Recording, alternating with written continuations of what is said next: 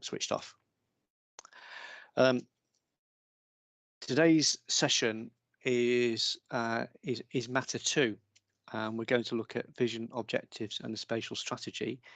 We have 3 issues today, and the first 2 issues I will lead on, but Mr. Hatfield may also contribute and have some questions. And the third issue on economy, Mr. Hatfield will lead on, and I will join and maybe have some questions. Before we start, I just want to ask whether the partnership have anything that they want to raise with us in terms of process, or is anything that we need to know before we commence today? Mr. Ball. No, sir, there's nothing we wish to raise. Thank you.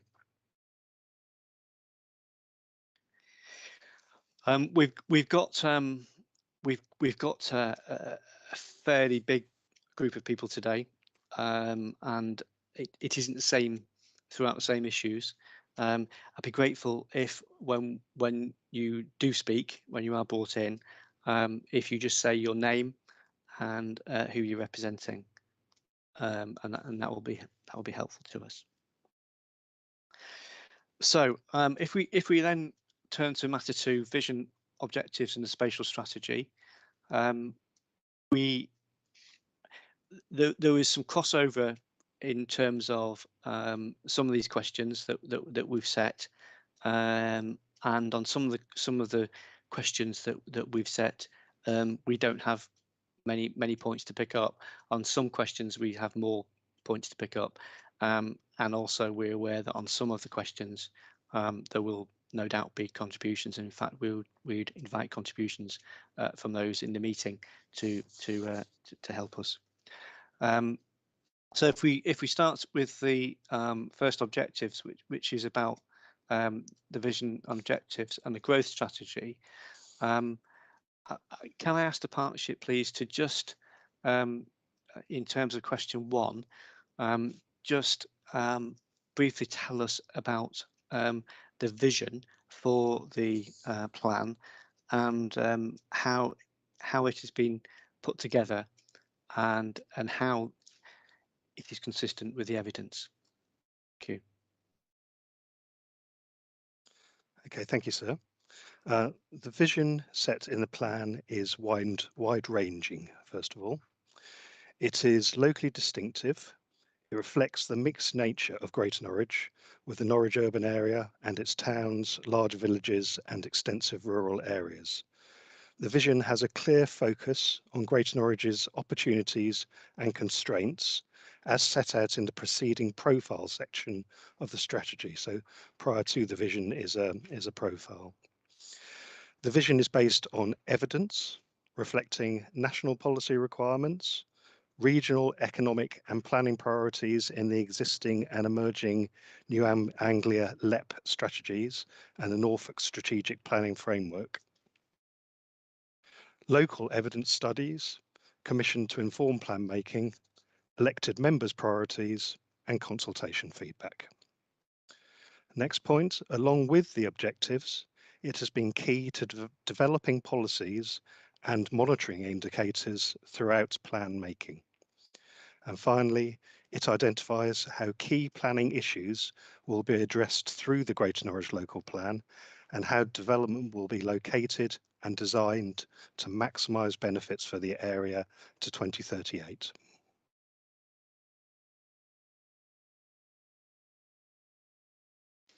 Thank you, Mr. Ball.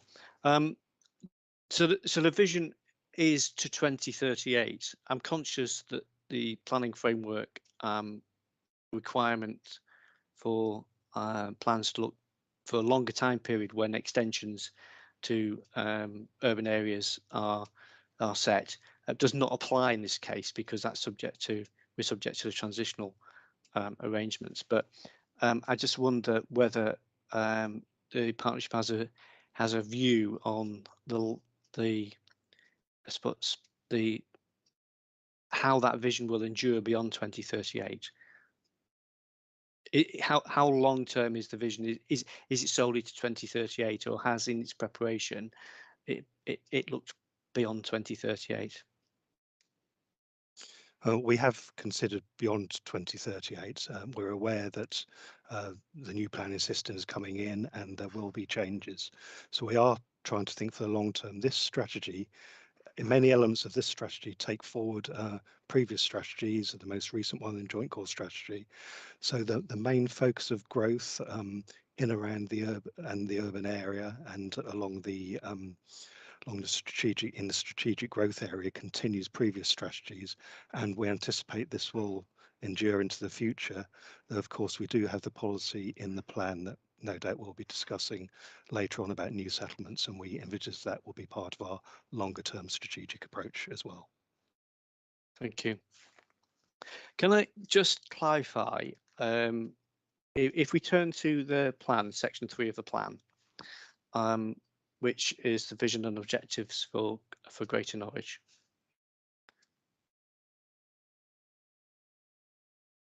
Have you got that, Mr. Ball? I'm sure you're familiar with it. Yes, I have. Yes, I have. Probably I have a read hard it off copy. in your sleep, I no doubt. I have a hard copy next to me. Thank you.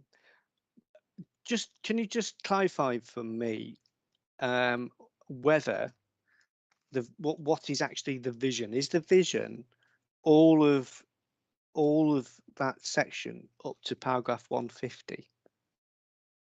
Yes, it is. Yes. So we began with a much shorter vision, but we decided that we wanted to extend the vision to include detail of how we envisage the area addressing how we anticipate that the economy will develop in there over till 2038, how infrastructure will develop, communities and so on. So we deliberately put in quite a long vision. So it is from paragraph 124 through to 150, then followed by the objectives. Paragraphs 124 to 126 are intentionally the real focus of the vision, whilst the remaining sections go into themes such as the economy. And do you think that is clear in the way it's set out? Do you think that is clear enough in the way that the under section 3 there's an introductory paragraph 1, 2, 3, and then it says the vision in bold, the vision for Greater Norwich in 2038, and then it moves on to economy. Do you think that's clear enough? I believe it is. If there was a need to amend that slightly, then that would be something I'd be very happy to do. Simply by underlining, perhaps we could certainly come back to you on that if you think that would be necessary. Thank you. So the vision then is separated out into these what you refer to themes, which are economy, communities, homes, infrastructure, delivery, and then they then become the headings for the objectives. Yes. So can you just explain to me how you've translated the objectives from that vision? So the vision sets out how we anticipate the area developing in relation to those themes due to the policies in the plan up to 2038. All right. So, for example, if we go to paragraph 127, we talk about economic investment in the area, new infrastructure being provided, new technologies being developed. So that is the thematic element of it. And then we take that forward through the plan's objective, which set out a traditional approach with a much more succinct approach to what we're trying to achieve through the plan. And just to reiterate, all of these are evidence-based. They're based on local evidence studies, and they're based on national planning policy framework requirements. And in distilling down that vision to the objectives, was what kind of an exercise was that? Was that fairly obvious to come up with those objectives from that vision? Well, we actually started with a vision objectives. It's set out in document E2.1, I believe. But we started off with a more focused vision and a series of objectives, and we worked with those at the very initial stages of plan making with elected members. So that helped to identify the direction of travel for the plan as a whole. But then when we came to the draft plan stage, we felt that it worked better if we extended that vision to include what we anticipate being achieved by 2038. Thank you. And we will come on to look at, you've referred to monitoring, and we will come on to look at monitoring in week 4. But helpfully, the monitoring framework is divided into those objectives, Yeah. And policies that sit beneath of those each of those objectives are then defined. As I say, we will look at the indicators when we come on to the appropriate session. But how easy was that process to be able to identify the policies then that related to each of those objectives and the way in which they could be monitored?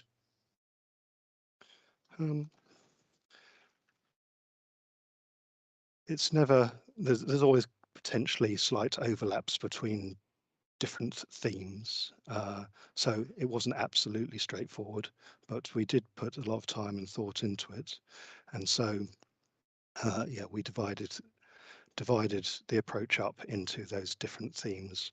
In terms of the monitoring, that is partly dependent on what monitoring information is available.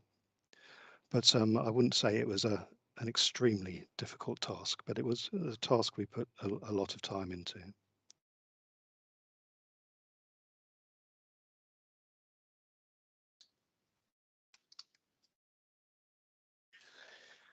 Okay, thank you, Mr. Ball. Just a question in relation to section 4, which just goes over into the delivery statement. And can you just explain to me how that delivery statement relates to the vision and objectives? Okay, well, we have two statements, the delivery statement and the climate change statement. We felt it is important to include these because these are member priorities and they're MPPF priorities as well. So we felt that although these are not policies, they clearly set out what we're trying to achieve. They do relate to the vision and objectives, but the point of them is to make it clear what we're prioritizing, and one of our main priorities is delivery of development. So that covers an array of different issues: housing, the economy, infrastructure. And throughout consultation, infrastructure was a priority from members of the public. Were very clear that the infrastructure is required to support growth. And what would you say the status of those two statements? They're part of the supporting text. They're not policies, but we thought it's important to separate them out and to just show them with the blue background in a slightly separate way to make it clear that these are priorities: delivery and climate change.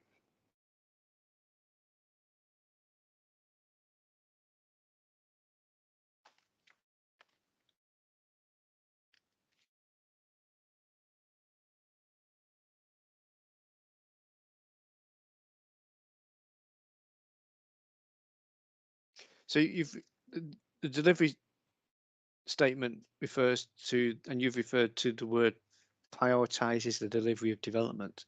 Can you just explain to me what that means by prioritizing? Okay, so for example, if we look at the the final section of the delivery statement, which is on infrastructure. We set out in the final paragraph, the Greater Norwich partners will continue to work to coordinate delivery with other providers, including Highways England. So we set out ways in which infrastructure will be delivered because, as I've said previously, this is such a priority. So, for example, on-site and off-site provision required of development through conditions or legal agreements. So hopefully this makes it clear how those will be delivered. The pooled use of the community infrastructure levy. In our opening statement yesterday, we talked about how we've been leading the way with having the pooled use of the community infrastructure levy. We intend to continue to do that. Maximising opportunities to access government and other sources of funding. Capital investment of public bodies and utilities companies who we will be looking to engage with to ensure that the infrastructure required is delivered, and locally led delivery vehicles. So this is as I say, it's part of our supporting text and it's intended to show the importance of delivery and how we will be aiming to ensure that does happen. Thank you. Can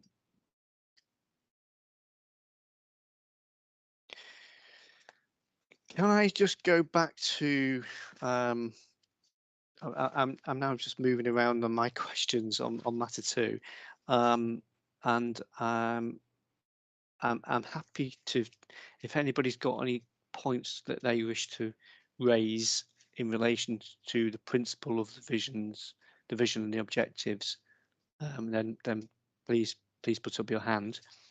I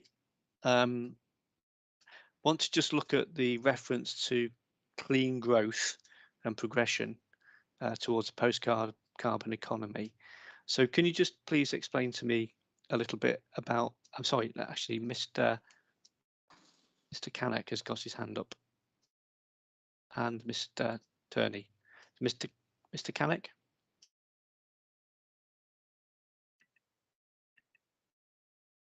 Good morning, sir. I'll try and remember to put my hand down before I speak. Good morning, sir. My name is Giles Canuck. I'm Queen's Counsel instructed by Barton Wilmore on behalf of Terra Strategic in respect of the Costersea contingency site.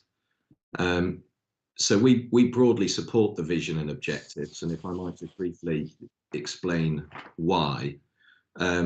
With reference to section 3, which contains the vision and objectives, in the section on homes, if I can draw your attention to 133 and 134, won't read it all out, but seems broadly seeking to provide market and affordable homes to meet needs, which we say is consistent with the framework paragraph 60, 61 and 62.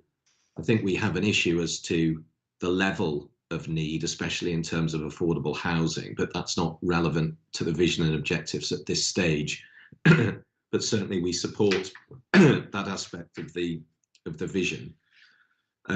Turning on to infrastructure, sir, in the infrastructure section from paragraph 138, we draw your attention to paragraph 141 that the plan is seeking a radical shift away from the private car. That appears to be consistent with paragraph 124 and the move towards a low carbon economy, which again is consistent with the framework. And we say so that the logic of that vision and those objectives is then to promote sites of a sufficient scale which have a critical mass to encourage and deliver sustainable transport, and which have good access to existing public transport links, but also which provide required social infrastructure such as schools on site and in the Norwich urban area, which includes sustainable locations, the most sustainable locations, which would include certainly Costersea.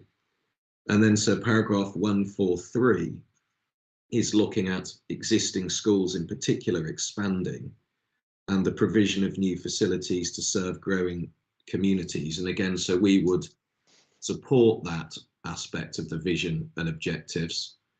So it is the intention of the authorities that existing schools will be expanded. We'll draw your attention to the Ormiston Victory Academy, which needs to be expanded for both existing homes, but also those proposed through the plan. And so that's consistent with the framework, paragraph 20, paragraph C, paragraph 26, which requires the authorities to liaise with infrastructure providers such as the LEA.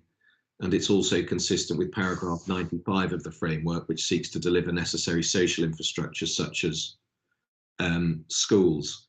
I think so we support those visions and those objectives, and you'll be aware that the intention is then for the Ormiston Victory Academy, the sixth form centre, to be located onto the contingency site so that the Ormiston Victory Academy can be expanded to meet those needs.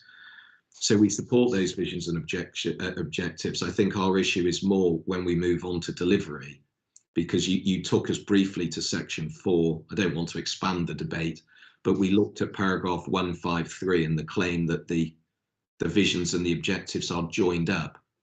I think the thing that we want to draw your attention to is, well, having identified the need for infrastructure, for social infrastructure, for the expansion of the Ormiston Victory Academy, will the plan as currently written ultimately deliver that?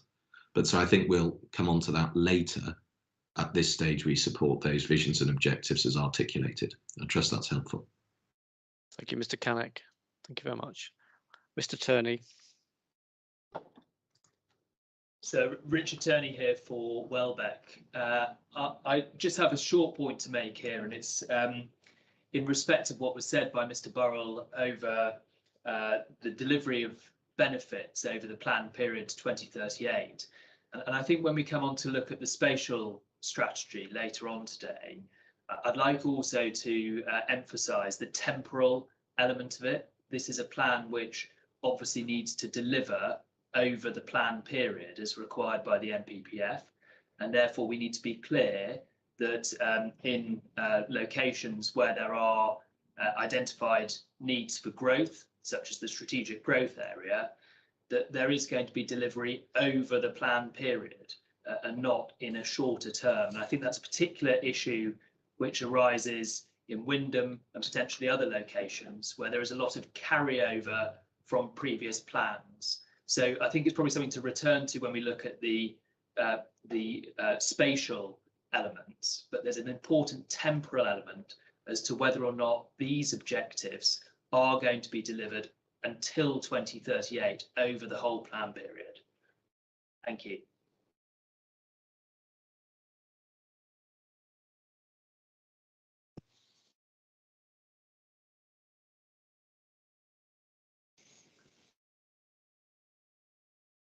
Thank you, Mr. Turney. Councillor Davis. Yeah, many thanks. Just a couple of observations, and it relates to the written submission, but I won't repeat that. But just to say that the plan says that it's based on evidence, and the evidence suggests that contrary to the ambitions within the plan, we're well behind in terms of reducing our carbon emissions, reducing transport, and all the aspirations of the plan to fulfil. We're not on that trajectory at all.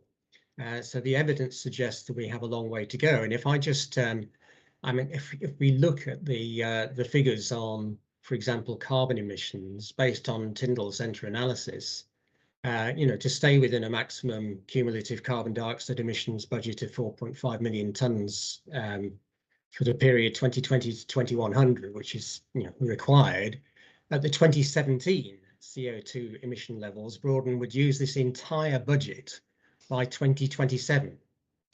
That is in 6 years' time. So to initiate an immediate programme of CO2 mitigation to deliver those cuts, then we have to average a minimum of a minus 13% per year to deliver a Paris-aligned carbon budget. So I'm just pointing out the magnitude of what is ahead, and how I don't see how the plan can say it's based on evidence. Yes, okay, we know we haven't done well, and therefore we have to do a lot better. But how does this plan, actually achieve that, given the tremendous challenge ahead? And I'm not sure it's clear. I know it's strategic, and I know we've got, it's a vision, and we've got the objectives, but it's how that will actually be achieved if what is being proposed is essentially what has been happening so far, business as usual. We need a real radical change, and I don't feel the vision and objectives actually indicate what those radical changes required are actually going to be like in practice. Thanks. Thank you very much, Councillor Davis.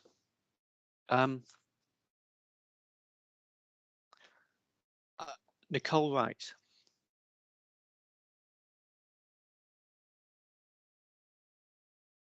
Thank you, sir.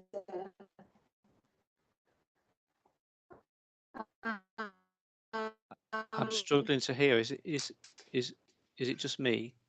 No, I'm sorry, Nicole, your connection isn't good. Right, planning, places, and representing today the trustees of the first Viscount Macintosh. Nicole, you turn your, yeah. Is that better? Yes, thank you. Your sound is much clearer. So if we can just do Inspector Nicole Wright's on audio. She obviously needed the bandwidth. Okay. Thank you, sir. Apologies for the reception today. Yes, Nicole Wright of Planning Places, today representing the trustees of the first Viscount Macintosh of Halifax and trustees of the CM Watt Residual Trust. With regards to the vision, yes, we also believe that the vision set out by the partnership has been positively prepared, and it's a good vision. I think the couple of comments we wanted to make here were in relation to the fact that with regards to what was referred to as the themes under homes, we felt for it to be consistent with the NPPF, paragraph 60 and 62, there was one word missing. It currently reads, to enable delivery of high quality homes of the right density, size, mix and tenure to meet people's needs throughout their lives, etc. We would recommend for your consideration, sir, the insertion of type, so of the right type, density, size, mix and tenure, which would then be consistent with paragraph 62 of the NPPF, which reads, within the context of delivering a sufficient supply of homes, contact the size, type and tenure of housing needed for different groups in the community should be assessed and reflected in planning policies.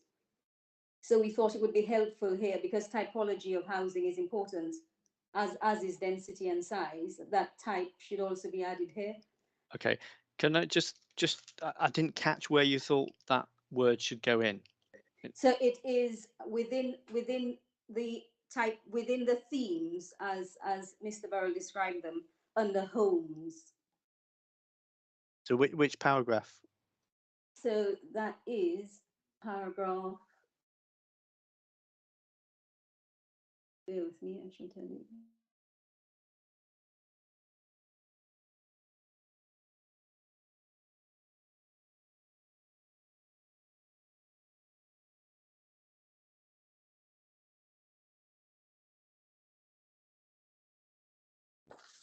I mean, there is in paragraph 133, there is a reference to type.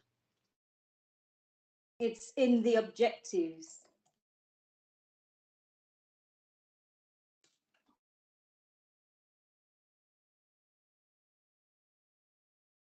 So in the objective to enable the delivery of high quality homes of the right density, size, right. mixed tenure, you think the word type should be inserted? That's right, as one of the objectives to be consistent with paragraph 62 of the NPPF. So it's on page 38, the plan's objectives, paragraph 151. And just tell me why you think that change should be made. Why is it unsound without that reference in it? So in the objectives of the plan, of course, are key to aligning with the policies that follow. So in order to ensure that the entire plan is consistent with the NPPF, it is felt that the objective should reflect the principles set out in paragraph 62 of the NPPF. Okay. Thank you. Can I ask Mr. Boyle to respond to the points that been raised by Mr. Cannock, Mr. Turney, and Ms. Wright, please?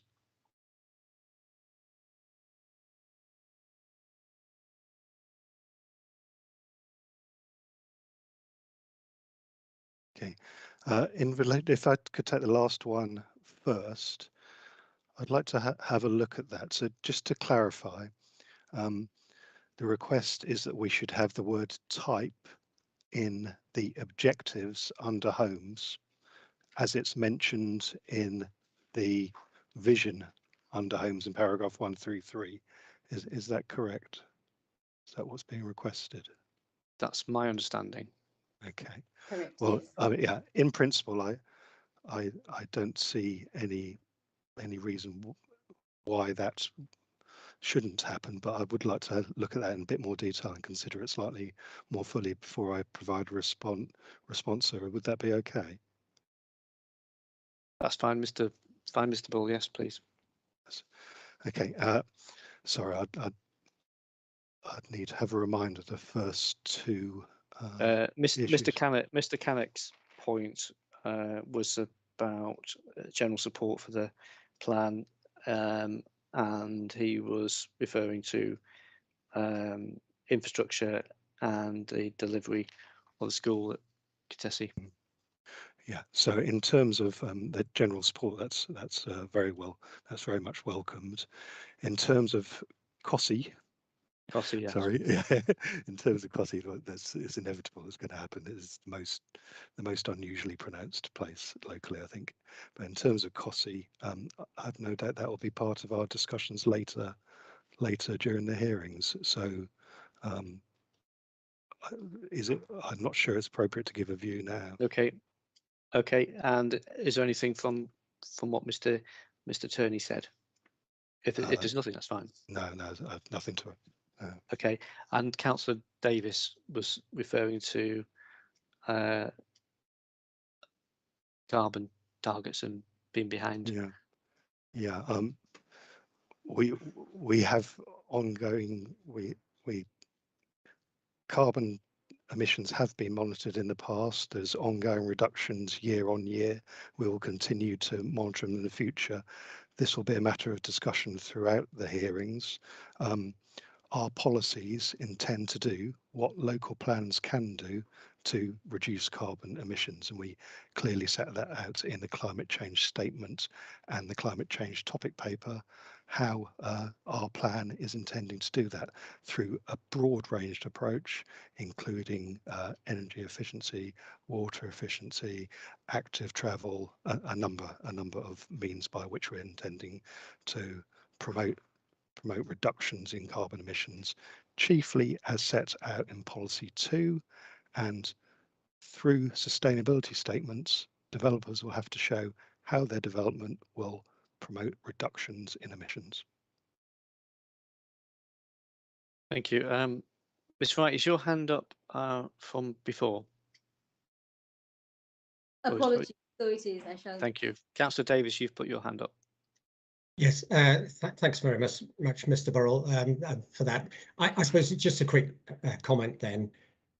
Given the situation we are in and the fact that the plan does recognise that we need to reduce carbon emissions, shouldn't there be, and this is for the inspector clearly as well, shouldn't there be a plan target in terms of carbon emissions so that we can monitor effectiveness and performance during the period of this plan? Our plan target is to contribute to the national 2050 zero carbon and the the interim targets as well. We've deliberately tied it to those national targets because we feel that that's the most appropriate approach, because it will be very difficult to establish a locally specific target based on the emissions resulting from those issues which the local plan can control. So given that national data is provided, this seems to us to be the most appropriate way of addressing the monitoring issue, and the target is to contribute to zero carbon by 2050. Okay, thank you very much. Obviously, it's a discussion and debate that can go on and on, so I won't take up any more time on that. But I would like to see, more specific targets. I'm sure a lot of people would. Thank you. Thank you very much, Councillor Davis. Thank you. Mr. Butler, I'd just like to move on to question 3, which is about clean growth. And could you just explain to me, and this is, for example, an economy objective to support and promote clean growth and progress towards a post-carbon economy. Can you just explain to me what is meant by that? Yes, thank you, sir. This is set out in topic paper 6 on the economy, which is document D3.8, and is also included in our response to the matters, issues and questions document E2.1. Now, the topic paper on the economy highlights that the local industrial strategy, the LEP strategy for our area, for Norfolk and Suffolk, aims for the 2 counties to be an exemplar of clean growth and to lead the transition to a post-carbon economy. So that is also the regional framework within which we sit. In Greater Norwich, there are sectors that are already delivering on this aim. For example, in food research, we're very leading internationally on food research, primarily at Norwich Research Park. Sustainable energy generation. There's very extensive solar farm generation in the area, which is growing. Our area provides support for the offshore wind industry, and the plan promotes local renewable energy generation. The ICT and digital industries, which are mainly in the city centre, and finally, high value, clean and green manufacturing. A good example of that will be the battery technologies being developed at Hethel Engineering. So the GNLP helps to provide the conditions to allow these sectors to expand. However, the delivery of the post-carbon economy will also be dependent on a wide range of economic factors outside the control of a local plan.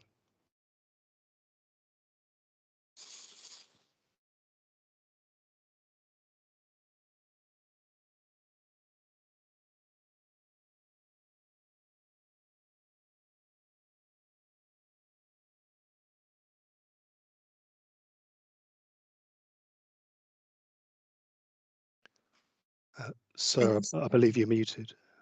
Yeah, sorry. I was just about to say, Mike, thank you. Thank you. Sorry. Does anybody have any comments they wish to make in relation to that question on clean growth? Can I then just move on to the Cambridge and Norwich Tech Corridor, which is a key part of the strategy? Can you just please explain to us, and in the growth strategy topic papers, it's helpfully explained about the different growth options that were considered, etc. But can you just please tell us about this corridor and how sustainable it is? Okay, thank you, sir. The focus on supporting the economic development of the Cambridge-Norwich Tech Corridor is entirely consistent with local economic strategies and initiatives, the Norfolk Strategic Planning Framework, economic evidence, and the existing distribution of strategic employment sites. The particular focus is on the growth of advanced manufacturing, agri-tech, life sciences, and digital creative industries.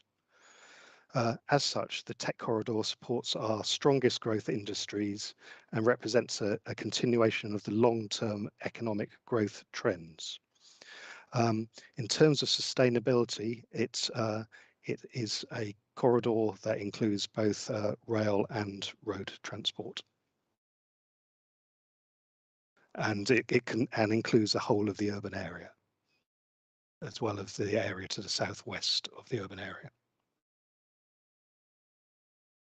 And how does this translate into the more detailed strategy for development within that corridor? So we have identified in the key diagram a strategic growth area, which is shown with a wash in the key diagram, and the strategy as a whole identifies that as the main focus for growth.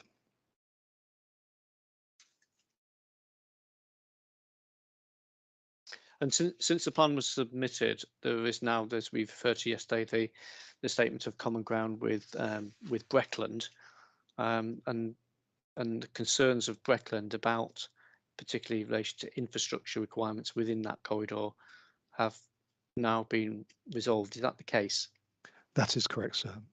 And Brecklands are also signatories to the Norfolk Strategic Planning Framework, which includes the corridor. And that corridor, in terms of its longer term, what's its longer term contribution to growth within the area? I anticipate it will make a major long-term contribution, because this is the location for the majority of our strategic employment sites, and these are strategic growth sectors such as life sciences and so on. So this will make very much a long-term contribution to the growth of the area. Thank you. Are there any comments from any participants about how that corridor has been developed and sits within the spatial strategy?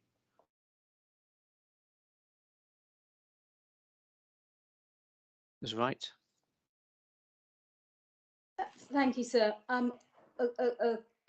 question and point of clarification. Really, a request to Mr. Burrell, perhaps if he could clarify how the priority of the delivery of that corridor, which clearly is very important, and the evidence base suggests that it is needed. How does that balance with the I suppose the spatial context of the high proportion of rural businesses and rural parts of the district, and the need for ensuring that these rural parts remain sustainable? Doesn't he feel that the plan falls a little bit short on flexibility and positive encouragement of growth within rural areas, to ensure their sustainability in the long term, so that everyone isn't moving out to come to work in areas outside of their rural context? Thank you. Thank you, Ms. Wright. Mr. Bowl, are you able to help us with that? The intention, as set out in our vision and objectives, paragraph 131, is also to promote the role of smaller scale employment sites elsewhere in the urban area, market towns and villages, where it's not an all eggs in one basket strategy. We're well aware of the needs of rural areas, and we have measures in the plan to support and promote those areas as well. Thank you. My hand is up. I would like Yes. to come in again. Okay, that's fine. I do appreciate that it is there in the vision, in terms of well, I suppose thinking that one needs to be that flexible, but it doesn't seem to be effectively realized through the policies. Could Mr. Burrell perhaps point me to the policies that would follow on from such a statement in the vision? Okay. Well, I assume we'll be discussing this when we go on to specific policies, but I'd point you to policy 6 on the economy. Okay, that's fine. I shall pause until we get there. We can perhaps discuss it at length at that point. Thank you. Thank you. Thank you. Can we just move on to question 5, which is about resilience of communities to climate change, and can you just briefly explain how the plan deals with, how the strategy deals with that?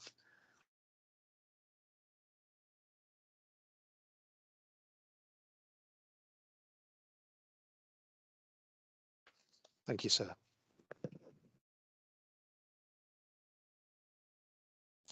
The plan is consistent with the NPPF, with the National Planning Policy Framework, as it sets strategic policies on climate change, mitigation and adaptation.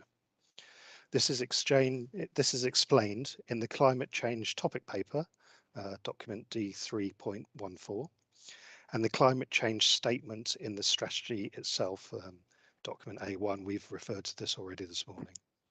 The statement explains how the GNLP addresses climate change through the strategic location of growth and its design, and includes appropriate monitoring.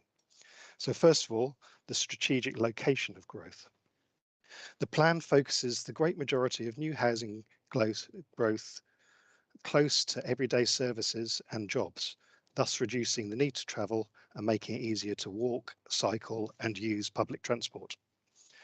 80% of the GNLP's planned housing growth is in the Norwich urban area and the towns, the main towns. This compares to the current 67% of homes which are in those areas. So it is overall a strategy for greater concentration. The strategy thus maximises the potential of brownfield sites and promotes more concentration of the population with a consequent positive impact on addressing climate change. However, some growth in villages is also necessary to promote the retention of services which can be beneficial in relation to climate change, as further service loss in villages would lead to more need to travel for village residents.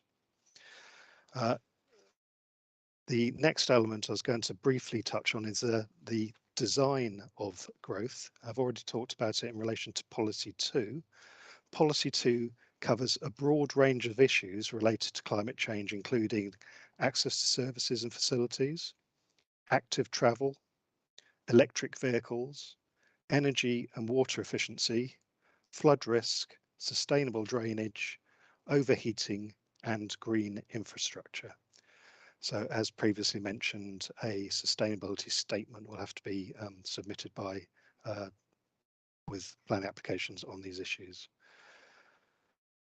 Okay, I think I'll leave it there. Thank you. Mr. Wright, your hand's up. Apologies again. Thank you. Thank you very much, Mr. Burrell. Thank you. I just want to move on to the question 6, which is about the policies which are strategic and non-strategic. The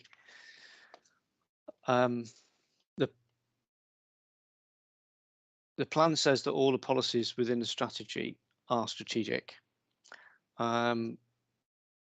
Framework says that plans should make explicit which policies are strategic. I'm raising the question, is that clear in this plan? And is it clear? It is referred to in paragraph 34 that all the policies in the strategy are strategic. So I'll before I come on to allocations, I just want to invite you to explain to me whether you consider that to be clear enough in all these policies are strategic. I do consider that to be clear enough that we intentionally put in a clear, simple, short sentence saying all policies in the GNLP strategy document are strategic. That's the intention behind that. Further to that, in having dividing the plan between a strategy and the sites document, I think that also helps to make it clear that we have a strategy document. Thank you. If you just look at allocations, then can you just help me with the allocations, because there are some strategic allocations and some non-strategic allocations. Yes. Can you just tell me? There's a reference to them strategic allocations being bordered in red. But can you just please explain to me what the approach is to be able to identify those strategic and non-strategic allocations? Okay, so those which are strategic allocations, as you say, are bordered in red.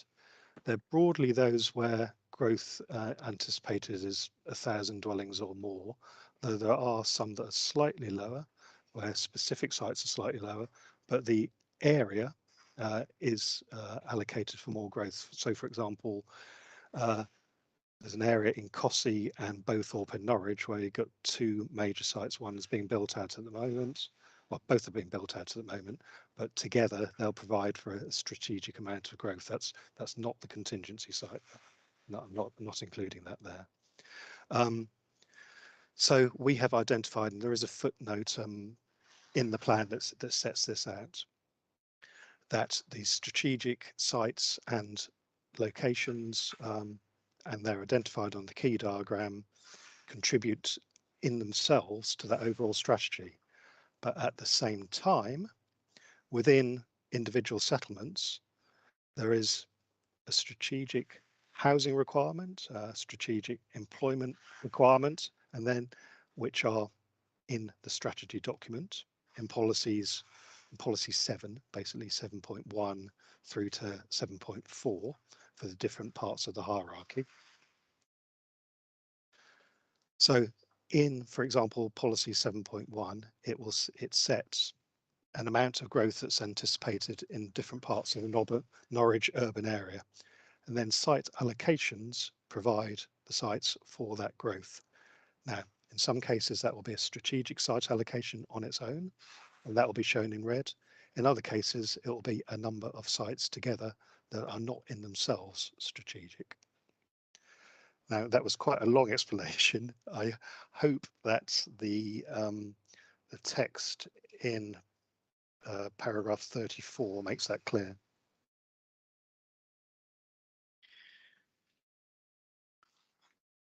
Thank you. Just looking at the allocations then. So if we look at the part 2 plan, and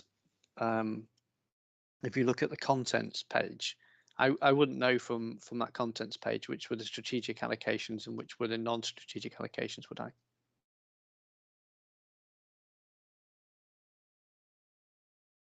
So you're on mute, Mr. Bull. That is shown by their inclusion in red, but so if you feel it would be helpful to clarify that at the beginning of the sites document, that could certainly be done. So if we pick up the example of Anglia Square, which is it's less than 1,000 homes, but it's a mixed use allocation. It is bordered in red. Mm-hmm. Is that a strategic allocation in itself, or is the North Norwich regeneration area, is that the strategic allocation? Anglia Square is itself regarded as a strategic allocation as part of the wider strategic growth area. So is it a strategic allocation in its own right, or is it because it's part of that growth area?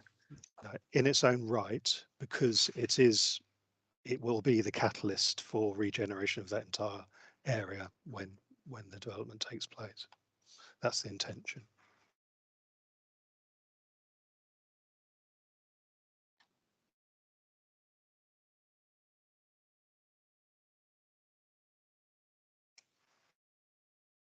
So it's not shown in its own right on the key diagram. It's shown as part of that growth area. Is that correct? Yeah, it's on the key diagram. It's shown with a sort of bluey black box, which identifies it as a strategic regeneration area.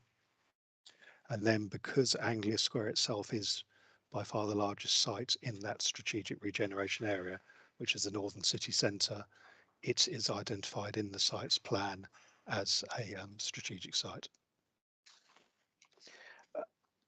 I wonder whether the plan needs to be a little bit clearer in the way that these are set out, particularly the allocations. Okay, so it's the allocations themselves rather than the content of the strategy document with the key diagram that you feel needs to be amended. It's been able to identify which are the strategic allocations Okay, within the plan section of the plan, the allocation section of the plan particularly. okay. Yeah, thank you very much. I wonder whether that's something you could just look at, and maybe we could return to at an appropriate time as to whether that's whether there is a clearer way of setting that out. Yes, thank you, sir. We'll give that consideration and come back to you. Thank you. Are there any comments from the participants about the way in which the plan sets out strategic policies and non-strategic policies?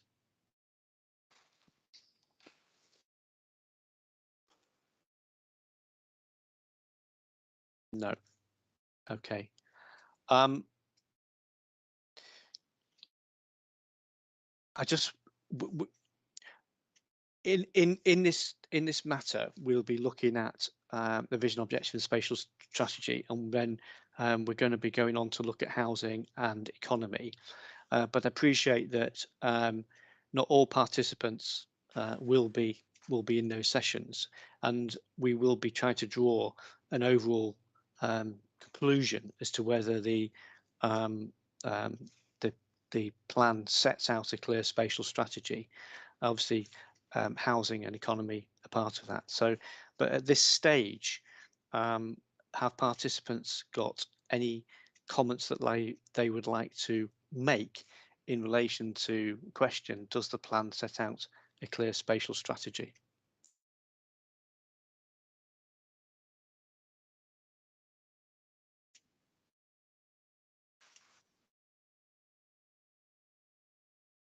Okay.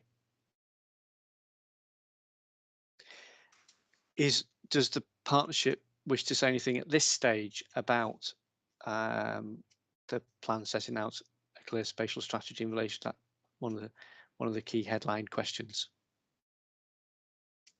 I think we've covered all the points we wish to make, sir.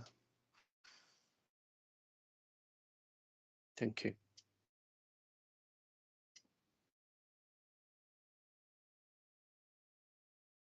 Okay, thank you. We've concluded all the questions that I've got in relation now to this first part under issue 1. There will be crossovers with issue 2 and issue 3 in relation to housing and economy, but I don't have any more questions in relation to issue 1. So if nobody else has anything they wish to any other comments they wish to make at this stage, then what we'll do, we'll conclude this session now, and we will resume at 11:30 when we'll go to look at move on to issue 2 in relation to housing. Okay, so we will adjourn now and resume at 11:30. Thank you.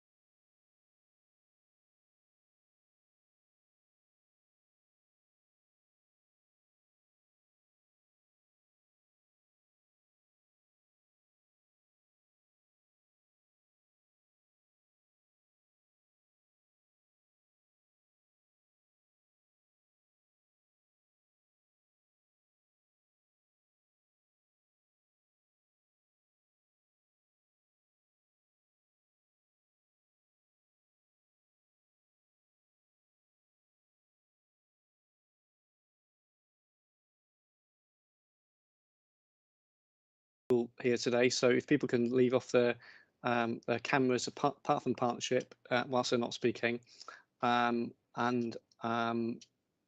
make sure that your microphones are muted, and please make sure that mobile phones are either turned to silent or switched off. Since we do have a rather large group, I'm not going to go around the table and invite people to introduce themselves, but please, when you do first speak, please say your name and who you're representing. So from the council, from the partnership, is it Mr. Burrell who's going to be leading this session? No, sir, it's Mr. Morris who will be leading for us on this issue. Thank you, Mr. Morris. Thank you.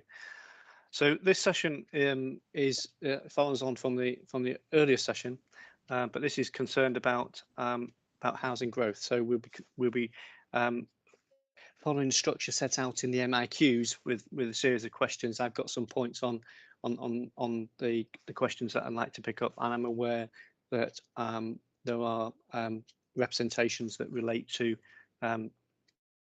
most of these questions, and to some of them I think that there will be quite a discussion on some points.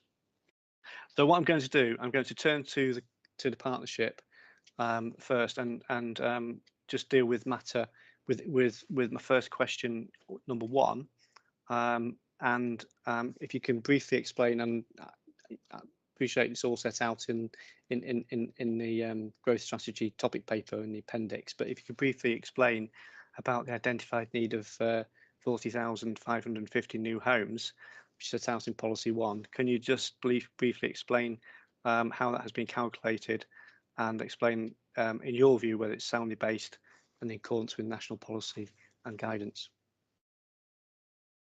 Yes, good morning, Mr. Warden.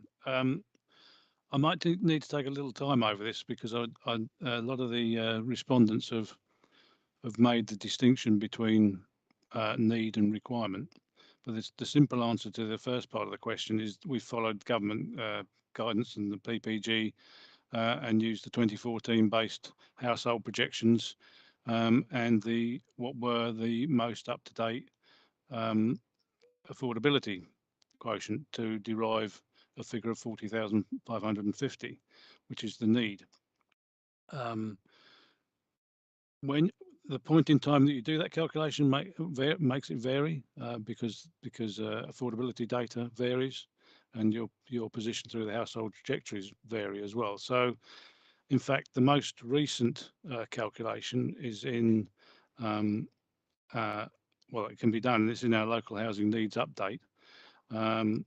And that actually shows the need is currently 39,440 in the plan period. So actually, the need that we identified and we stuck with, and we knew we were slightly above need, is about 1,100 higher than the current approach. But the concern that has been expressed is that we have not properly explained need and requirement. We are quite clear throughout the plan, for example, in paragraph 177 of the plan, that the local housing need is the target against which the land supply will be measured. And we've consistently used the phrase target rather than requirement. So in order to clarify that, it's semantics really, but in order to clarify that, we will be proposing a main modification that alters those references to target to change it to the word requirement. The reason that the housing need is the same figure as the requirement in the plan is because in the PPG there are circumstances set out when it might be appropriate for a plan to have a higher housing need figure than the standard method, and it lists a number of reasons why that might be the case. The first is a growth strategy, for example, where funding is in place to promote and facilitate additional growth. They're my emphasis. We do have a city deal, well, that's not a housing deal. It provides no grant funding. And the monies that have been spent from that are borrowing and have been used to provide infrastructure that stimulates the existing need, not new need. The second point is in the PPG is about strategic infrastructure improvements. Well, it would have to be a pretty substantial infrastructure improvement that would increase the need for housing.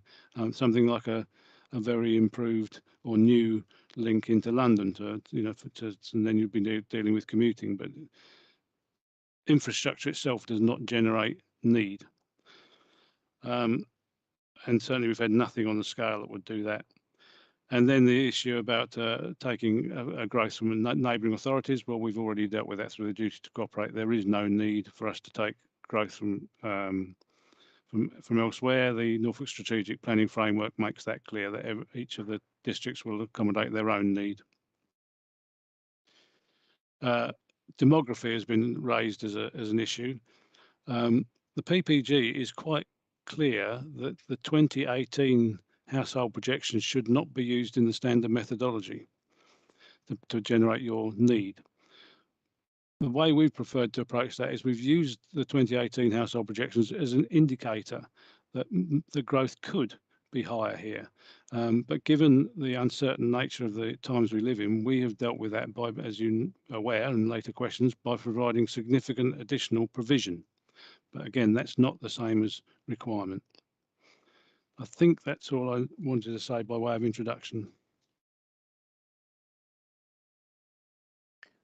Thank you very much, Mr. Moyes. Can I just be clear on that when you're suggesting that there be a main modification to change, is it to change the word need to target?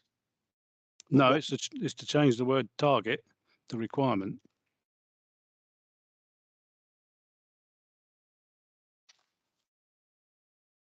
And any other consequent changes. So policy 1 would just bear with me.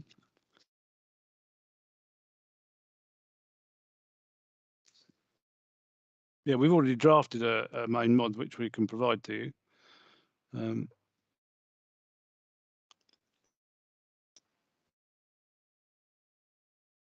So in that instance, policy 1, it would be changed to meet the requirement. The first bullet point, where it says to meet the need, would change to meet requirement. And then elsewhere in the plan, anywhere which simply refers to target for that figure would be referring to requirement. So it would it'd be on that first bullet point to meet the requirement for around, yeah. And the subsequent changes elsewhere that were yes. Okay. Well, okay. So is that something that you will be submitting to us in due course? Yes, we've already drafted something. Okay. Right. Okay. Thank you. Well, I'll make a note of that. Right. There's a couple of hands up. Mr. Dixon was first, and then Mr. Brandt. If you could just say who you are, Mr. Dixon, who you're representing, please.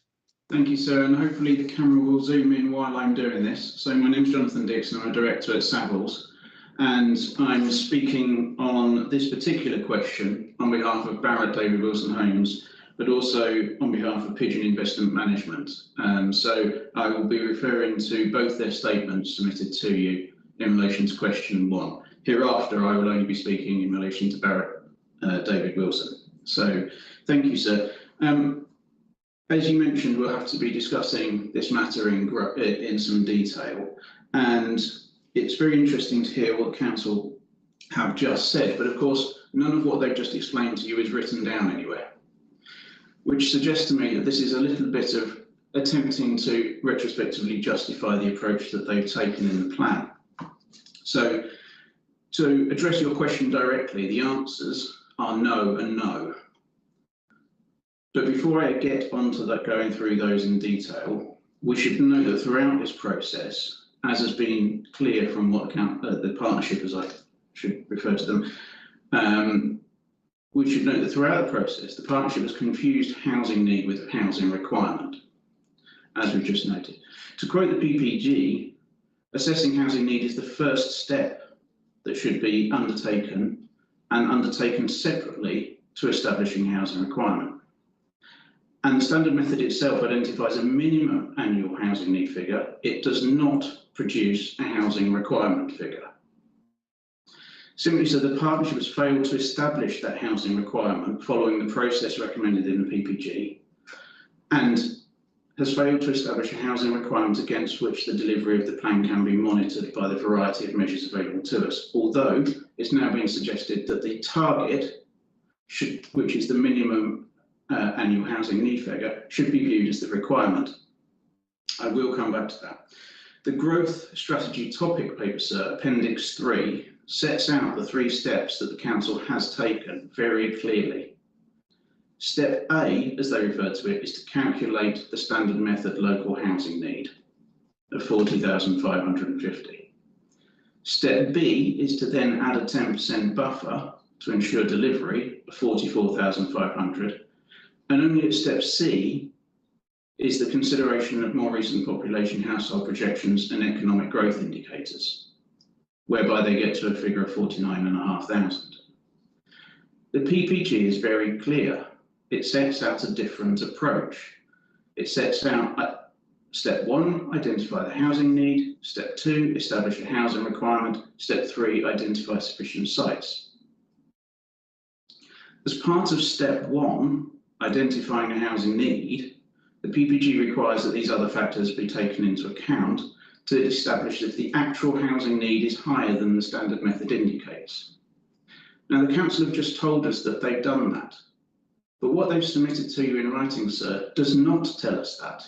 It says that they did that at step C after they'd added a 10% buffer. There is nothing in the plan or anything submitted by the council that suggests that they considered either recent population demographic projections or economic growth in establishing what they are now proposing to be the housing requirement. There's absolutely nothing that says that. In fact, what they've said is the opposite. They've done it later. So, as I said, the plan has considered these factors only after establishing what we are now told is going to be the housing requirement, let alone the housing need. This is directly contrary to the PPG and leaves the plan unsound and likely to fail for a couple of reasons that I'll get to again in a moment. So what we have is a plan that repeatedly and strongly emphasises economic growth. And I'll just read you a couple of extracts from it, sir. They're only a sentence each. One is, and this is all in our statement if you want to refer to the actual paragraph references, Greater Norwich is recognised nationally as a key engine of growth and one of the fastest growing parts of the country. And the plan aims to make the most of Greater Norwich's substantial economic growth potential to develop its leading role in the national economy. And yet, the plan identifies the minimum possible housing need to assist in doing that. So the juxtaposition between the two of those is glaring and very uncomfortable. If the more recent population household projections are taken into account, and if the economic growth projections are taken into account in assessing the housing need, which the PPG recommends, then the consequential housing need would be around about 49,000. Again, these figures are all in our statement. This is, to quote the PPG, the actual level of housing need, and the minimum that should be then required is the housing requirement. The buffer proposed to ensure delivery is then added to that figure, which would result in a figure of about 54,500 or about 5,000 more than the plan provides for. Again, figures are all in our statement. So as I noted, the plan does not explicitly set a housing requirement, although the council has now suggested that target should be read as a requirement. It does, and I agree with the council on this, confirm that the standard method local housing need minimum will be used to test housing delivery. However, that figure is 9,000 below what is the actual need. if housing delivery is tested against that lower figure of 40,500, then land supply will be tested against it as well. The plan makes it clear that a higher number of homes are required, but the delivery would only be measured against this lower target. In short, quantitatively, the plan will be considered a success if it delivers this lower figure, which will now be the requirement.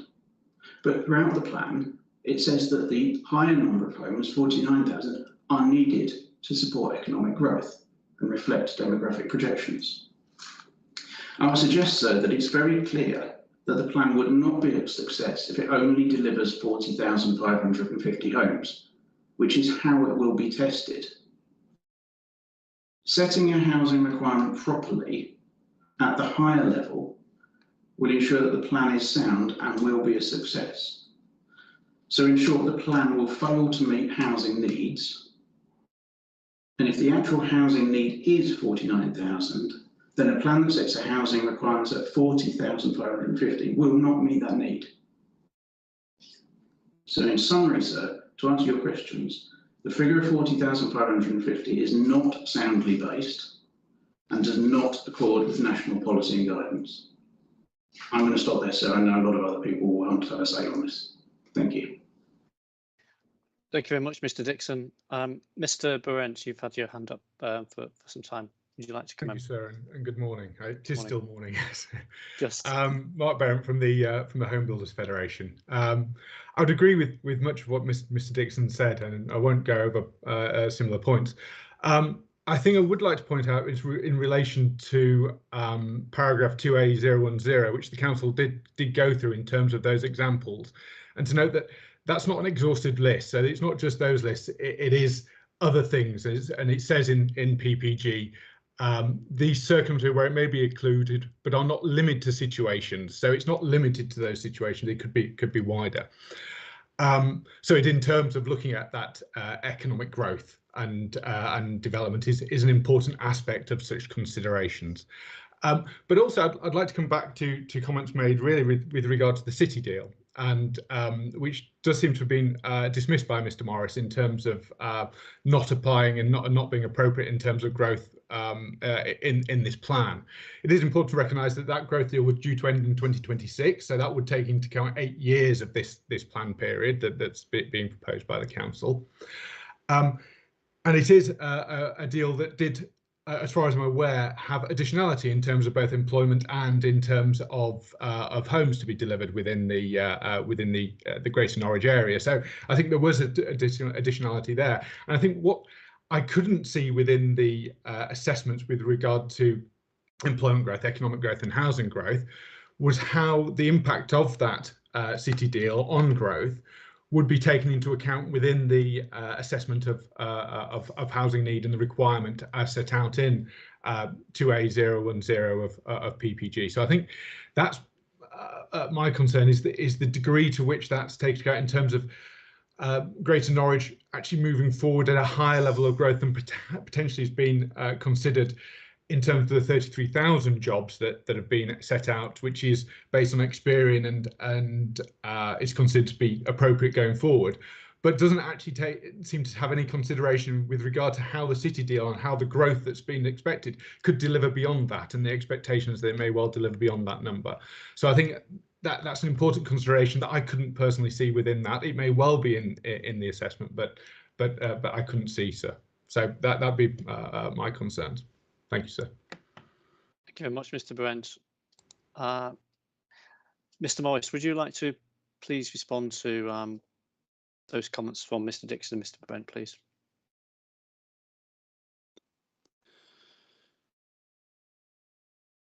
Yes, I would accept Mr. Dixon's point that we've perhaps not been as clear as we should have been in explaining why the plan is in the requirement. We do touch on it in places. We've explained the city deal situation in topic paper 1, but it's essentially because none of the examples that I've said, none of the examples in the PPG apply in this area. So we dismissed that at an early stage.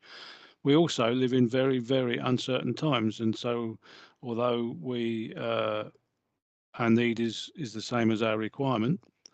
As I said, we've provided significant additional provision to ensure that if additional economic growth, if additional demographic growth takes place, then we are in a good position to deliver on that.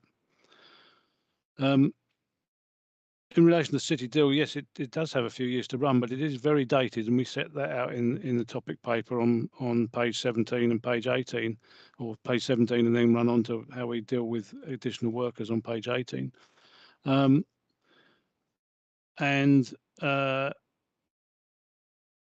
Yes, obviously the commitments that were included in it included 3,000 additional houses to be made available, or to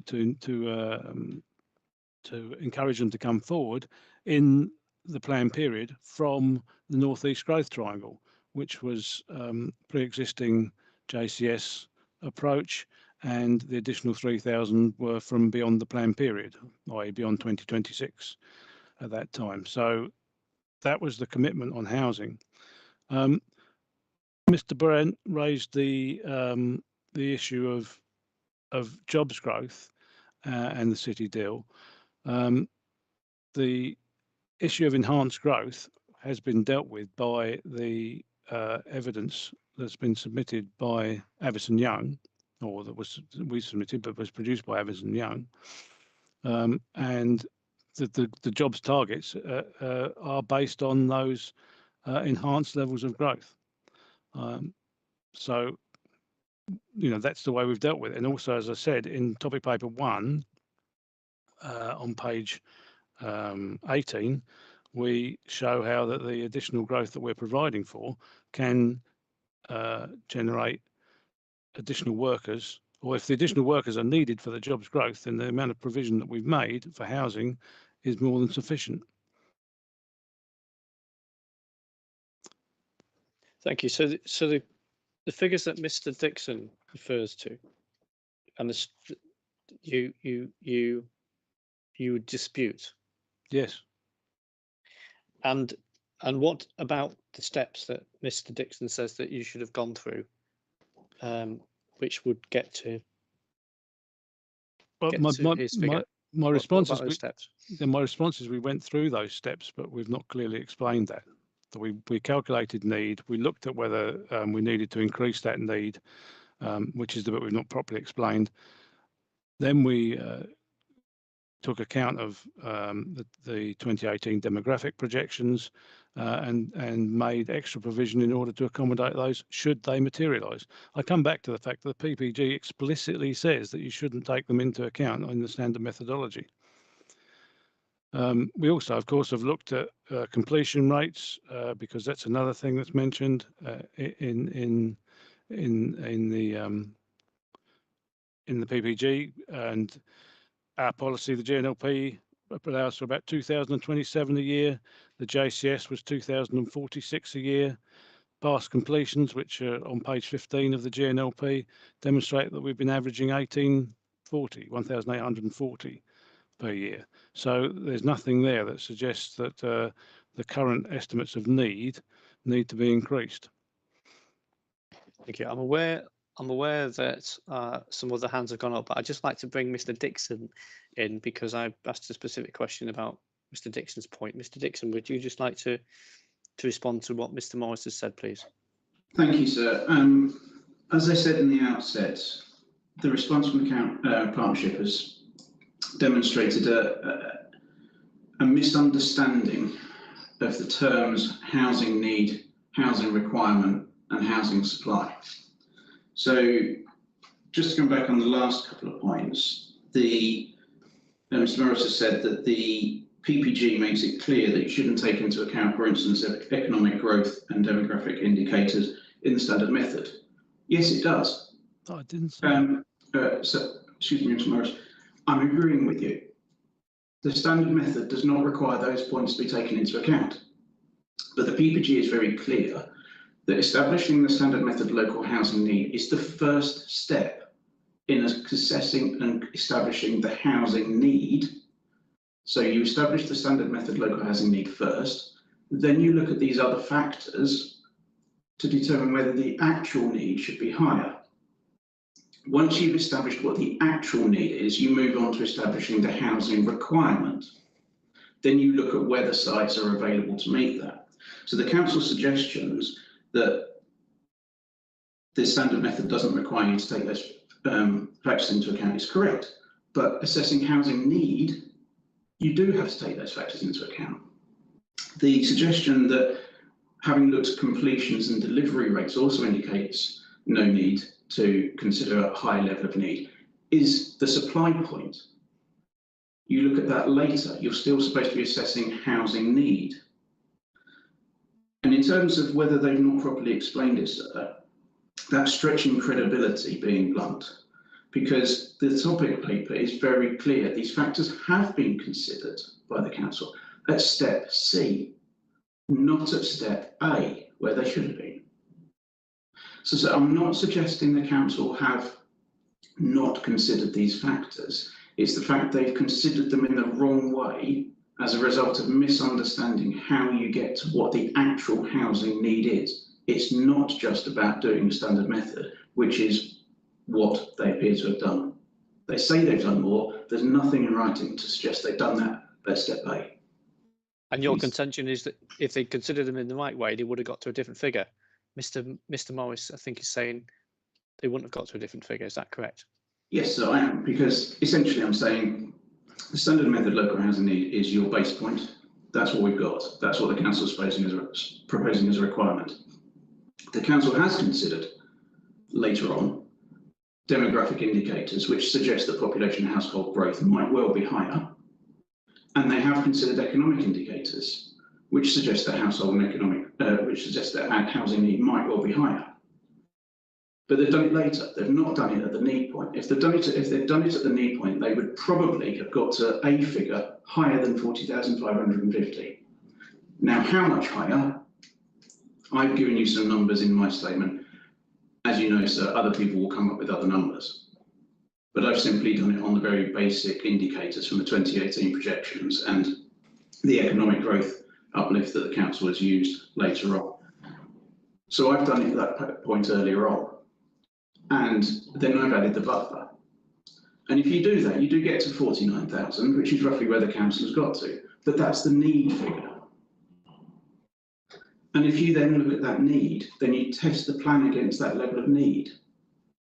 So the practical outcome of all of this is whether the plan is going to be a success, whether it's sound and whether it's going to be a success. It's not sound because they haven't followed due process and done what the PPG says they should do. And it's not going to be a success because it will be deemed a success if it hits that very minimum figure. And the fact that they're allocating 49,000 suggests the council accept that needs to be borne in mind. They've just done it in the wrong way, sir. Thank you very much, Mr. Dixon. Thank you. There are three hands up. Mr. Hook was first. It's great. Teams now tells me which hand is up first. So, Mr. Hook, you are first.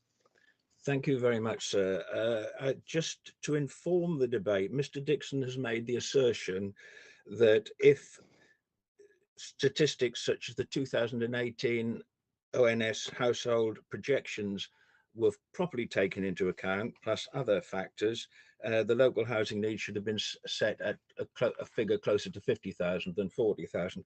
I'd just like to inform Mr. Dixon that I've looked in detail at the ONS 2018 based projections, and although they do show substantial growth, it's nowhere near a number to justify a very enhanced housing need figure.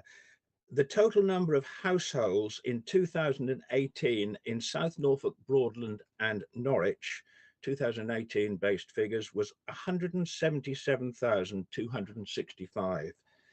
They helpfully, if you dig into the ONS database, they produce principal projections, which are not variant projections, and they go as far ahead as 2043.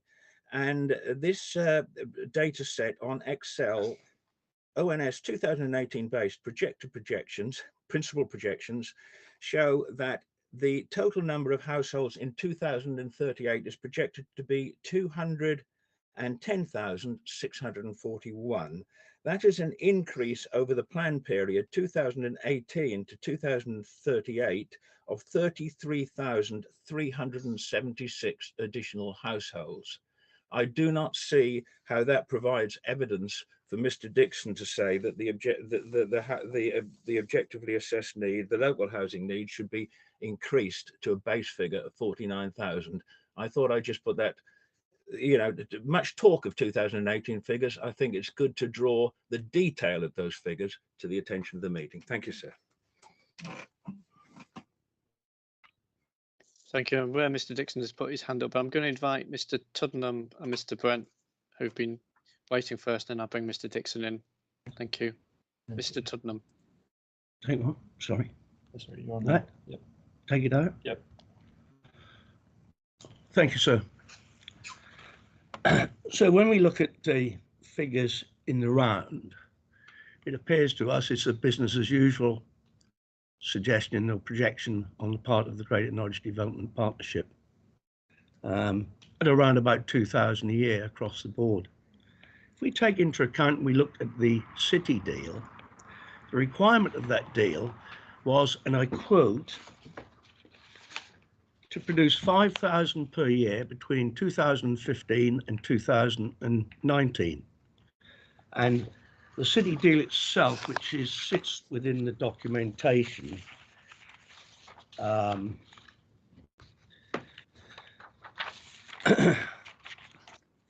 confirms that the city deal local partners predict the deal will deliver those figures. Now, the city deal local partners are indeed in effect the Greater Norwich Development Partnership, coupled with other quangos of sorts, and there's just been nothing there. And the whole idea of the city deal was to encourage early development and bring development forward to assist in the problems of housing in both Norwich and the country as a whole. And the fact is that that deal, if you actually incorporate affordable housing, deprives those in need of housing by 33% of that, which is in fact, I've worked out is, I think that the city deal requirement is 15,000 over that 5-year period would be the delivery against a projection contained within the joint core strategy of around about 2,000 per year. So that's 5,000 dwellings that have not been delivered, which is equivalent to 1,500 further affordable houses. The plan, the joint core strategy, if you look at it in some detail, is an absolute disaster. And it's been saved, and housing's been saved by the fact that the government have made changes to the 5-year housing land supply position and introduced the they introduced the standard methodology, which has reduced it all back to 2,000 a year. This plan is nothing more than business as usual. There's nothing behind it. And I support very much what Mr. Dixon has said, and the HBF, that we've got to look at somewhere around 50,000. The consideration of that is, does it matter if we produce 48,000 of the 50,000? Or does it matter if we produce 51,000? It will be as a consequence of need, and that's a judgment that will be made by the industry itself. The industry won't build if it's not required. It wants the opportunity to build in places that will allow development. And we have big problems in that because we've got to carry forward of 31,000 commitments at 2018, which is absolutely enormous. And one could suggest that there's really no need to consider what goes on in this plan because there'll be another review in 5 years' time. And in 5 years, at the rate we are delivering at the moment of 2,000 a year, there's still going to be 21,000 commitments left without any new allocations. I'm really amazed, and the industry is amazed at how this plan has been put together. I'll leave it at that for the moment, sir. Thank you. Thank you very much, Mr. Tottenham. Mr. Branch. Thank you, sir. It's really just to come back to a point raised by Mr. Morris in terms of sufficient supply to address housing needs should they be higher. I think the important element is to ensure that needs are assessed properly now, and in order to ensure that that supply comes forward, because obviously the key element of planning policy in terms of the requirement is in terms of the 5-year land supply and in terms of driving forward and ensuring that those homes are delivered. So having the supply to meet a higher level, should it be needed, is not necessarily the right approach. In terms of the right approach is to ensure that you examine the growth that could happen in terms of coming through in terms of a higher level of economic growth that is suggested from the growth deals and from past performance, and sort of suggest that set the housing requirement on need, so that can ensure that the supply comes forward, rather than saying, well, we'll set it at the minimum level of housing need as set out by the standard method, and we've supplied over and above, which will take into account that, which it will, but it's ensuring that that requirement is there to drive that delivery forward in terms of meeting. So it's just an important point, sir. Thank you. Thank you very much, Mr. Byrne. Thank you for that. Mr. Dixon. Thank you, sir. I'll be brief. Just to clarify a couple of numbers for you, but as I did say, we've set some out in our statement, and it's not necessarily for us to consider demographic indicators and economic growth. I suggest that's for the council to help you with. The standard method generates a figure of about 40,500. I don't dispute the fact the 2018 population projection figures, household projection figures that were mentioned to you, but what they didn't take into account, so as you know, is the standard method includes an affordability factor, affordability ratio uplift. So if you apply that as well, using just the 2018 household projections indicates that you need another 4,500 to 5,000 homes. If you were to then consider economic growth in the way that Pigeon Investment Management have considered, that indicates potentially the need for another 4,500 to 5,000 homes. So there's those two uplifts, if you like, to the standard method local housing need. That's what gets you to a figure of about 50,000. But those figures are figures that can be calculated and run and sensitivity tested in a number of different ways. And what we've done is really just try to boil that down to the very basic indicators for you, sir. Thank you very much, Mr. Dixon. Mr. Neal.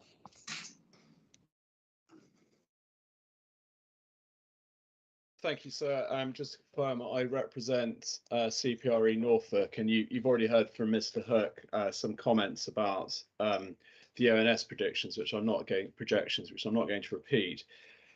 So I was intending to address you on when we get to the question 6 on the matter of the supply, the buffer of 22%, and I just want to check that.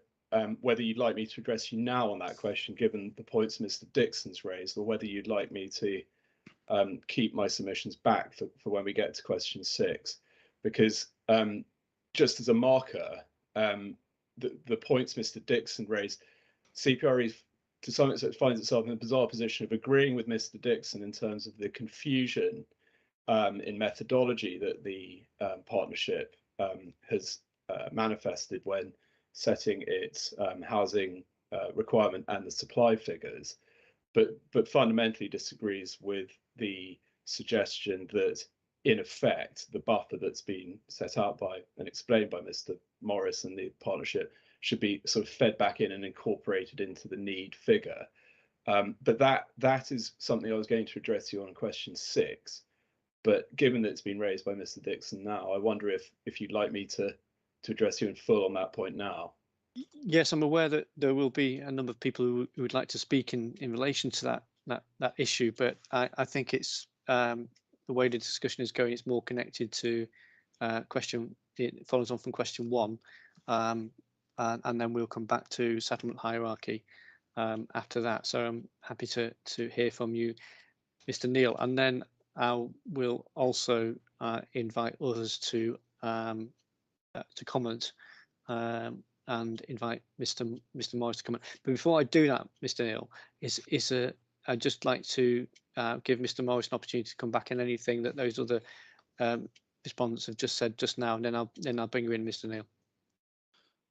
Thank you, Mr. Worden. I believe I heard Mr. Dixon say that you shouldn't take account of past delivery in assessing whether the requirement is greater than your need. The PPG explicitly says that you should.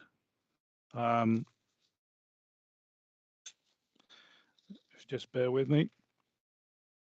It says that you should take account of previous levels of housing delivery in an area or previous assessments of need where they're significantly greater than the outcome from the standard method. So looking back at whether we need to increase our numbers because of past performance, as I set out, actually past performance and past housing need are broadly in line with the overall the annual delivery in the plan through a requirement of 40,550.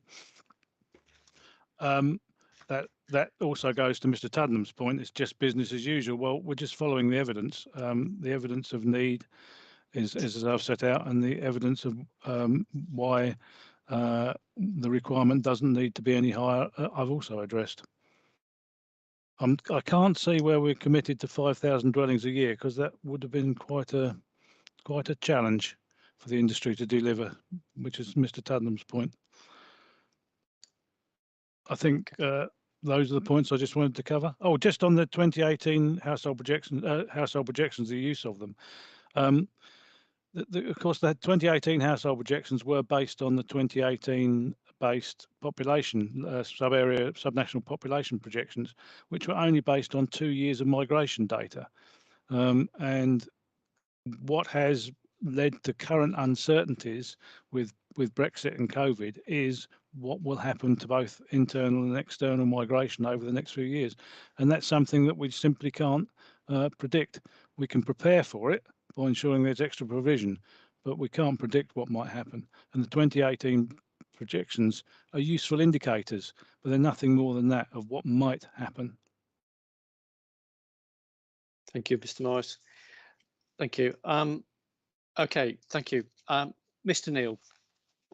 Thank you, sir. So in terms of addressing the question of the 40,000 point, obviously the question of the supply buffer, well, the buffer of 22% becomes very relevant to that, and you can't consider that in isolation, as I think you've already indicated. But the first point that CPRE would like to make is that we also consider that there's been a failure by the partnership to apply properly the MPPF and the MPPG. We say the failure is essentially in the application and the way the buffer has been applied. And just to be absolutely clear, the use of the term buffer by the partnership is actually a complete misnomer. I think this goes to the root of the problem here in terms of how the housing figure has been determined, and particularly how the supply figure has been determined. What the partnership, we say, has introduced into its plan making is a wholly new and I'd say suggest alien concept of a flexibility allowance of 12% on top of the 10% buffer as that term is used in the MPPF and the MPPG. And you'll see that term flexibility allowance in precisely the part of the housing, the great topic paper that Mr. Dixon referred to. And the key reference to that is D 3.2 page 17.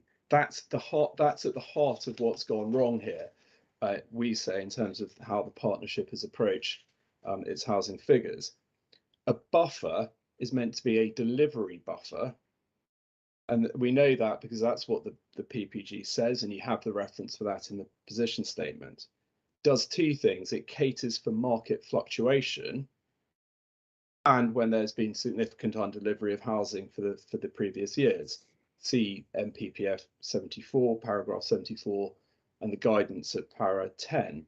So a 10% buffer, if you forget the 12% flexibility allowance that's come in, a 10% buffer might be justified on that basis. Although that's not really, we say, fully addressed in the housing topic paper at D32, and it's just assumed that the maximum buffer up to 10% should be supplied. So the first one question we have for the partnership is, where is the actual substantive analysis of why under-delivery or market fluctuations justifies that 10% buffer? Forget the 12% flexibility allowance, just on that particular buffer point. Or has the partnership just assumed a 10% buffer? And we suggest it's the latter. Now, the second point is, point I've already made, nowhere in the guidance or the NPPF are you going to be able to find any support for this kind of concept of a flexibility allowance that's been introduced here. See again D32 page 17. The second point CPR would like to make is that the partnership's justification for effectively allocating an additional 5,000 homes is entirely confused. So we were given references yesterday, and you'll recall me asking in relation to the sustainability appraisal, where it could be explained where this increase came from, and we were given references to paragraph 5.25 of the local plan. Now that paragraph states that paragraph refers to housing potential to take into account the ONS projections, and we've already heard discussions about that, and I'm not going to repeat what Mr. Hook has said about those. But the topic paper that we've seen also refers to ONS projections, but then we have the reference made to the city deal, etc., supporting economic growth, and we also see reference again in specifically in relation to this flexibility allowance. We see references in the hearing statements for the SA that was submitted, referring to things like fallout of 10%, etc. So the fundamental point that we'd like to make is, and question for the partnership is, what is the actual basis that they're relying on to justify this flexibility allowance in inverted commas? Because we've heard there's a whole gamut of reasons, but we're not quite sure which one they're actually relying on. And then the third point that CPR would like to make is, whatever the partnership has done, there is no justification for this additional increase in supply. Now, we know that because when one looks at the actual evidence base, and again, I go back to the housing topic paper, that suggests quite clearly that there should be housing figures set to provide significant opportunity for higher than forecast growth. Now, we say, when you actually look at what's been said at pages 17 to 18 of that document, the reasoning is frankly bizarre. And I think that to this extent, we do share some concerns with Mr. Dixon that if the partnership in fact thought that the standard methodology should not be applied, then it should have said so. What it can't do through this concept of flexibility allowance is effectively try to depart through the back door from the standard methodology. And to that extent, we completely agree with Mr. Morris that there's no reason to depart from the standard methodology. But if that's right, and we agree with him, then why are they trying to do it? Or in substance, they've tried to do that through the back door in any event, and that's completely unjustified. Secondly, the truth is, and the reality is, that the partnership seems to have been heavily and unduly influenced by the Planning for Future white paper back in August 2020. We see references to that in the topic paper D31, for your reference, D.31, paragraph 112. Well, the white paper's completely up in the air, and it seems to have been, this seems to have heavily influenced and unduly influenced this inflation and this introduction of this bizarre flexibility allowance that the partnership has introduced. Thirdly, whatever they've done is the partnership has unjustifiably departed from its own evidence base. It should have been in the local housing needs assessment, because that assessed forecast growth, and again in the partnership's terms as described in its housing topic paper, that is what looked at the relationship between jobs, workers and housing need.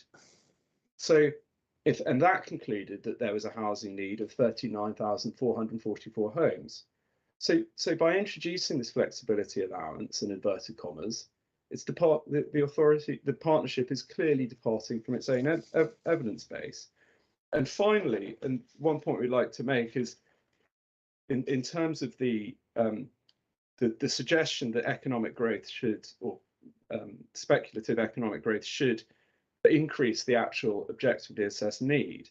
I just refer you to what was said at the sustainability appraisal at A6.2, page 52, at paragraph 7, at paragraph 7.41. And this is at the heart of what Mr. Dixon has suggested and Mr. Morris's response. The sustainability appraisal specifically looked at whether there should be a response to the city deal included as part of objectively assessed need, OAN. And you can see that clearly at paragraph 7.41 of the essay. No one's challenged this from the developer side of the representation objectors today. That says that this would create a situation where the authority would result in further development in less sustainable locations and would create uncertainties in relation to Objective 12, as well as increasing the impact under Objective 1 and 3. So, and it talks about the concerns as envisaged if the aspirational city deal is relied on to increase the objectively obsessed need. Now that's absolutely critical, because the essay says, therefore, there's good reason to consider these alternatives should not be preferred. So that's an answer to the suggestion that it should be folded back into the objectively obsessed need, the point Mr. Dixon's made, which CPRE fundamentally disagree with. But just to be clear, CPRE absolutely shares that concern, that if it becomes part of the need, you're putting aspirational, entirely speculative economic growth, baking that into OAN, and that simply is unjustifiable. Now, the third point, now in terms, and this is a sort of distinct point, and this is to do with windfall allowance. Now, the partnership seems to have suggested, well, we're only going to assume 1,296 windfalls coming forward, not 4,450. Now, this is a separate point, but we'd like an explanation as to why there's been such a limited reliance in terms of the housing figures or housing supply figure it's reached, whereas it's actually forecast 4,450 homes, and the explanation provided in the housing growth paper D31 at figure 9 says the following: there's limited reliance on windfall sites. Evidence provides an estimate of around 4,450 homes. As windfall is likely to remain robustly high, this allows part of this evidence windfall to be used to demonstrate delivery of the total housing figure. But we say that reasoning is completely bizarre. You can't say that windfall windfall development and delivery of that is going to be robustly high, yet only take into account 25% of it. We also have queries as to why the costasy or contingency site hasn't been included in that expected supply figure, and we simply do not understand why not.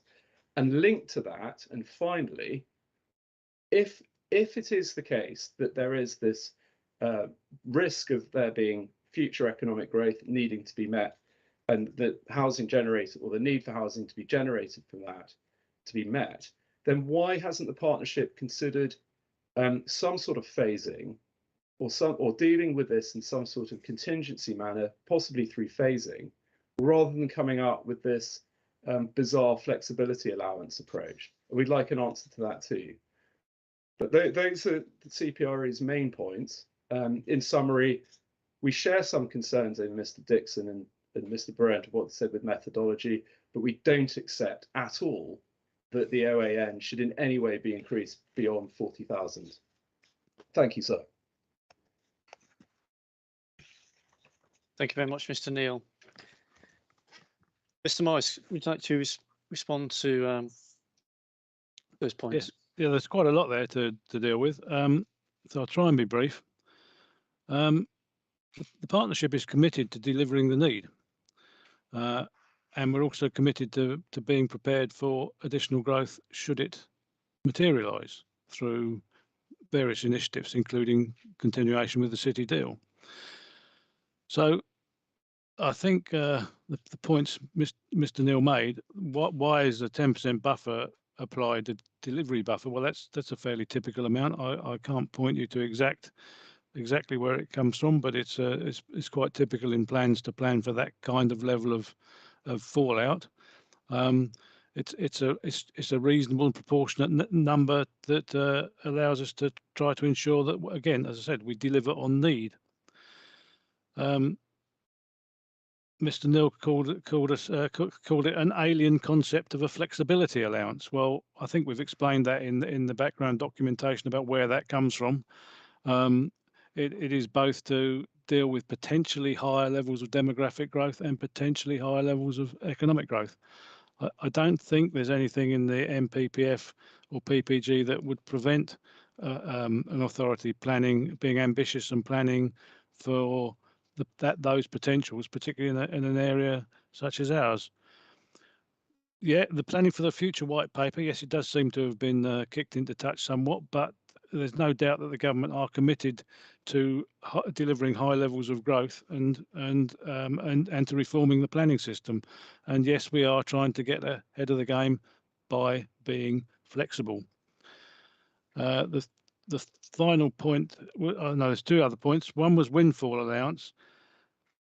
The point about windfall and why we don't count it all, yes, we do expect windfall to be robustly high, but if there is no need for additional growth, then windfall will simply replace committed growth. The market won't deliver on houses that aren't needed or demanded. So we've counted some of the windfall into our calculations because, again, I come back, if that need materialises, then the windfall will be materialised as additional growth rather than as replacement growth. And why isn't the Cossey site included? Well, because it's a contingency site that will come forward if there's a shortfall in delivery. That's all I think Mr. Neal raised. Thank you. I'd like to invite others. I know there's a number of representations being made in relation to this buffer, and I'd like to invite other people to comment on it, please. Councillor Davis. Thank you very much, sir. I'd like to support the comments made by Mr. Neal, CPRE. I find, being a bit of a lay person, I find it a bit difficult to follow some of those figures, and certainly looking at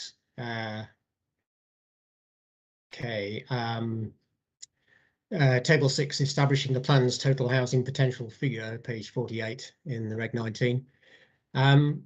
I'd agree that the figures on windfall allowance are somewhat confusing.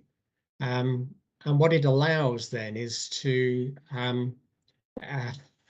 somewhat artificially increase then the figures in the other rows in terms of allocations of homes. If we've got 4,450 homes resulting from windfall development as a robust figure, then I really don't understand that figure of 1,296. So I'd support that point made by CPRE. I'm sure it's my lack of understanding of how the buffer figure is is calculated, but from that table I can't clearly see, perhaps it can be clarified, how the above figures provide a buffer of 22% to cater for the potential for higher growth rates. Where within those various allocations of delivery, existing commitment, new allocations, does that 22% lie, if that makes sense? Thank you. Thank you. Mr. Berendt. Thank you, sir. Just to clarify, you in terms of asking about the buffer, is this almost moving into your question 6, or is it? Are we waiting to go down to question 6? No, we're moving into question 6 because we were heading into that direction anyway. So we'll come back to the other questions that I'm skipping, but please feel free to to comment on that. Just in relation to a buffer of 22%, I think within supply. I think there's a number of plans that have had quite significant levels of buffer in order to ensure delivery, and I think I highlighted one in our statements in terms of Guildford, which has a high degree of buffer between need and supply. And I think it's one of the key things to remember is that you can't guarantee that all sites will come forward as expected. And I think in the Greater Norwich area, the AMR itself says that indicates that delivery hasn't been as expected. And I believe it states in the 2019-2020 AMR that it's about between 2008 and 2020, it's been about 21% lower than expected. So there are often quite considerable margins in terms of what is expected and what can be delivered. So having that is very important. And I think this really relates back in terms of national policy to paragraph 35 and point C in terms of plans being effective and ensuring, as it says here, that they are deliverable over the plan period. So it is an important test to ensure that the supply of homes is sufficient to ensure that the minimum that's required to be delivered is delivered. So I think it's really coming back to that point with regard to the NPPF and paragraph 35, sir, and actually supporting there is support for a high degree of buffer within supply, sir. Thank you. Thank you, Mr. Brent. And now I'll turn to Halsbury. I think it might be Mr. Young who might be here. It's down as Philip Jeans, but I understand there's a problem over changing the name, but I understand it's Halsbury. I think you can hear me now. Just Chris, press up camera. Yes, can I just check that you can hear us, sir? I can hear you, yes. Yes, thank you very much. Yes, so it's Christopher Young and Satnam Chung, and we appear on behalf of Halsbury, but we're doing it for Mr. Jeans's study. And also with us is Heather Pugh and Matthew Spry. Can I just make a couple of general observations? I've noticed, and we waited our turn, that we're transitioning from the first issue into the buffer in question 6. Have I understood that correctly, and now is the correct time? That is correct, yes. Thank you very much, and thank you for hearing us. 3 points. First of all, as far as the requirement figure is concerned, we entirely align ourselves with Mr. Dixon's point, if I may say so, which is that the Greater Norwich Local Plan is a plan for growth. That's set clearly in paragraph 2. It's a strategy for growth, and it's clear and unequivocal. There's plenty of reasons for that, and you know all about that, having read the detail of the plan and all the supporting documents, but we'd highlight, obviously, the economic growth and the A11 tech corridor to Cambridge. And this, compared with most parts of the southern half of the country, is a largely unconstrained area, similar to the corridor that links Oxford and Cambridge, without all the constraints. So, yes, it's a plan for growth. That is the second point, undoubtedly, a need to move away from the standard method, because the standard method isn't about growth. The standard method is just a base figure, and that's where we agree wholeheartedly with Mr. Dixon. So what should the figure be? Well, the figure the council really are focusing on and should focus on as a requirement is the 49,000. That's the correct figure from which the 5-year land supply and everything else should be calculated.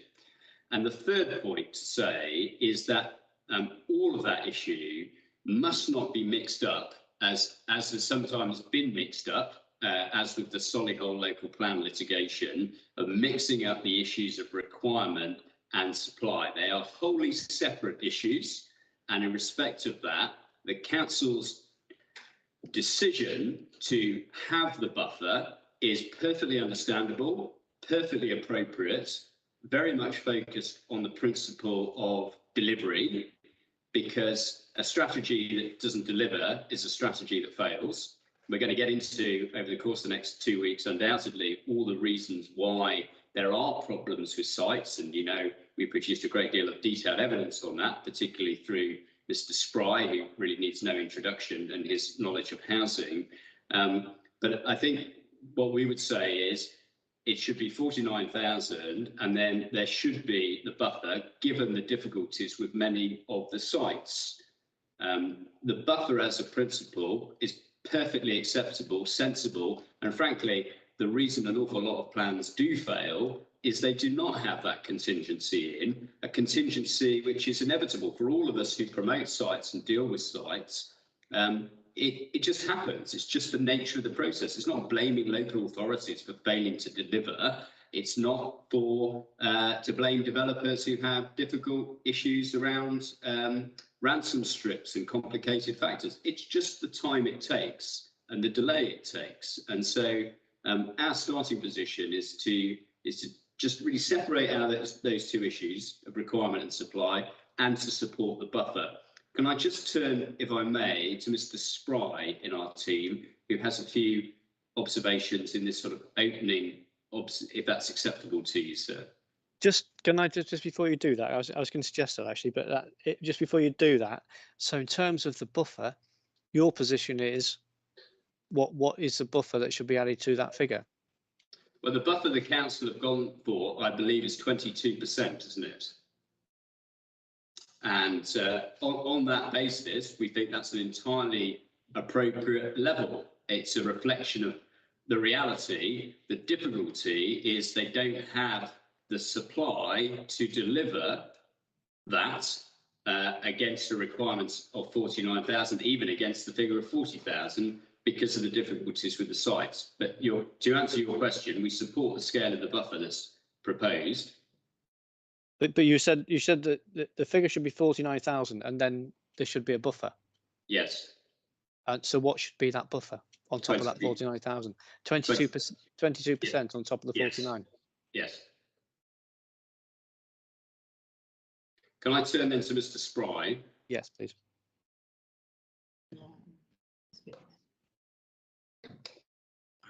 Good morning. Yeah, just to follow up on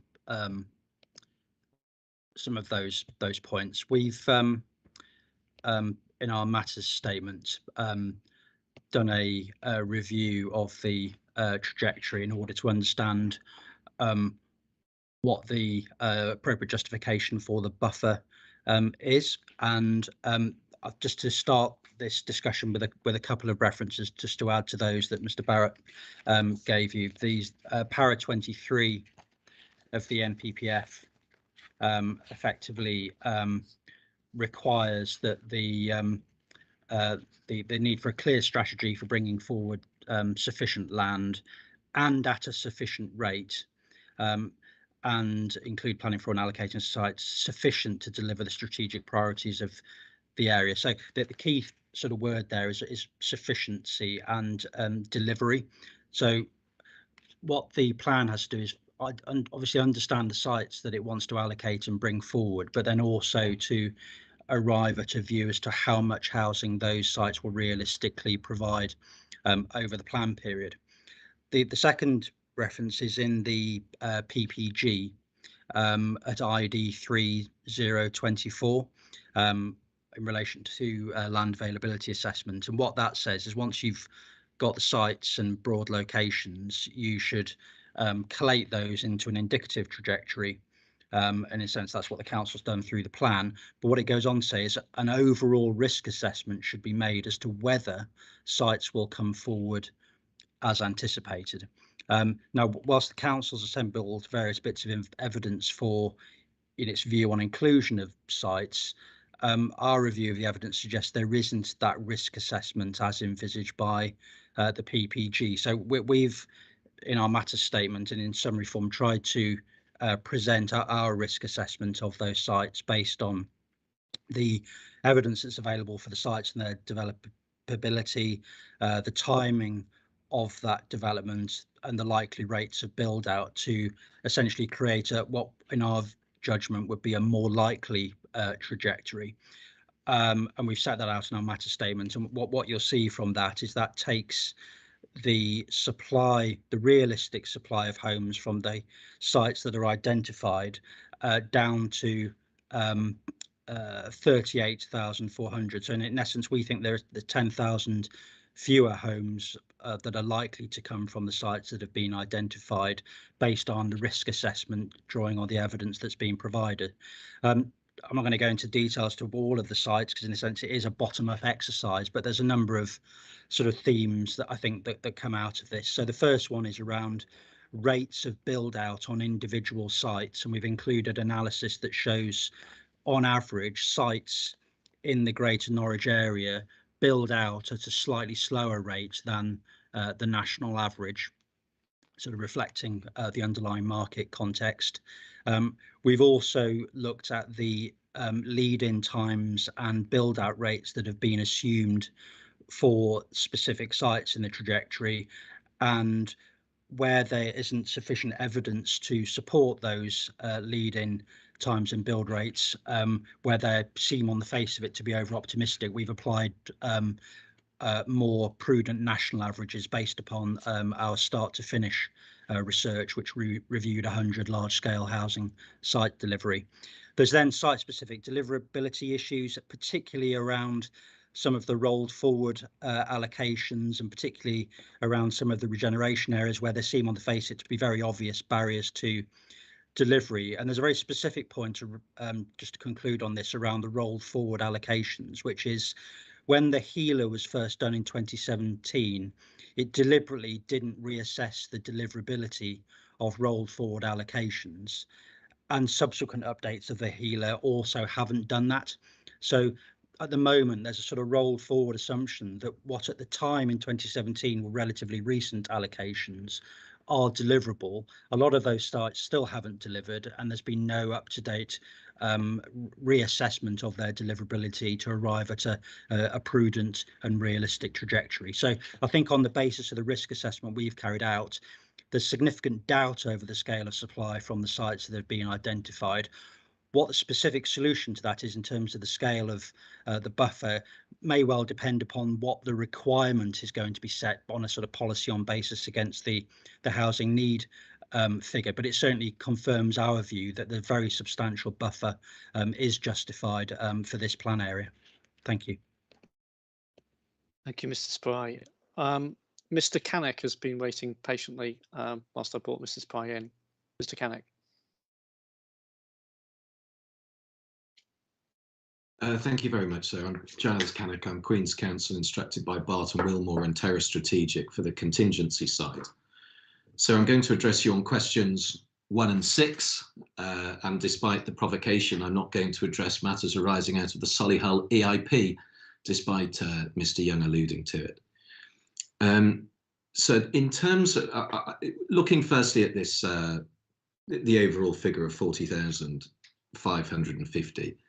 So one point on the market housing element, our matter 2 issue 2 statements at 1.2, Barton Wilmore have an issue about the transparency of the process. I'm not going to advance that further. You've got the point. It's a matter for you as to whether you can follow the process that has been undertaken in the light of the discussion you've heard today. I'd like to move the discussion on slightly and come to the issue of affordable housing, consistent with the points that we made regarding the vision and objectives earlier this morning. And so if I may, prosaic though it is, start with the definition of affordable housing in the framework glossary, because it's housing for sale or not for those whose needs are being met by the market, including essential local workers. So it is respectfully important to be clear whose needs are going to be met or whose needs are not going to be met by this emerging plan. So our point is it's important when you consider that 40,550 to consider the component of affordable housing delivery as well as the overall figure. And we've set out in our Matter 2 Issue 2 statement at 1.3 tables which show significant under-delivery of affordable housing over the last decade. And so if you look in due course, 2011 to 2021, affordable housing delivery has been 25% of total delivery, or 2016 to 2021, it's been 26% of total delivery. And so annual delivery 2011 to 2021 has been 445 dwellings per annum, affordable dwellings per annum, to which the local authority appear to accept one must deduct 152 affordable homes in terms of losses through right to buy, which gives us a net of 293 affordable homes per annum. And so a reference for that 152 figure is document B 22.3 at paragraph 820. So that's the 2021 ORS local housing need assessment. Now, what the ORS assessment tells us then is the result of that is that there are 2,476 households currently living in unsuitable housing. That's the authorities, the partnership's words, but not mine, across the 3 local authorities. That's paragraph 5 or paragraph 718 of the document. And of those, 1,144 households occupy affordable housing, but their needs are not being met due to overcrowding. Now, the approach is then to net that 1,144 from the 2,476 to get a net need now of 1,332 households. But it's acknowledged by ORS that the figure should in fact be higher, quite properly, to ensure that those issues of overcrowding are overcome. So we have a current net need now of 1,332. Now, the approach then of ORS is to divine, and so a paragraph reference, if it helps you, 824, an annual affordable housing need figure of 518 dwellings per annum, to which they say the 152 losses of right to buy should be added to get a figure of 670 dwellings per annum. And again, so I leave it to you as to whether it's adequately clear as to how that figure has been arrived. But even looking at that figure uncritically, the 670 dwellings per annum, that is 34% of total housing delivery. So that is 34%, as I understand the partnership's case, of that 40,550. So there is then an issue so far as my clients are concerned, because we have doubt as to whether 34% of that 40,550 figure is going to be met. Firstly, because the policy only aims for 33% and then only 28% in in Norwich itself. Secondly, because historically delivery has been around about 25%, and thirdly, because of viability concerns as to that level as raised by the council's own evidence. So bearing in mind then, sir, that market housing is the principal mechanism by which affordable housing will be delivered, it's quite clear that that 40,550 figure really must be seen as a minimum. And in fact, the logic, even from the council's own evidence, is that it should be materially higher, such that existing needs and those which arise through the plan period can be met. Now, we acknowledge, of course, so I won't take you through policy guidance or relevant court cases, that there's no policy requirement for affordable housing to be met in full. But we've looked at the vision and objectives this morning, which set out the vision and objectives to meet identified needs. And if it is not this plan's approach to meet affordable housing needs, then it needs to be explained why that isn't the case. And that needs to be explained with reference to constraints. And of course, it's agreed between us and the partnership that the Cossey site is not so constrained. And so therefore, sir, it would appear that there is no basis not to make our site a full allocation to meet affordable housing needs. So the second point then that you've asked about is the buffer requirement. Well, the buffer then is needed in order to meet affordable housing needs, as well as the other points which have been made by others. We agree at 6.1 of our matter statement that a significant buffer is required. We think it's not 22%. We think it's already reduced to 20.8% as a result of a reduction in 531 dwellings from the Carrow Works site. And then so in terms of the points that you've heard from Mr. Spry in terms of under-delivery, delays in delivery and site-specific concerns, so we would echo those points. I won't repeat them, but we've specifically drawn your attention to the East Norwich SRA. And so we certainly echo the point that those areas have been proposed for some time. And so we also have concerns about ultimately the supply, but certainly a significant buffer is required. So finally, aggregating those concerns together in terms of the requirement, affordable housing, and the buffer, we say, and then picking up the point from CPRE as to whether the Cossey site should form part of the committed supply, at the least, it must be the case that the contingency site must have a trigger which is fit for purpose should market housing delivery not deliver as expected, should affordable housing not deliver as expected. But that is without prejudice to our primary case that the plan as submitted is unsound, but can be made sound through the full allocation of our site. I trust that's clear, sir. Thank you. Thank you very much, Mr. Canuck.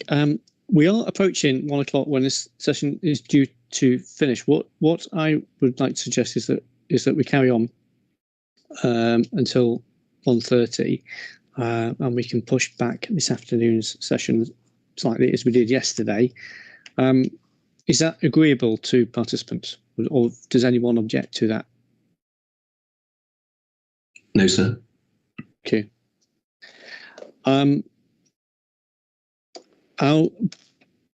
Mr. Rayner, I think he's from CPRE, wishes to speak, and then I'll invite Mr. Morris to pick up some of those points.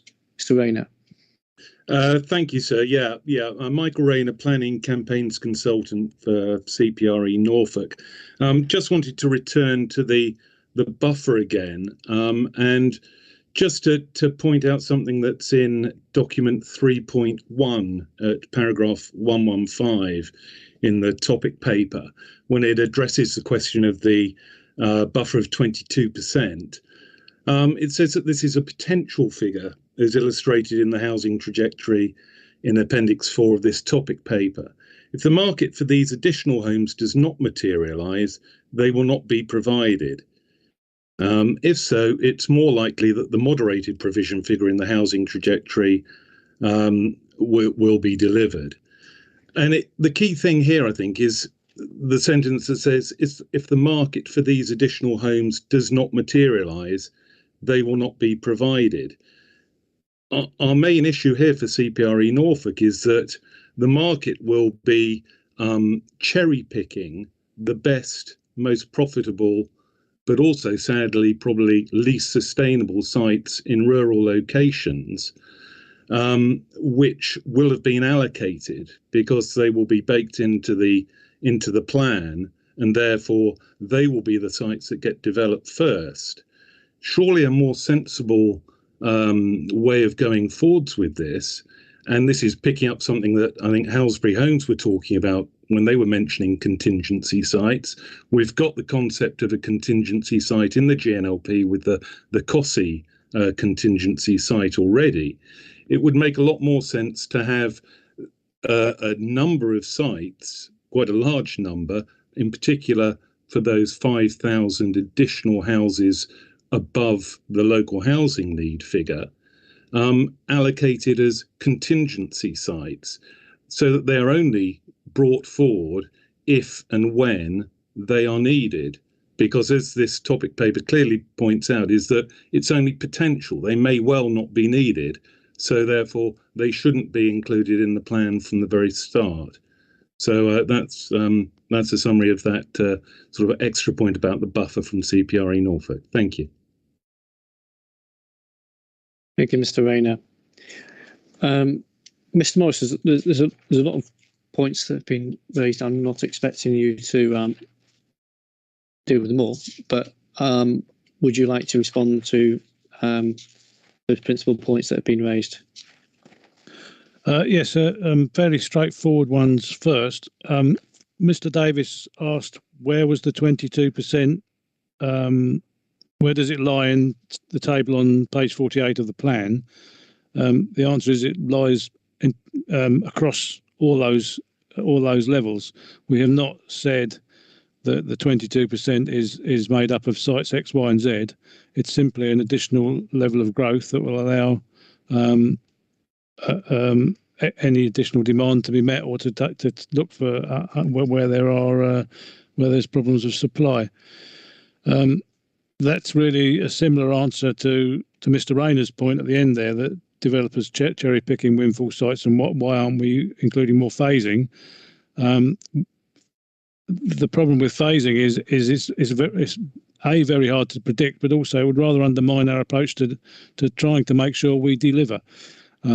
Because if we get the phasing wrong, then we're not delivering. The market will help us on that and deliver sites when they're ready, rather than when they're phased in a plan. Then there was significant points from Mr. Spry about the trajectory. Clearly, the trajectory will be a matter for its own matter. I think in the second week, when we've been through all the sites, a second set of hearings when we've been through all the sites. But clearly, we think our trajectory is robust and supported by the evidence. I think it was Mr. Spry, and I'm sorry if I'm got this wrong, but one of the participants raised the fact that we have not provided any evidence on the existing AAP sites. We actually included that in a response to your initial questions, I believe, sir. And that's document D1.3, and it's supported spreadsheet D1.3A, which does actually look at those pre-existing commitments and their delivery.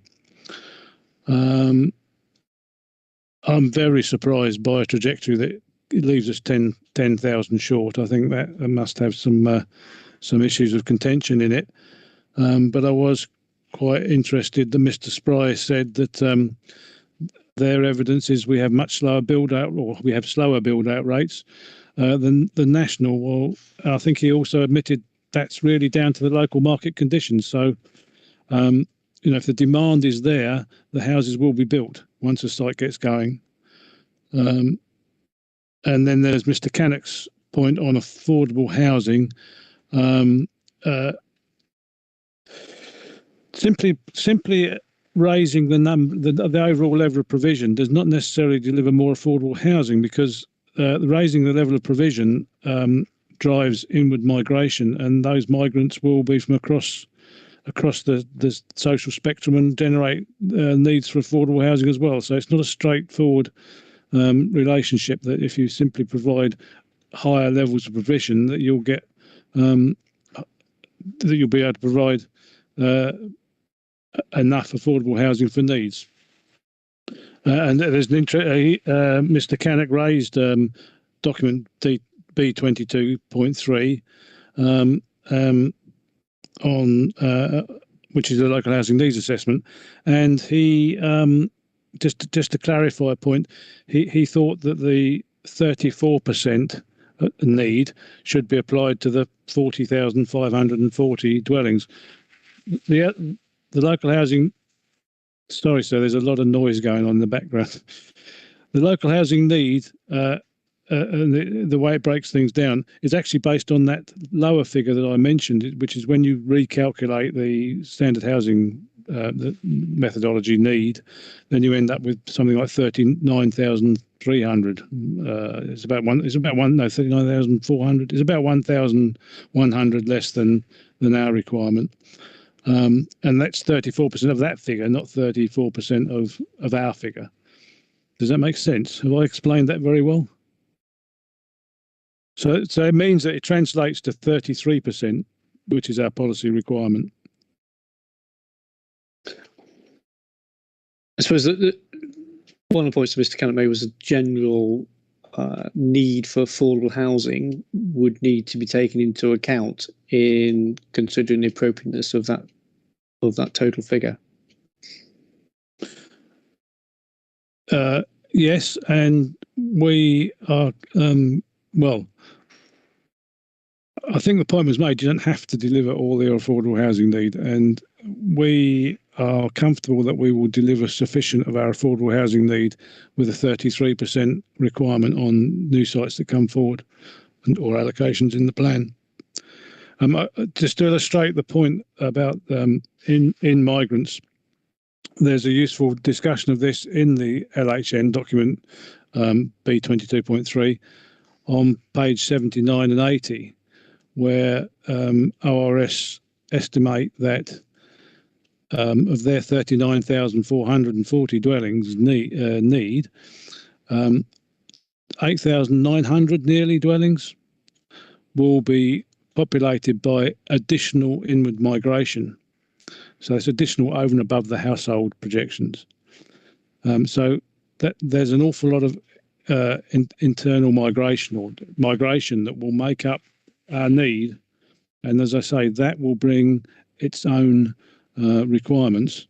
It's not a simple question of adding to the overall provision gives you more opportunity to provide affordable housing for the need that you already have, for the the population and households that you already have. Thank you. I'm going to bring in Mr. Neil and Mr. Spry, and then I want to move on. So, Mr. Neil, please. Thank you, sir, and I appreciate being given this final opportunity. I just wanted to make one final point in respect of what Mr. Canuck and Mr. Young said in respect of the need for a buffer, and in particular, I think Mr. Young's suggestion of an absolutely extraordinarily high buffer of 22% on top of a 49,000 housing figure, which completely misses the point that the authorities made, which is, but I'm not going to go over that particular. The point I wanted to make was that the suggestion that this delivery buffer is there in some way as a driver of growth, because of course it's not a driver of growth. It's necessary to have a buffer, and in some cases a reasonably large buffer, to facilitate delivery. I mean that's what's being suggested. That's misleading. Lower rates of delivery result from a lack of demand, which show that a housing target has been set too high relative to the market. Increasing the number of sites is not going to actually increase demand. It will just lead to more land banking and cherry picking of sites. So I just want to make that absolutely clear that the suggestion that you should use the buffer as a sort of driver of demand and etc. is just wrong.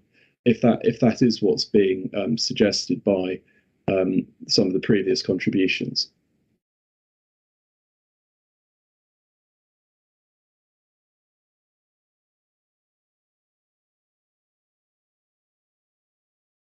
I'm so sorry, Mr. Spry. Thank you. Just want to come back up on the a couple of points that Mr. Morris made, and in doing so, I'll pick up, I think, on that last point from Mr. Neil. So the sort of proposition that Mr. Morris put to you is that there's a sort of contradiction between lower build-out rates on sites and the level of demand to actually secure the higher level of sort of housing delivery overall. And I think I wanted to make a point that there is no such contradiction. So if you look at para 1.8 of our hearing statement, we show the recent levels of housing delivery in the sort of 5 years pre COVID, and that shows that the market has been delivering just under 2,400 homes per annum over that period. So, you know, well in excess of the requirement in the current plan. So that the market demand overall is there in the plan area. The point about build out rates is that lower rates on each site show that you need more sites in this market area to sustain that level of growth. Because if you allocate a particular site, it will tend to build out at a lower rate than you might get on a comparable site in another part of the country. So that's in a sense why the PPG puts so much emphasis on looking at build out rates locally in order to have a realistic housing trajectory. So that there's fundamentally no contradiction there. In a sense, it supports the idea that you do need more sites to be allocated. The second point is a sort of general one around, you know, Mr. Morris made about being surprised at the sort of scale of the deficit and the trajectory. I suppose this isn't the place to go through that, but in a sense, it's a genuine bottom-up assessment of looking at the risks and barriers to delivery, either in total or at the rates anticipated in the plan for all of the sites that are there. And a significant proportion of the sites in the trajectory are ones that have acknowledged and identified challenges or, you know, barriers to them coming forward, particularly at very high rates. So, you know, not necessarily now, but through the examination process, I would encourage you to look at that bottom assessment, because it's an important sort of bottom up grounding for the conclusions we're reaching overall. Thank you. Yes, we will be coming on to supply. Yeah, thank you much, Mr. Spy. Mr. Young, would the points that Mr. Spy has made covered what you were going to say? So can I just check you can hear us? I can hear you. Okay, yeah, just two very quick points, if I may, and just to clarify for my good friend Mr. Cannock, I wasn't casting aspersions on the current Solihull local plan, which he currently has custody of and is handling very well. It's the previous local plan, which was successfully challenged in the High Court by Mr. Chung's clients when they mixed up the requirements and the supply. But my point, just in relation to what was said earlier, that this narrative about a lack of demand is completely inappropriate. I understand why the CPRE would wish to make this observation. There is no lack of demand in this area, full stop. I mean, it's just a completely false narrative.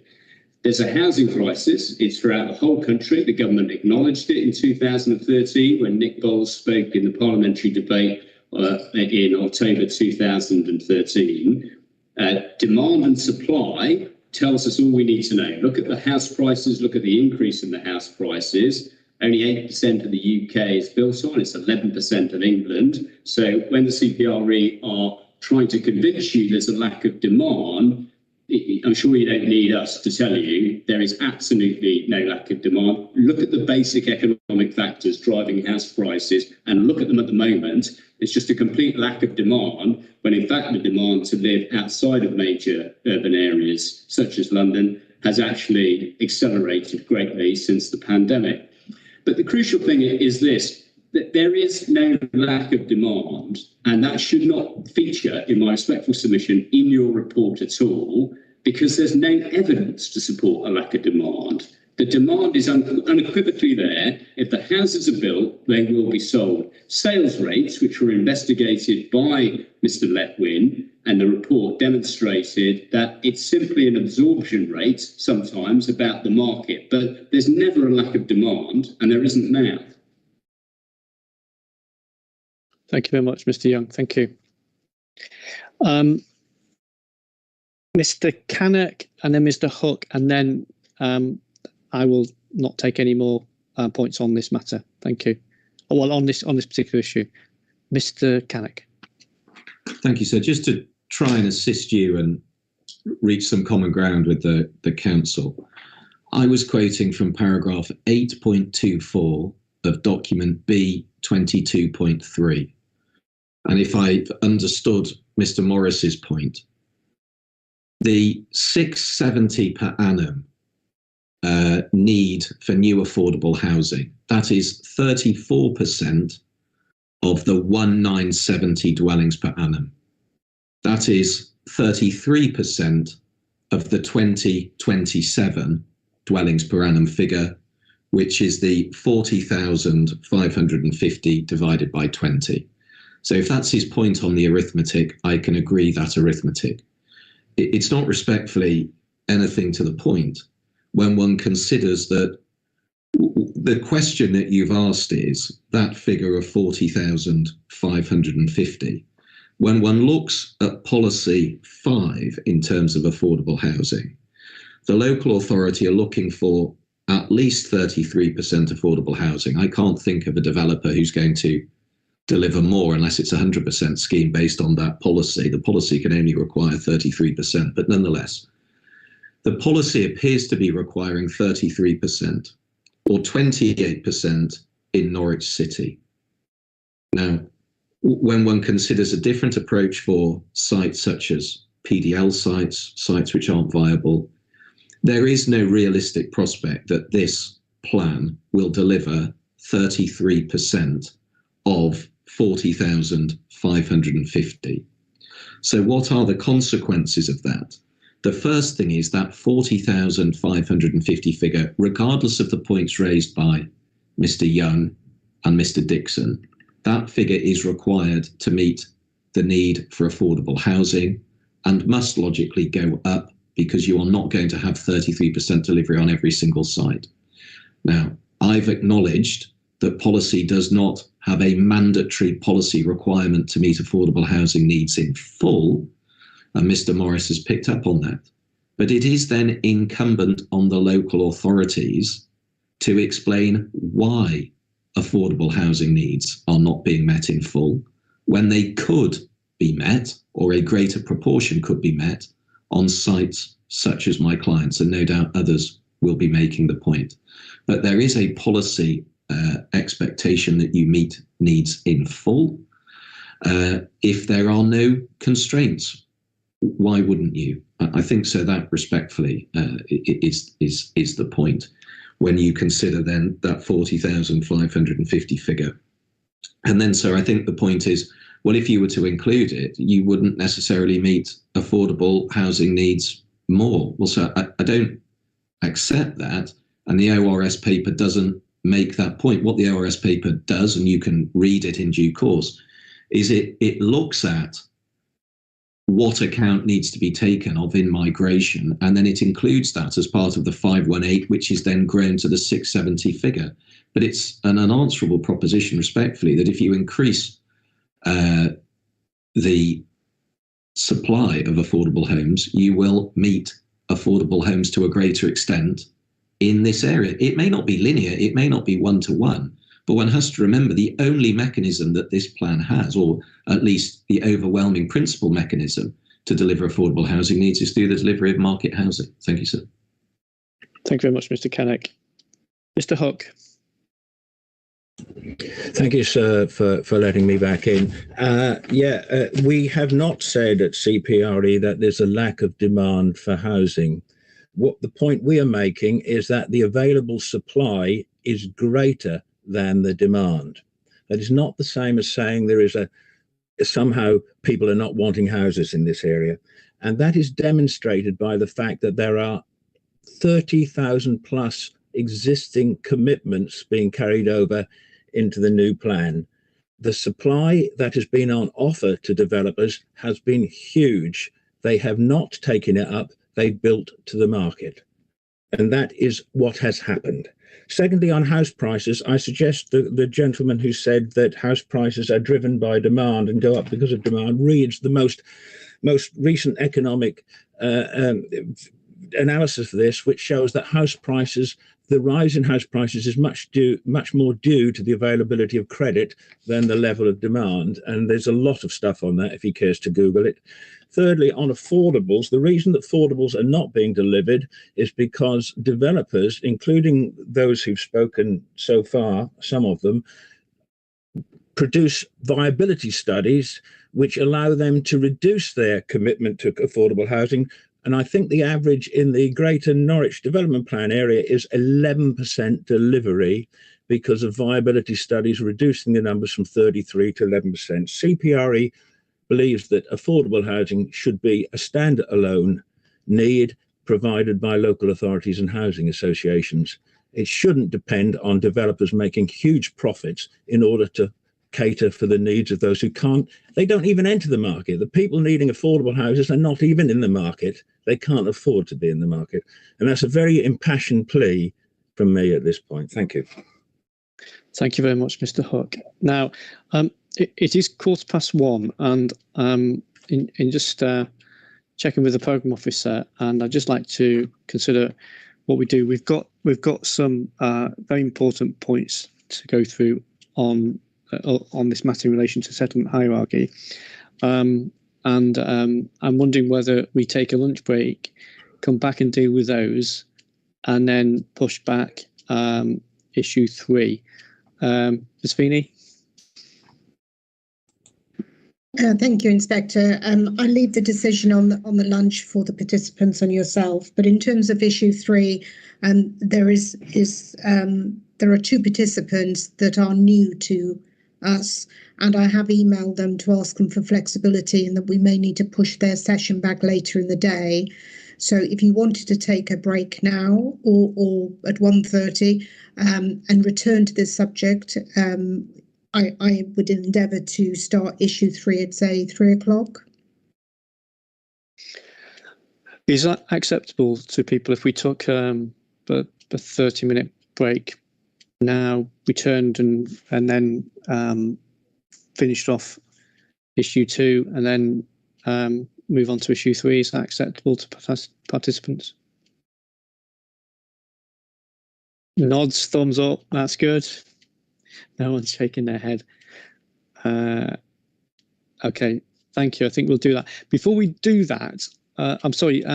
There's a hand up. Is that in agreement, or is that raising a problem? Becky Rejek. Sorry, that's absolutely fine with me. I didn't actually mean to put my hand up. Okay, thank you. But just before we do, and I'd just like to ask Mr. Morris if he wishes to respond to any of those points that have just been made most recently since he last spoke before we break. Yes, so I'll be very quick. It's just on Mr. Cannock's point about affordable housing and growth. Of course, part of this debate has been that we are providing for significantly higher levels of growth, and that will provide for affordable need if it takes place. So it's not correct to look at 33% of the 40,500. It's actually 33% of that much higher level of growth potential. That's all I wanted to clarify. Okay, thank you, Mr. Morris. So it's nearly 1:20, so we'll take a lunch break till 10 to 2, and we'll resume at that time, 10 to 2. So thank you, everyone. Thank you. We'll see you soon.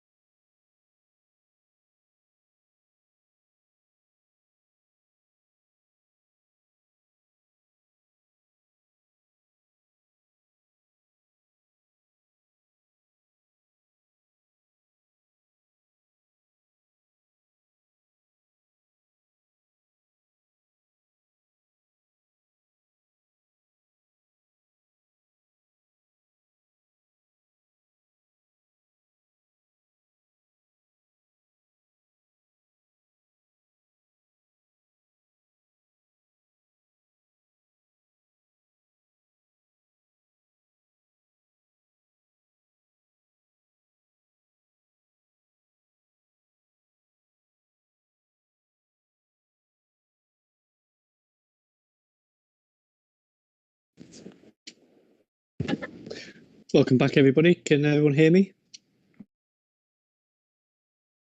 Good, thank you. I'd like to move on in this issue, and I'd like to pick up some questions that we've yet to deal with. So I'd like to now have a look at the settlement hierarchy, which is set out in policy 1. And first of all, I'd like to ask whether that is appropriate in terms of those settlements set out, the settlement hierarchy, which is Norwich urban area, Norwich and the urban fringe, main towns, key service centres, and the village clusters, and discuss whether that's an appropriate hierarchy. And then question 3, are the settlements that sit within the hierarchy, which are set out further in that policy, are they correct? Are they in the correct hierarchy? Mr. Morris, can you just briefly introduce the settlement hierarchy for me, please? Yes, the settlement hierarchy reflects the geography and functioning of the local area. So quite clearly, we have well, for this area, a large urban conurbation, provincial city in the middle of the area, and then we have 5 small towns and a number of service villages, which we call, or sort of larger villages with larger amounts of services, which we've called key service centres. And then in a departure from previous practice, we've decided that we cluster the villages into a tier called village clusters. So this reflects the rural nature of much of the planning area. I don't think there's much more that I can say by way of introduction. And that approach, you referred to village clusters being new, but has that approach been carried forward from previous local plans? Clustering. The other approach, yeah. We previously had a 6-tier hierarchy, so we would have had the same Norwich urban area, followed by the towns, followed by the key service centres. Then we had service villages and other villages. So we've combined those into this idea of village clusters, which reflects the MPPF. I've got the reference here somewhere. MPPF Para 79, which both promotes growth in villages and in taking account of village clusters. Our members were very keen that we take a clustering approach because they, especially obviously the rural area members, recognise that as the way villages function, that services in one village may support the population of a nearby village. Okay, and vice versa. And vice versa. I mean, vice versa. There tends to be sort of cross-fertilisation between villages. So. Okay, thank you. There's a number of hands gone up. Mr. Dixon. Thank you, sir. I thought I'd maintain a bit of degree of consistency in going first. I wasn't sure, sir, whether you want me to speak to both questions 2 and 3 at this point together, or whether we just want to deal with question 2 and then come back to 3 afterwards. Well, what I'd like to do is just to pick up the appropriateness of that hierarchy with unpopulated, and then look at whether it has the right settlements within the right hierarchy.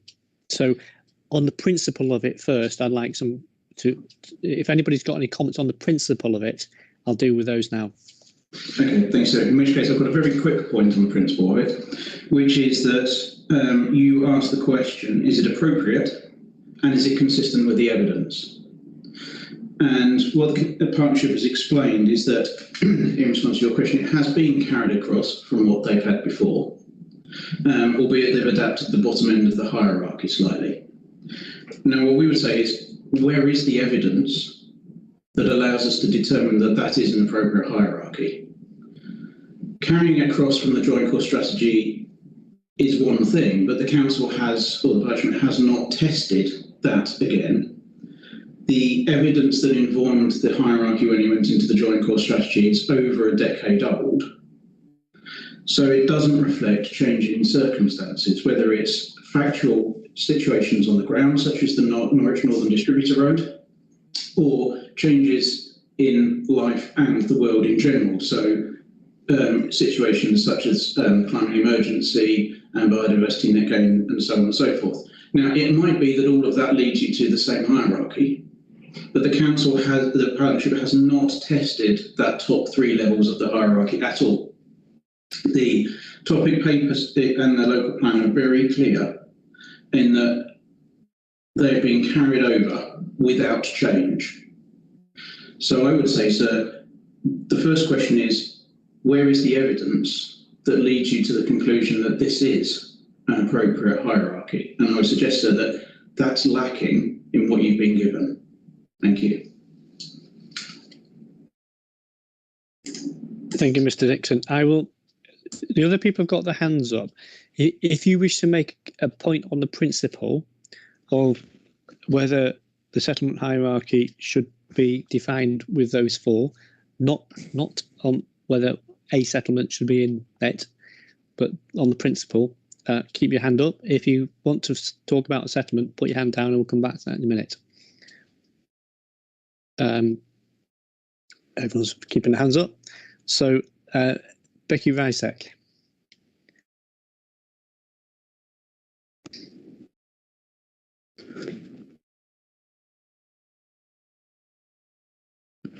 Thank you, sir. I'm here on behalf of Glavenhill, who have various land interests within the Greater Norwich Plan area, including at Heatherset, Cater St Edmunds, Marbarton, and proposed new settlement at Hethel.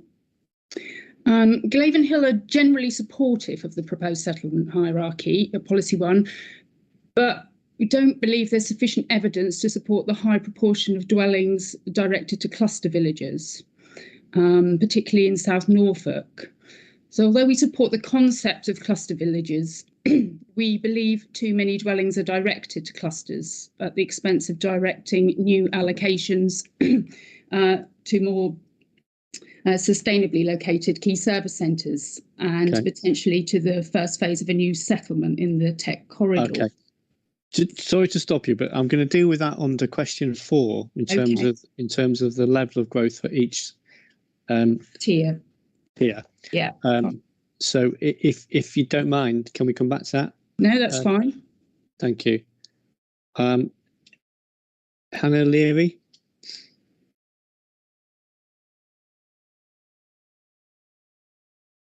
Thank you very much, sir. I appreciate we've had quite a long session already, so I'll try and keep this as short and sweet as I possibly can. I'm Hannah Leary, I'm from Barton Wilmore, and I represent our clients at Berlier Limited in their land interest in Thorpe St Andrew, which is within the Norwich urban area and fringes.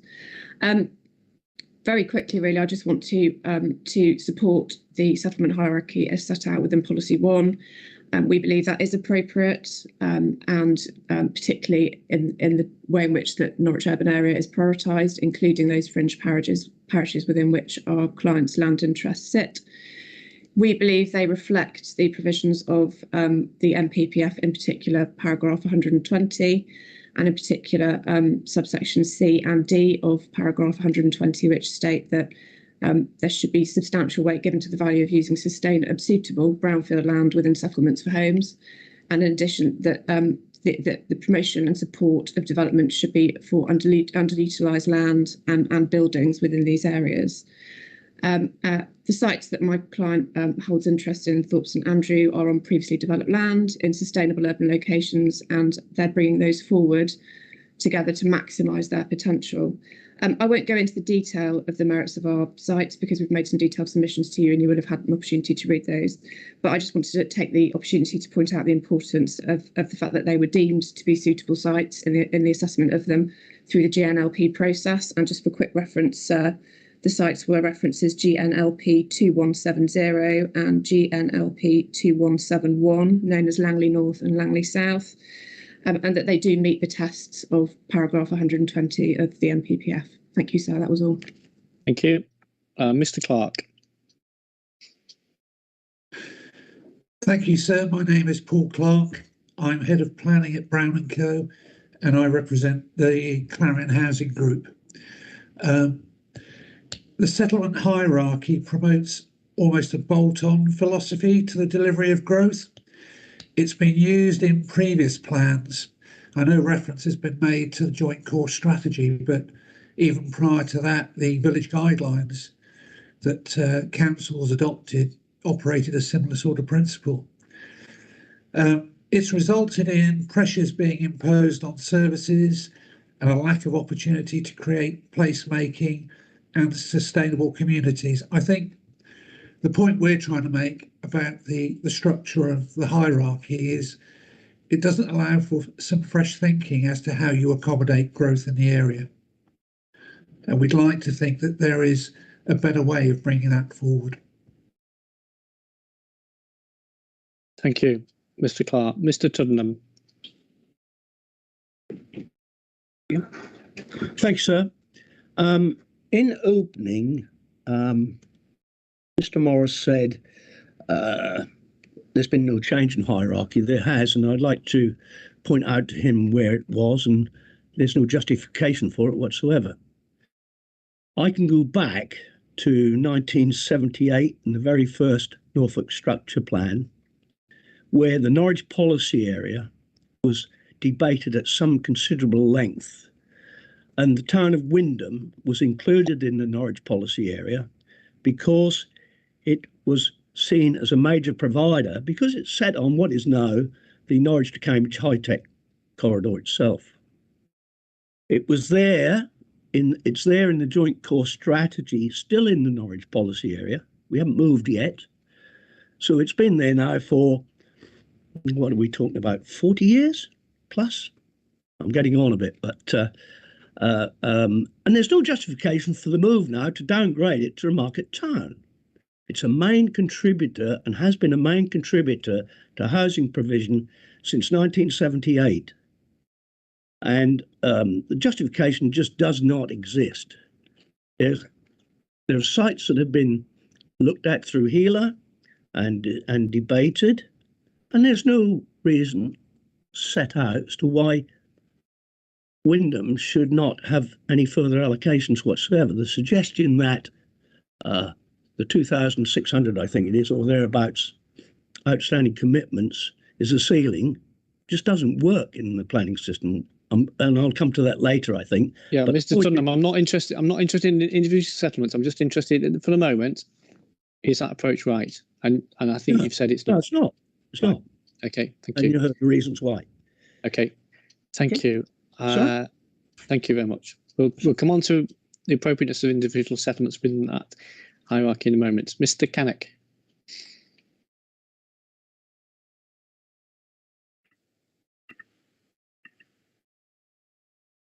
Briefly, so we support the settlement hierarchy. We support the focus on, just trying to look at the wording, so while I'm on screen. Certainly the identification of the Norwich urban area, Norwich and the Norwich fringe as being the top of the settlement hierarchy, as being the area which is the most sustainable location for growth. I hope I'm not trespassing into matter two, but I might as well say it now as later. We agree that COSI should be identified within the Norwich fringe. And so if I can refer you to document B 1.4, which is an analysis of COSI as a sustainable settlement.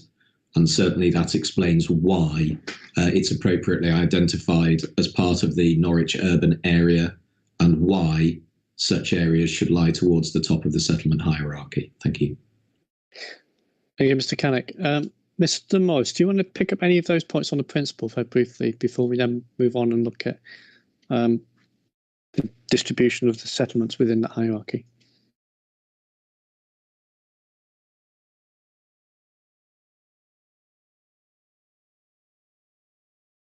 Sorry, it's okay. As everyone else said, it's bad to have it happen. Yeah. Mr. Dixon raised the issue about changes on the ground. That the important changes will be changes in service provision. That's what this hierarchy is about. It's where does a settlement sit in its supply of services to itself and to its surrounding area. And certainly it's been the subject of consultation right from the earliest 18A consultation, and we weren't aware.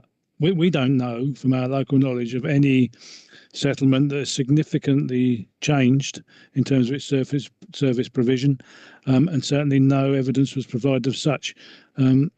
Some people seem to interpret the hierarchy as being about population. It's not. It's about the level of services in the settlement. And just to clarify something that Mr. Tuddenham said, previous plans that sorry, you froze there for me, Mr. Worden. I hope it wasn't me. No, if I did, I'm sorry. I didn't mean to. I can hear you. I can hear you. Yes, just to clarify, we used to have something called the Norwich policy area. It's not part of this plan. Wyndham was in the Norwich policy area, but it still had the same position in the hierarchy. It was in the policy area, but it was a town in the policy area, in the same way that we had villages in the policy area or key service centres in the policy area.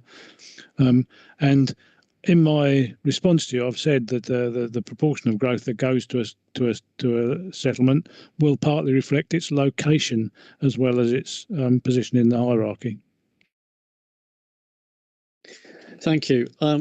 Thank you very much, Mr. Morris. Right, if we move on now to look at you've set the context then for what's driven settlements to be within each hierarchy. Is there anything you'd like to say about that before then I invite some of the comments on those individual settlements from participants?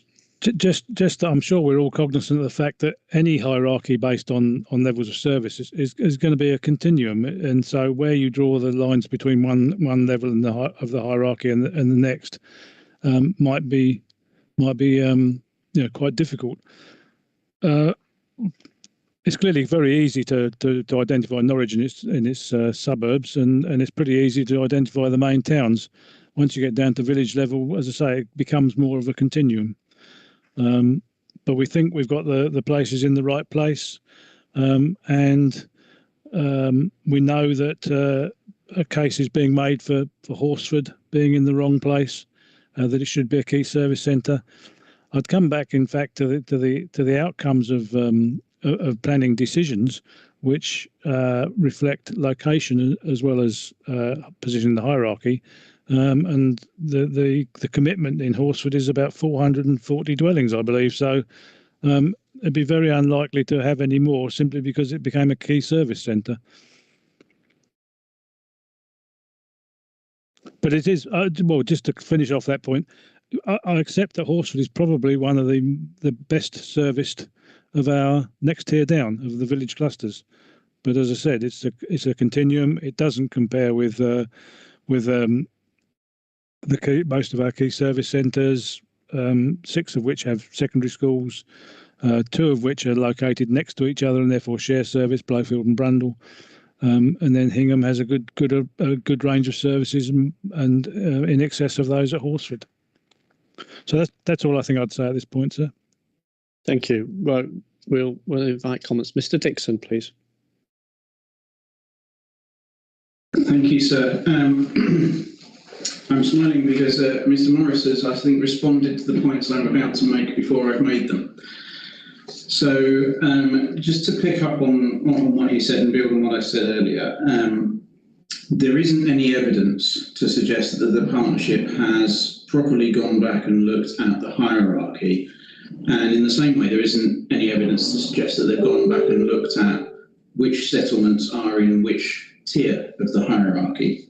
And knowing, sir, that you're not here to hear about emission sites, but we are seeking to put settlements in the correct level of the hierarchy. And as Mr. Morris has raised Horsford, in anticipation of what I'm about to say, I agree with him, and I've said it in the statement that we've submitted, that population alone is not necessarily a determiner of what tier a settlement should sit within. However, it is generally the case that the larger a settlement, the higher the tier it sits in. And that's partly because a larger population requires a larger scope of service to provide for it. And we are always in somewhat of a chicken and egg situation where does the population come first or the services come along afterwards to support them? One would suggest that a local plan's job is to ensure that the services required by a population are there and are provided. So we set out all the numbers in the statement that we've submitted on behalf of Marriott David Wilson, and in relation to Horsford, it is likely that it is now round about the 6th most populous settlement in the combined area. In short, it has more population than 2 of the main towns and a greater population than all but one of the identified key service centres, and yet it is not identified as either. Part of the reason for that, as Mr. Morris has pointed out, is that in recent years, the Partnership and Broadland District Council have seen it fit to grant permission for 440 homes there. In other words, they've accepted it is a sustainable settlement. The context of Horsford has changed significantly. The Northern Distributor Road has been built. Norwich has expanded. To use what Mr. Morris referred to, those are changes on the ground that have affected access to service provision. Horsford has become more accessible to surrounding services. So the NPPF requires that development plans are positively prepared. We suggest that a positive, justified and effective strategy would be not to ignore that housing growth in Horsford and Horsford's population, but to ensure that that growth is properly supported. The plan does not even propose an update to the defined settlement boundary of Horsford to take into account those recent permissions. It essentially ignores them.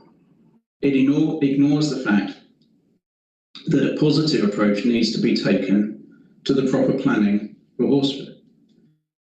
And yet the partnership seems to be suggesting that nothing has changed. We'll ignore it, it's all fine, and it can stay as a village cluster, despite being the 6th most populous place in the combined authority area. Thank you, sir.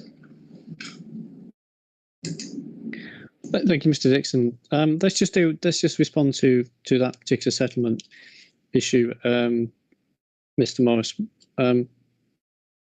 What's the reasons why it is remaining within a village cluster, given the points that Mr. Dixon's made? Because it has more limited services than our other key service centres, and this is about services within the settlement. Not access to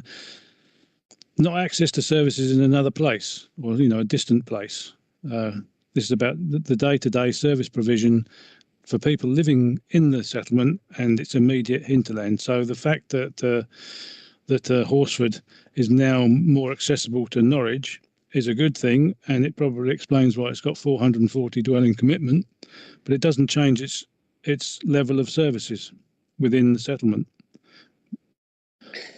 Sorry, Mr. And also, I accept that with a commitment that great, it would be the quality of life of the settlement will be better if there were more services. But the local plan will not bring forward additional services in the village simply by relabelling it in the hierarchy. We've had no proposals through the local plan for any new services in the village, and that they may or may not come forward through application based on people's commercial or other decisions, and the growth in the village. And on Mr. Dixon's other point on settlement boundaries, that's because the reason we're not redrawing the settlement boundaries through this plan is because that will be done through the development management policies. Is my understanding.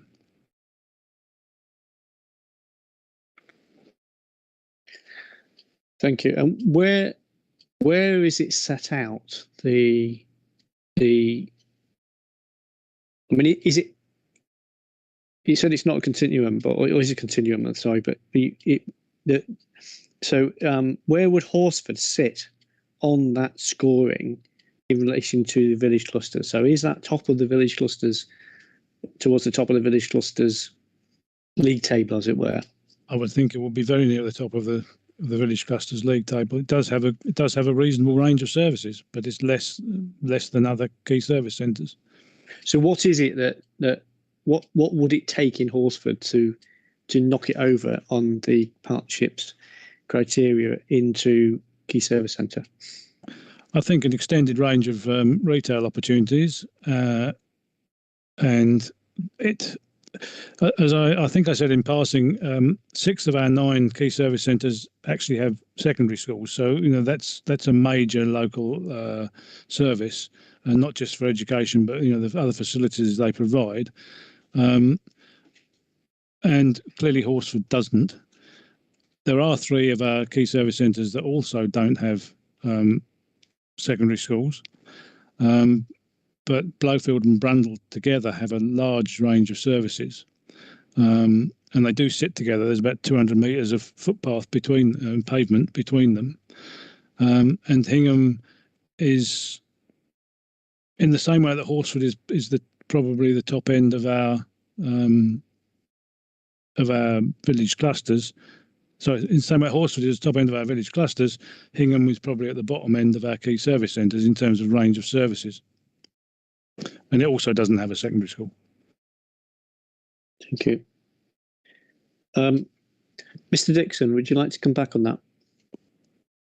Thank you, yes.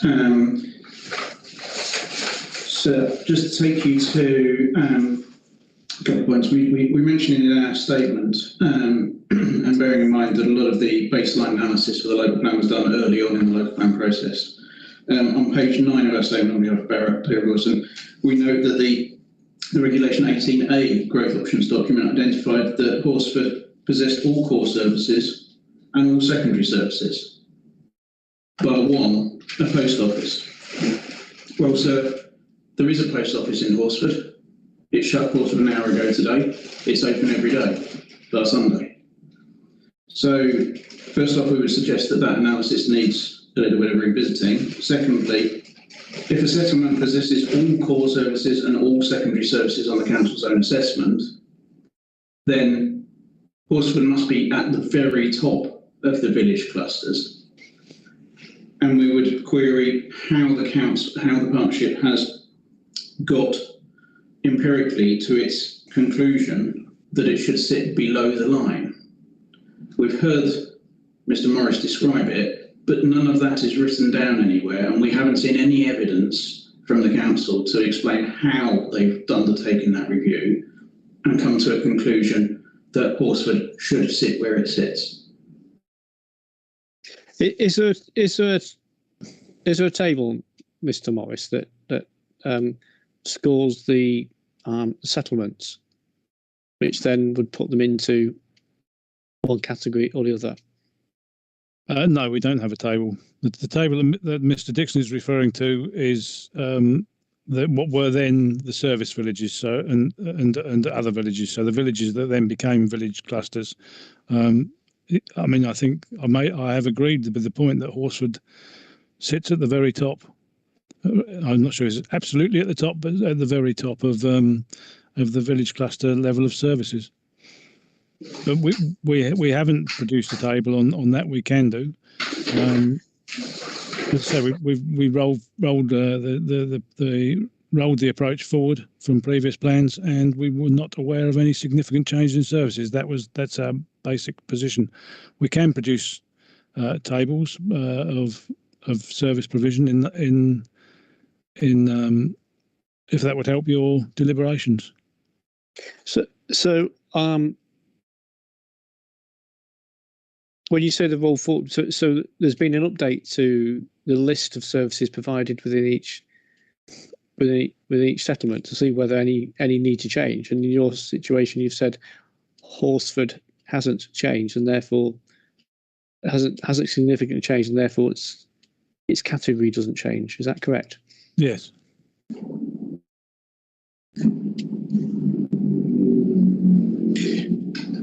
Mr. Dixon, what two questions. One, when we go out to look at Horsford, what do we need to look at? So first off, sir, I need to appreciate the scale of the settlement. So as I said earlier, it's a chicken and egg situation.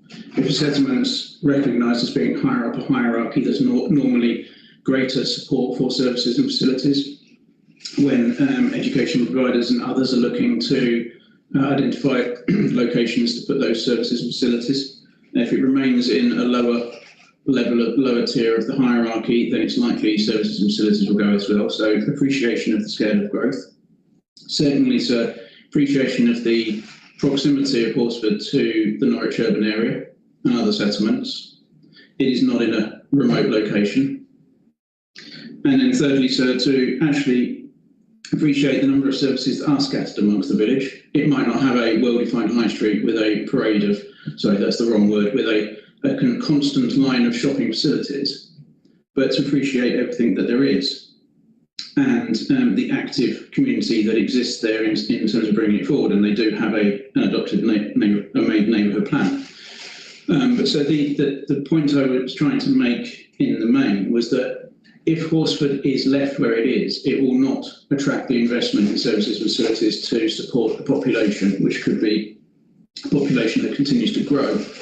In fact, the only allocation that the partnership is proposing to make in Horsford is an operating employment site. Now, one would suggest that if this was recognised as being a key service centre, then greater support would be for those employment areas and investment in them, rather than reallocating an operating employment site as a housing site. Thanks, sir. Okay, thank you very much. I want to move off Horsford now. Thank you, Mr. Dixon. Thank you. Mr. Carpenter.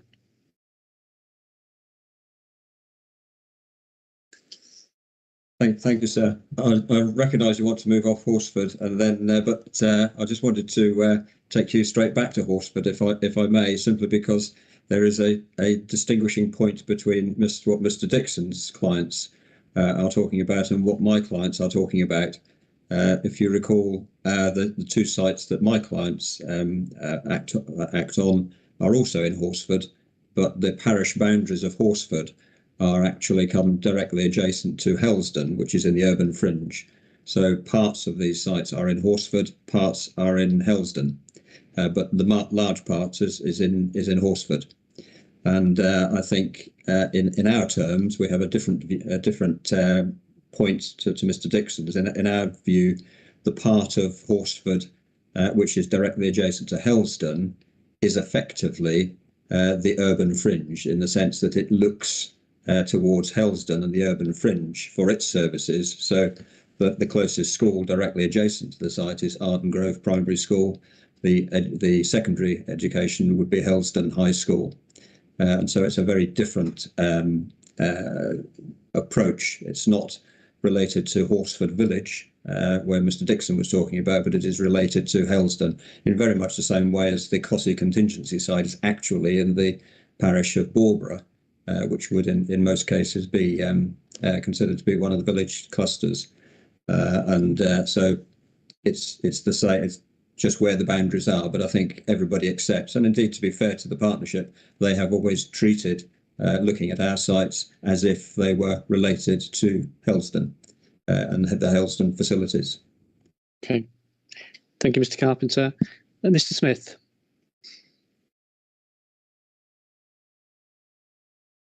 Thank you, sir. Just to reiterate along the lines that the comments that Mr. Dixon's made in respect of Horsford, you'll note we've made similar comments effectively regarding the villages of Molebarton and Skoll. I think, as has been discussed, much of the issue appears to be the lack of evidence and justification for why, as has been said, the existing tiers, and particularly the settlements with each of the larger tiers, have effectively been rolled forward from the JCS. And you'll see we've made comments and terms certainly of Mulbarton, with a population of 3,500, is significantly larger than a number of the existing identified key service centre villages. And it's only kind of through these discussions that have happened that it appears, as has been alluded to by Mr. Morris, that the settlement hierarchy is based on the availability of facilities over and above the scale of the respective settlements. And it's an approach which has been used in other local plans previously, and to my mind, particularly in respect to Mulbarton, it's clear that the lack of a high school in the village seems to be the predominant factor, perhaps why it's not further up the tier. And I think all I would say, in addition to the comments we've made, is that perhaps there needs to be a little bit more forward thinking and thinking out of the box in terms of just lump and development where there are existing facilities, and perhaps looking at settlements that have got the scope to grow, and with that growth would come the additional facilities. We've obviously got SIL in existence, and with large scale growth comes large scale contributions towards these new facilities. So I think that would assist. But I think the primary point, as we've made in our reps, is that there is a lack of evidence, certainly published within the plan, as to how the settlements have been derived. Thank you. Thank you. Thank you, Mr. Smith. Mr. Karai. Thank you, sir. Just as an introduction, I'm Dylan Karai from Maddox Planning, representing Sirius Property Company Limited. Just a quick one from me, reiterating part of what's been touched on already by other speakers. Whilst we consider the settlement hierarchy appropriate and consistent, I think it's the Norwich urban area boundary itself which we think should be reconsidered. Reason being is because there are sites just outside the boundary which do already have planning permission, and because of this, the urban area boundary should be reconsidered, as some of these sites with these planning permissions clearly would form part of the settlement. That's it from me. Thank you, sir. Thank you very much, Mr. Karai. Mr. Tuddenham.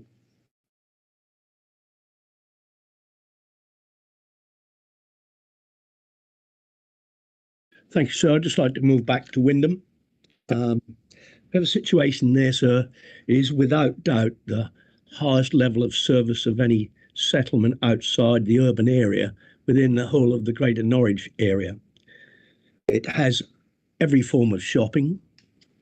It has not only Waitrose, it has Lidl, it has Morrison's, it has Marks and Spencer's. It's a town and a village where you can shop for everything. That doesn't exist anywhere in any village or settlement mentioned as in towns. They are relatively small in terms of population, roughly half of Wymondham. Added to that, it possibly has the best sporting facility in the whole of the Greater Norwich area that has evolved as a consequence of development, that is so well supported it's overwhelmed with people who come from Norwich and the surrounding area to participate in principally rugby. It has the facilities that are needed. It has grown. With that growth has come further items of infrastructure, and we still believe that the existing joint core strategy puts Wymondham in the same position as Norwich. It's within the Norwich policy area. There's no evidence to suggest why it should have been removed. And if it's the biggest town on the corridor, Cambridge to Norwich Tech Corridor, got to be part of Norwich. And I can leave it at that, I think, sir. Thank you very much, Mr. Tuddenham. Mr. Morris, would you like to respond to those points, please, that have been raised? I think Mr. Karai, I'm not sure which sites Mr. Karai was talking about, but he mentioned the where there's new growth on the edge of the urban area, it should be considered to be part of the urban area. Well, I think in practice it would be. We've been very clear that the urban area is the urban area that you see on the ground.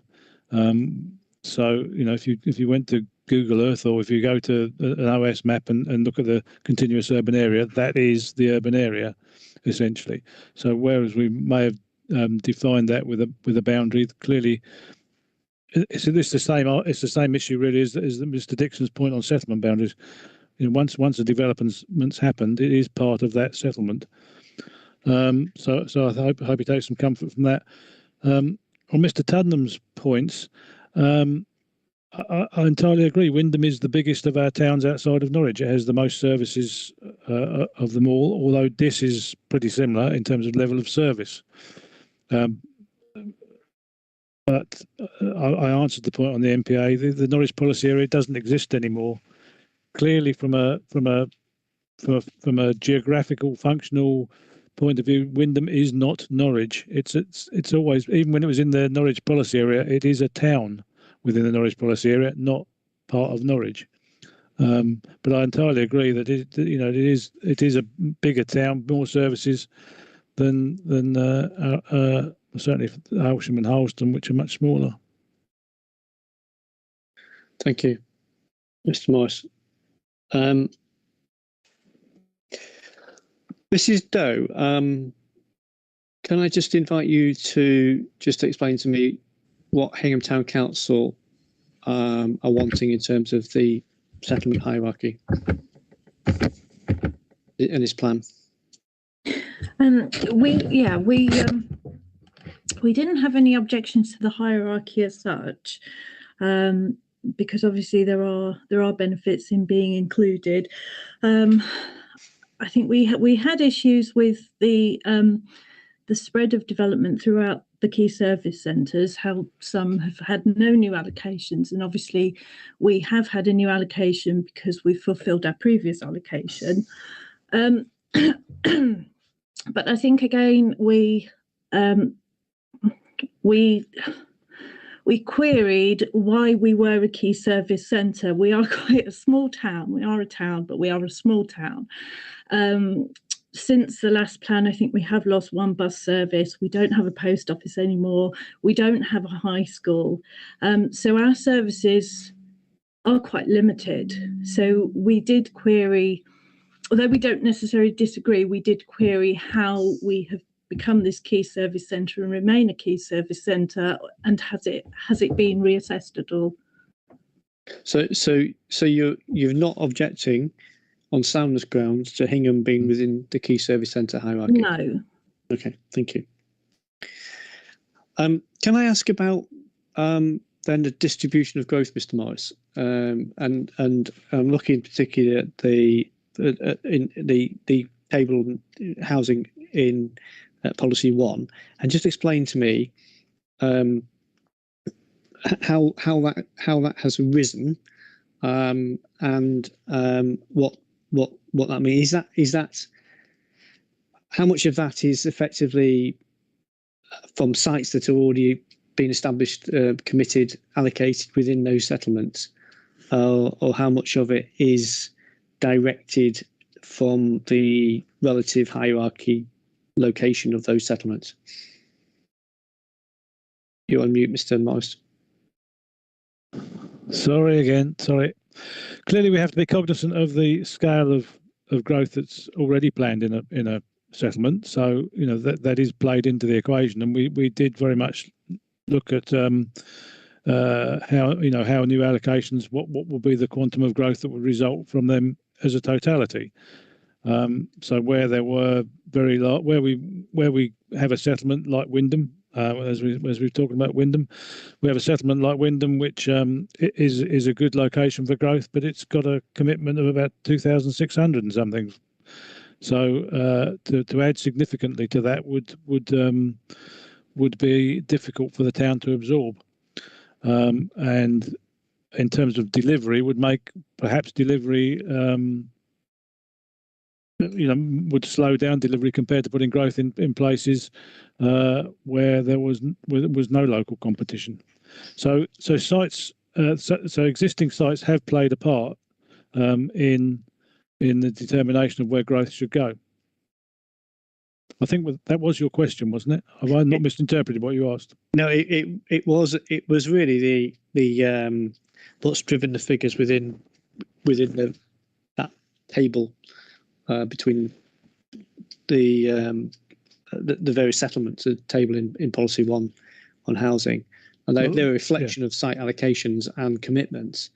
But I was looking for what has driven that really in terms of the overall levels. In terms of the overall level within those settlements. I mean, they are total figures, but what's driven them really in terms of the overall different levels within different hierarchies? Well, I think I tried to explain in my response to this matter that let's go back a step. Right from very early on, from when we were working towards what our strategy should be, and this is referred to in the Policy 1 topic paper, we produced a report for the board called Towards a Strategy, and that set out the sort of principles that we should adopt in our strategy, which have made their way into the plan on page 50 under the growth strategy, and it sets the principles. So we started off with ensuring that we maximise the brownfield opportunities in any particular settlement, and ensured that we'd taken a significant amount of growth into the Norwich urban area, including on the edge of the Norwich urban area, but the sort of best deliverable sites, well located sites. So the starting point was really the Norwich urban area. What can we do with that? Where can we get the growth into the urban area, particularly on brownfield sites? And then we also then looked at the various tiers of the hierarchy and wanted to make sure that we had meaningful levels of growth in each of those tiers. There would be no point, for example, in adopting an approach to this which you cascade down. So you fill up Norwich, then you fill up the towns, then you fill up, that would be senseless, really. So you need a meaningful amount of growth at each level that reflects their level in the hierarchy, and in some cases reflects their location. Places like Horsford, it's well located. So in my response to this matter, I pointed out that both the issue about the percentage growth at each level in the hierarchy, which reflects the position in the hierarchy, but also what that means in terms of the scale of growth in each settlement within that hierarchy. So, and with which there's very little overlap. By and large, the towns have more growth than the key service centres, or a town has more growth than a key service centre, and a key service centre has more growth than a village cluster. That's total growth. So that's really the position. The other thing I would add is that another way that sites have to play into the equation is that if you've kind of looking to put maybe a couple of hundred dwellings into a settlement, and you've got two sites of 150, both of which work well, then you might end up with 300 in that settlement rather than the sort of 200 that you started off as a broad brush approach. In setting that broad brush, what are we going to do at each level of the hierarchy and in each settlement within that tier?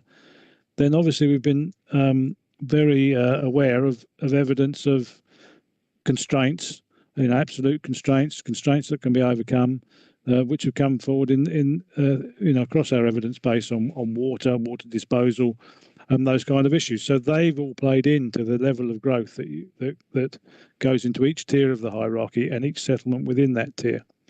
And so, actually coming back to Mr. Tudden's point, if you look at the table of growth in the towns, three of the towns are very similar. They're 700 and some odd. So they'll be in policy 7.2, I think they'll be set out in. Yes, so Aylsham, Diss, Halston, very similar levels of growth. Long Stratton, a legacy growth there that is delivering a new bypass, and we're very close to getting that sorted. And Windham at the top of the tree, reflecting its position on well accessed onto the trunk road network, not far from Norwich, good level of services. Okay, thank you, Mr. Morris. Thank you. Mr. Jones.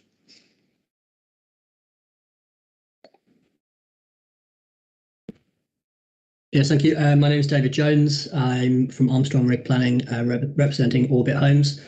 Orbit have land interests across the three districts in the urban area, in the main towns, and in the village clusters. Our primary concern with the distribution of development is the amount of growth allocated to the village clusters, and the justification for that in terms of its sustainability, both in terms of climate change impacts and comparative sustainability of the main towns to accept that growth. It seems like the justification for allocating growth to village clusters is to support rural services. And that is, of course, justified if those services are at risk.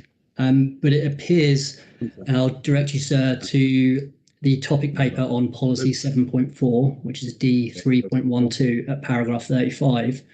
It appears that actually the key consideration in the level of growth being allocated to the village clusters is primary school capacity, but also the ability of primary schools to expand. Now, if schools are able to expand, they're not at risk. That's not a question of whether the service is at risk. That's a question of whether it can expand. So that's kind of a positive decision that we want to have growth in this area, as opposed to there's a service here, a primary school that doesn't have enough numbers, where you should direct growth to that area to support that primary school. So I think it's an unsustainable decision to allocate 1,600 new dwellings to these locations when there isn't really much of an evidence base of whether those services are at risk. And that I'll just refer you to NPPF paragraph 79, where it obviously supports growth in rural villages where it will support rural services. But I think if there is a need to support those services, then I think the justification for that level of growth is perhaps unjustified. Thank you. Now, I've got screen 2. Mr. Turney, I recognise Mr. Turney. Thank you, sir. Richard Turney for Welbeck. First of all, I just endorse what's just been said about by Mr. Jones. That will save me saying part of what I wanted to say. Can I turn to Wymondham? I know you've heard a bit about it already from Mr. Tuddenham. The largest town, part of the strategic growth area and in the tech corridor. As Mr. Tuddenham explained, the JCS identified it as an area for major growth, and that was reflected in the area action plan. So the partnership says that 2,600 homes over the plan period reflects all of that. The points we'd make are these: that aside from what is obviously a clear opportunity to accommodate more sustainable and deliverable growth in Wymondham, the Wymondham numbers rely almost exclusively on existing commitments, some of which have arisen from the AAP, which planned for growth until 2026. But of those, all of them are, I think, now the subject of planning permissions. The majority are already being delivered or will be delivered by 2026, and there are only 2 new allocations. So the issue becomes not one of necessarily solely the overall quantum, but what is existing commitment and what is new proposed. And you see the point in perhaps this way, that of the 2 new allocations, both of them are said to be deliverable within the next 5 years. In the most recently published AMR, there's something like under 400 homes to be delivered at Wymondham after 2026. That means that in the last 10 years of the plan period, Wymondham is looking as though it will have maybe in the region of 200 homes. Now, let's put this in context. Wymondham has been delivering 200 homes a year for the past 3 or 4 years, and that's also clear from the AMR. But in the last 10 years of the plan period, it suggests it should accommodate 1/10 of that on an annual basis. So we say that what's happened here is, on the face of it, it looks like it might be heading towards a sort of proportionate allocation to the size of the settlement. But as soon as you realise that what we're looking at is sort of spent commitments, actually Wymondham has been completely misplaced. And all of that, I think, is consistent with Mr. Spry's analysis on the trajectory. And I know you'll come back to this, sir, but I do think that one of the important points you should put to the partnership is to ask them to show the Wyndham trajectory, because we think it will show that Wyndham runs out of housing land supply with 10 years of the plan left. And that's going to be a major problem on the biggest town in the area.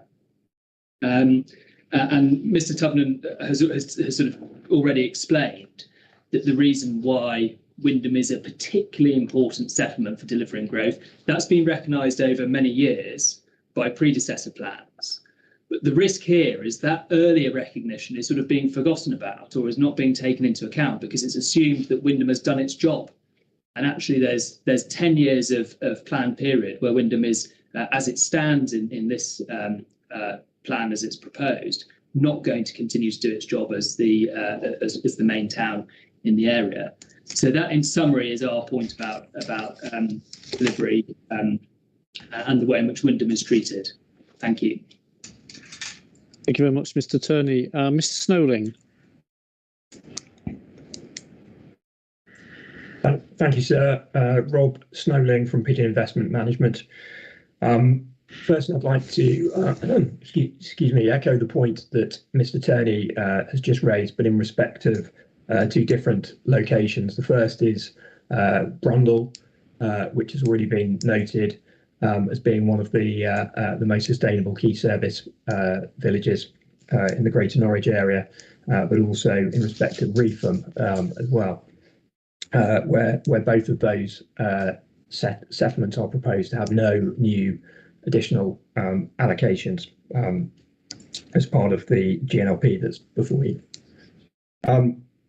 The second point that I'd like to raise is in respect of the distribution of growth and more to the point, the high levels of growth that are being directed to the Norwich urban area. Policy 1 provides for 32,691 homes in the Norwich urban area, which equates to 1,635 homes a year between 2018 and 2038.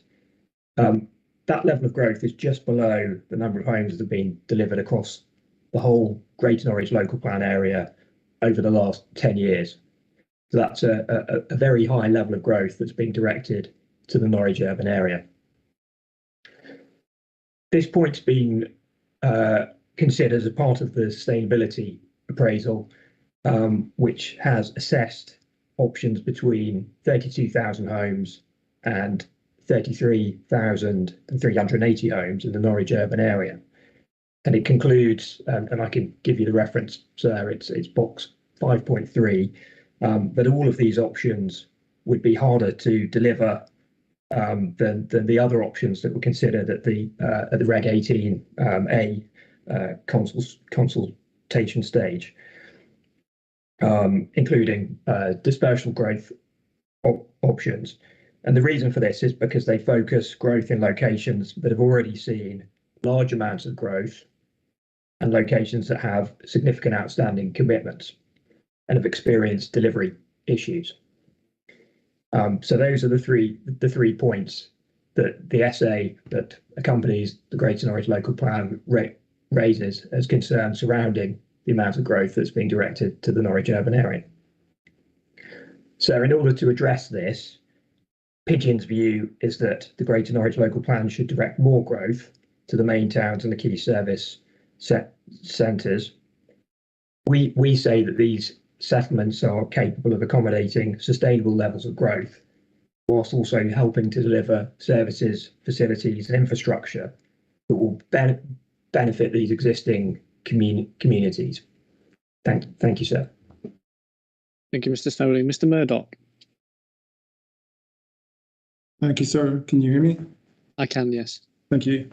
My name is Richard Murdoch, and we act on behalf of Gosford, who have interests in the village cluster areas. So we take a contrary view to some of the speakers. As Mr. Morris has pointed out, and is evidenced in some of the submissions in response to your initial questions, there's a significant proportion of the population in the area actually living within the rural areas, about approximately 25%, and therefore taking a balanced approach to the dispersal of growth which provides growth into those village cluster areas, which the objective of the strategy is to meet a range of sustainability objectives and to accommodate growth within the village clusters finds favour and support with paragraph 79 of the MPPF.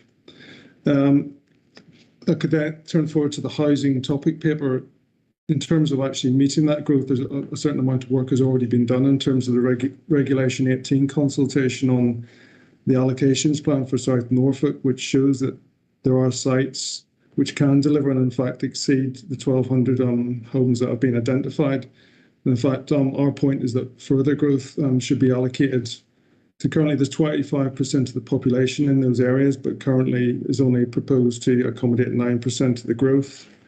So from the Reg 18 stage to the Reg 19 stage, there's been a 5,000 uplift, and that has been taken up by the windfall being now added into those figures, and further growth, which has gone to the top three tiers of the settlement hierarchy. We're saying that there should be further growth within the area, and our submissions at Reg 19 stage, we haven't submitted a further hearing statement, so we're relying on the Reg 19 submissions, is that should follow the proportion that was allocated at the Reg 19 stage and be pro-rated up, whereas currently it's proposed that there's going to be, of that 5,000, there's no further housing identified within the village cluster area.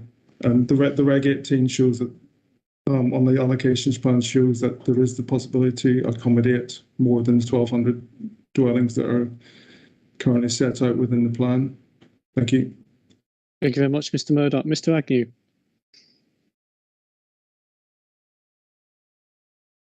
Good afternoon, sir. Richard Agnew, representing Gladman Developments. Much of what I would like to say has already been covered by other participants, so I'll try not to repeat those points, but our concerns primarily relate to the Norwich urban area and how that's been handled in terms of the level of growth being directed to it. We're not trying to suggest that the most growth shouldn't go to the Norwich urban area. It's about making sure that the balance is right between the Norwich urban area and the other elements of the settlement hierarchy. For example, if you look at monitoring evidence, it indicates that there's been challenges in delivery in the urban area, whereas the rural areas, for example, have delivered over and above the targets, over double in some examples, for example. So market demand is clearly in the rural areas. It's the struggles to delivery, I suppose, in the Norwich urban area, it's slightly slower. And picking up on the point Mr. Morris said in reference to Wymondham, where 2,600 homes are committed in the settlement, that's not an insignificant number. But when you look at Norwich, the Norwich urban area, there's 26,000 homes committed there already, and we're looking at putting 6,000 further homes there, 60% more of the further growth. It seems to be a bit of an inconsistent approach there. That's what I'd like to say. Thank you. Thank you very much, Mr. Agnew. Mr. Tuddenham.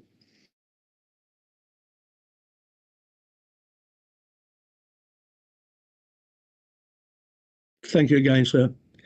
I'd just like to offer my support to everything that Richard Turney was saying about Wymondham. It's fairly obvious we're on the same wavelength, and he understands as I do.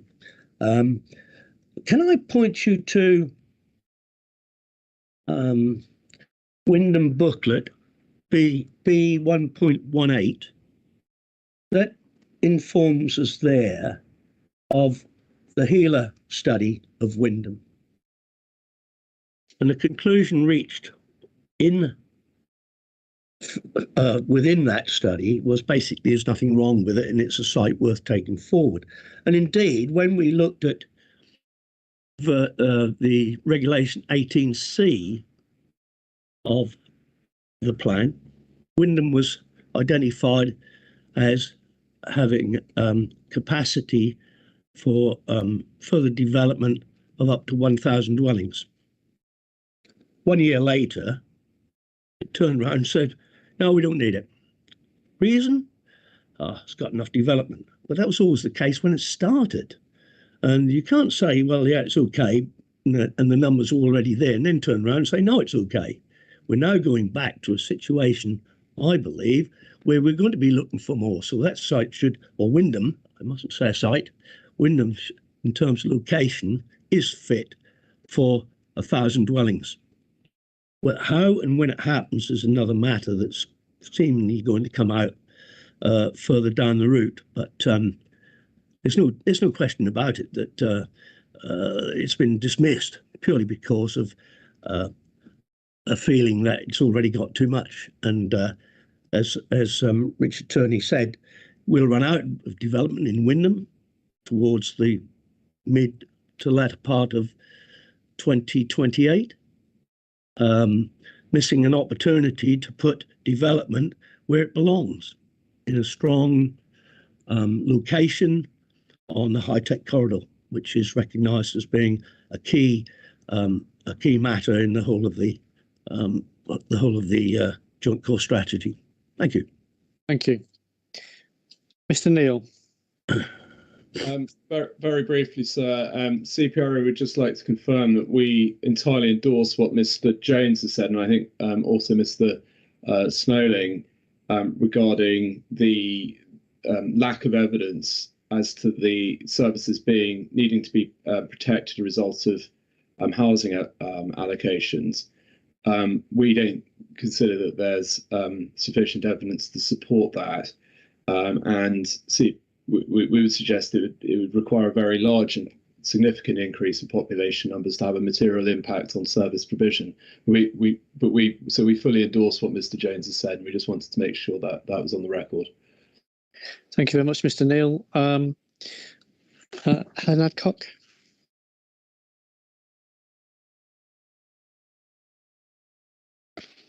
Thank you very much, sir. I'd just like to make a subtle point in relation to the settlement hierarchy. Sorry for those. Helen Adcock from Co-Development Planners representing Gerald and Son. In terms of the settlement hierarchy, we support the settlement hierarchy, but there is a subtle point that the debate this afternoon is kind of circling around without actually mentioning it, which is that there are sites within the Norwich and urban fringe areas that have been rolled forward from previous local plans that are impacting on delivery because they're not being delivered, and therefore are stopping other sites, other reasonable alternative sites from coming forward and being chosen within the higher tiers of the settlement hierarchy.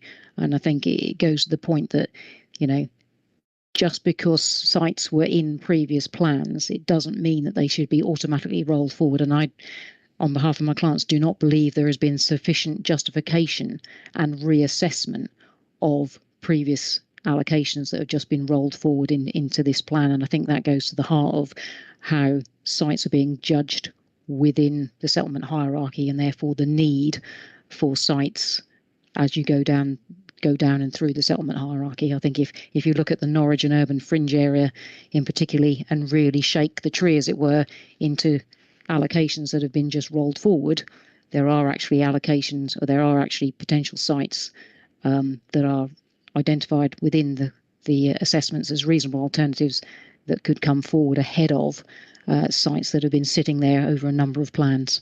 We will come on to look at allocations later on in the hearing sessions. Becky Rejak. I'm sorry if I've mispronouncing your name. That's pretty good. It's Razek.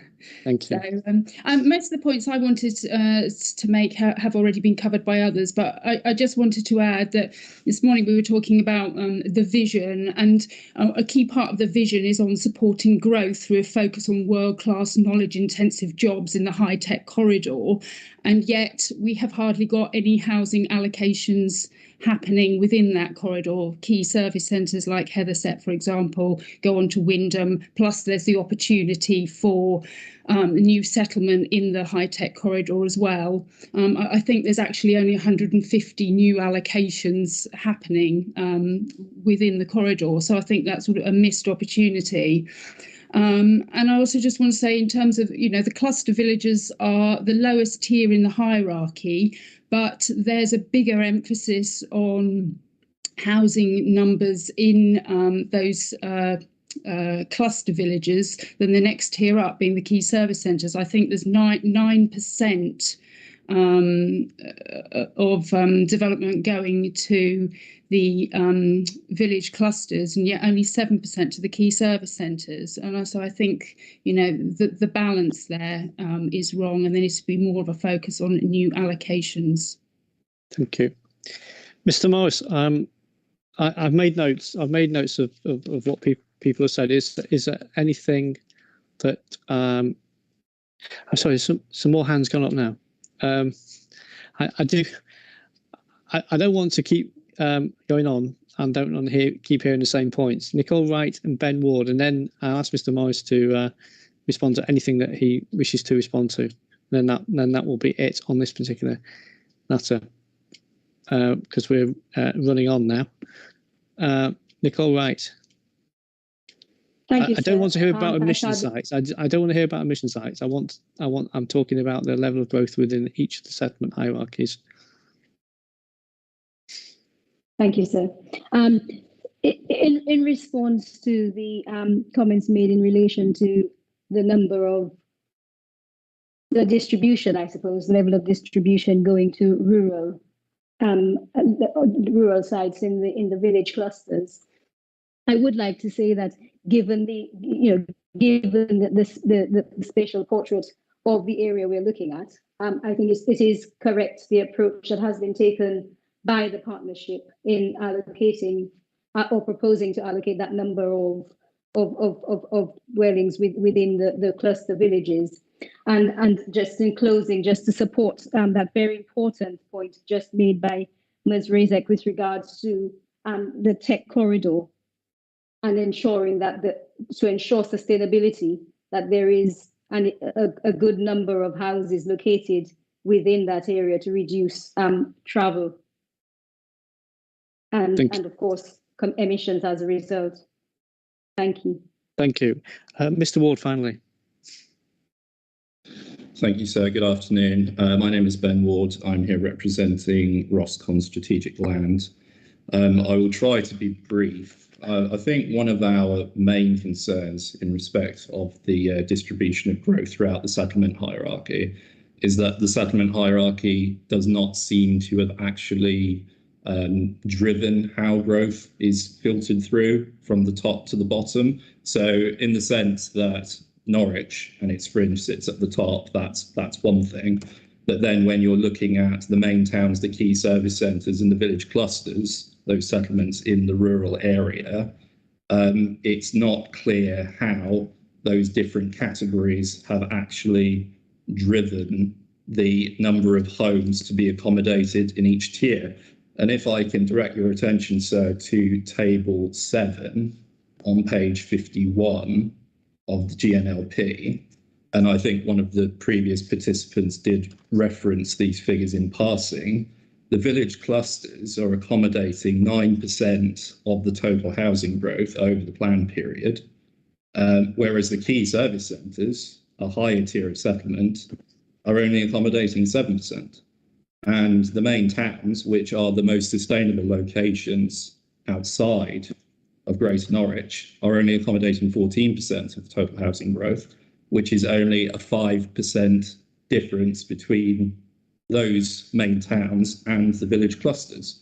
And the other thing I would point out is that you have the numbers derived from policy 7.5, which are windfall sites, and these are most likely to come forward within and around the village clusters.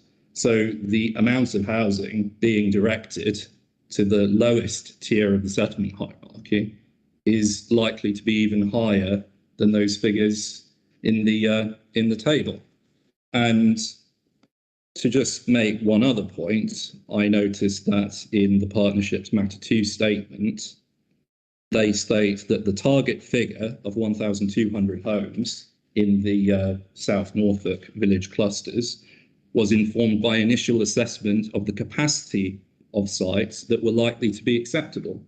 So to me, that statement confirms that it's not the settlement hierarchy that's driving the strategic apportionment of growth. It's the number of sites that are likely to be suitable and available in the village clusters. And this is problematic because Policy 1 clearly states growth is distributed in line with the settlement hierarchy to provide good access to services, employment and infrastructure. And we agree with that approach and we agree with the settlement hierarchy, but we just do not see how it has informed the strategic apportionment of growth in this plan. Thank you. Thank you very much, Mr. Ward. Thank you. Mr. Morris, would you like to respond to any of those points and just sum up the partnership's position in respect to a settlement hierarchy? You're on mute, Mr. Morris.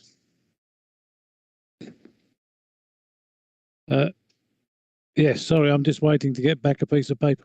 That's mine. Sorry, my notes of people's points.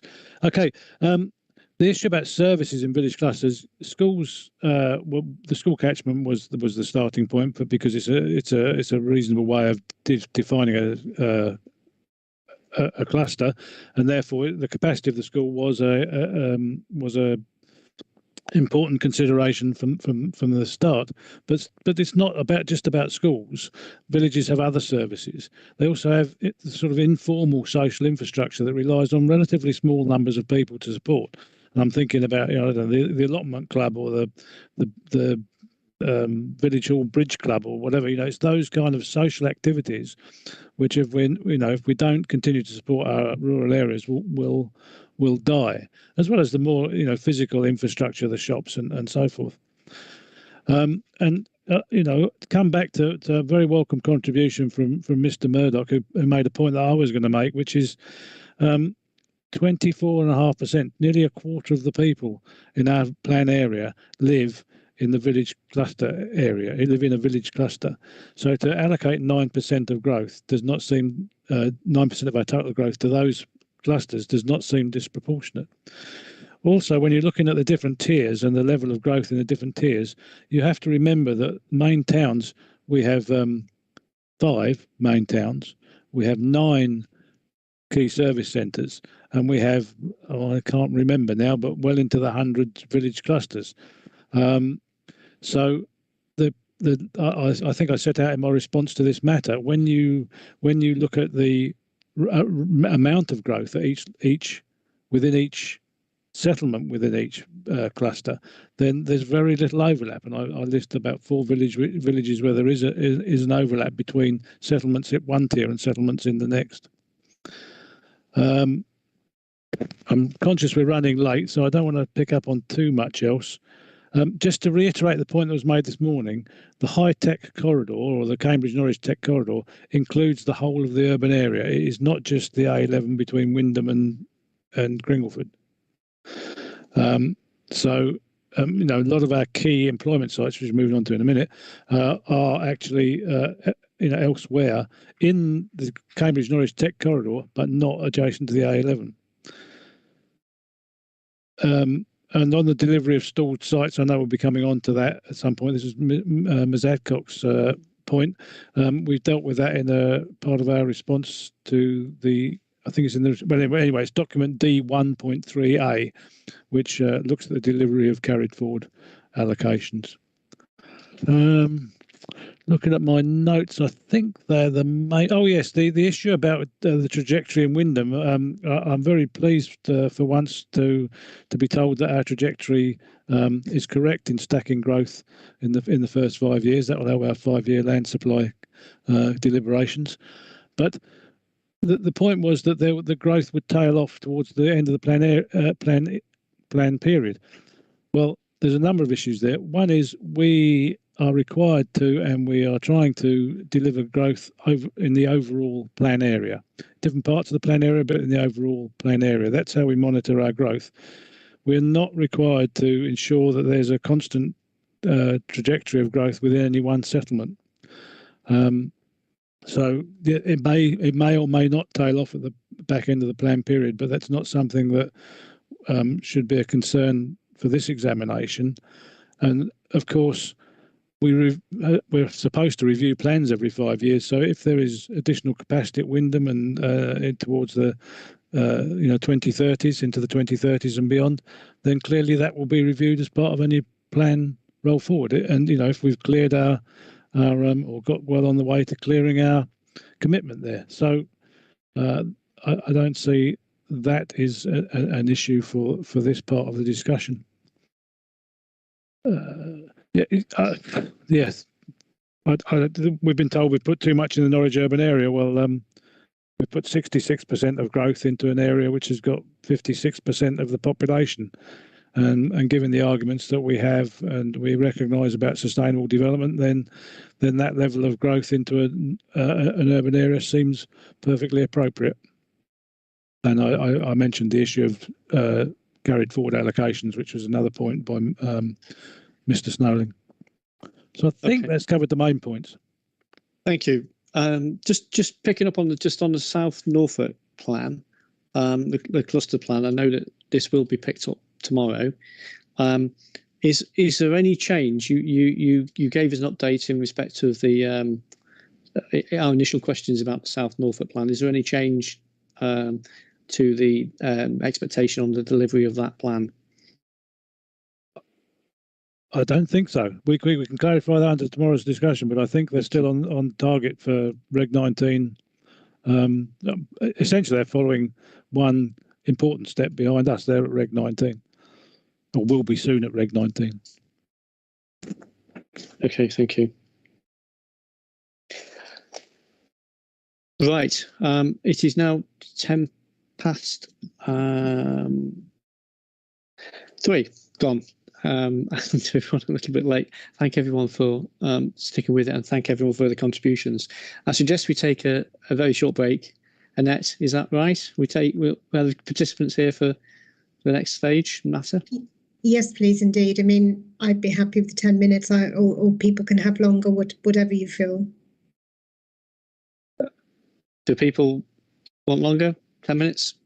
15? There are some participants rolling over and then some new ones to come in. So maybe 15 minutes then to allow for a cup of tea. 10 minutes is fine with me. I've been on both sessions. Yes. Don't know about others, but 10 minutes is okay. Okay. Okay.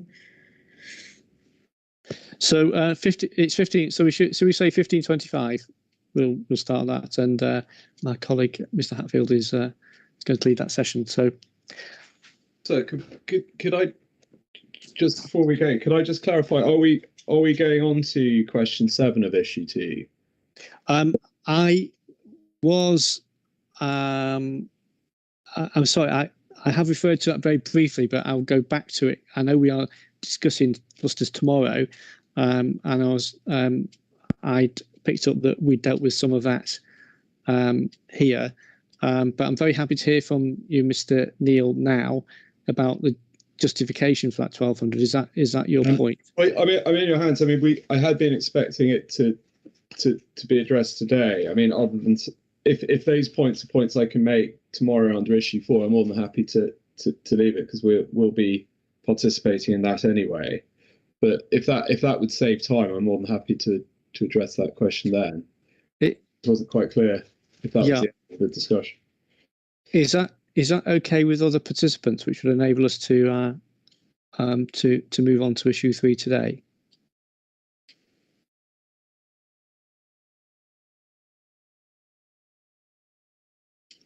And is that okay with the partnership?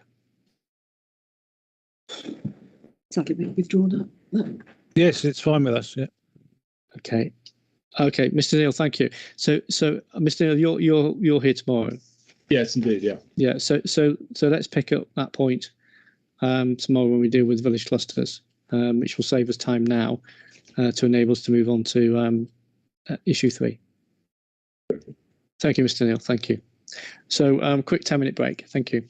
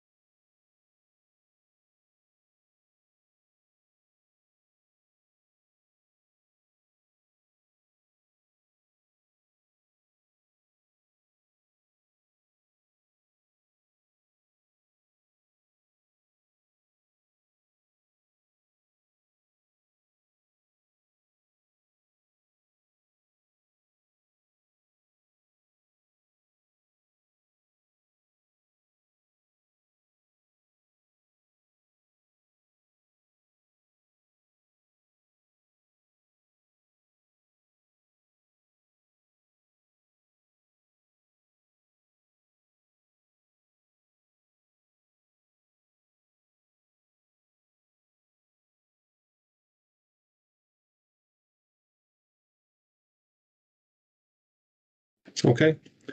It's now 3:25 and time to resume the examination hearings.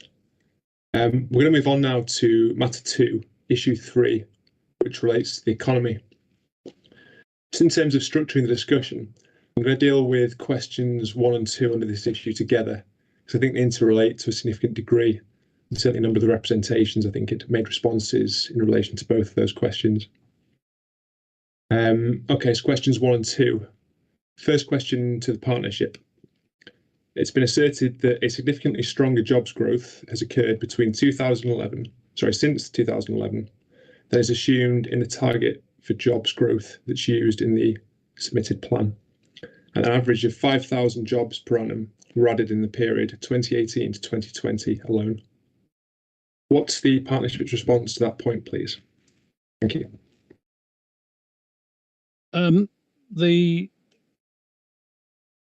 The jobs target that we have is based on the analysis that was originally done in the East of England forecasting model, and then repeated by Avison Young, or looked at again by Avison Young in 2020.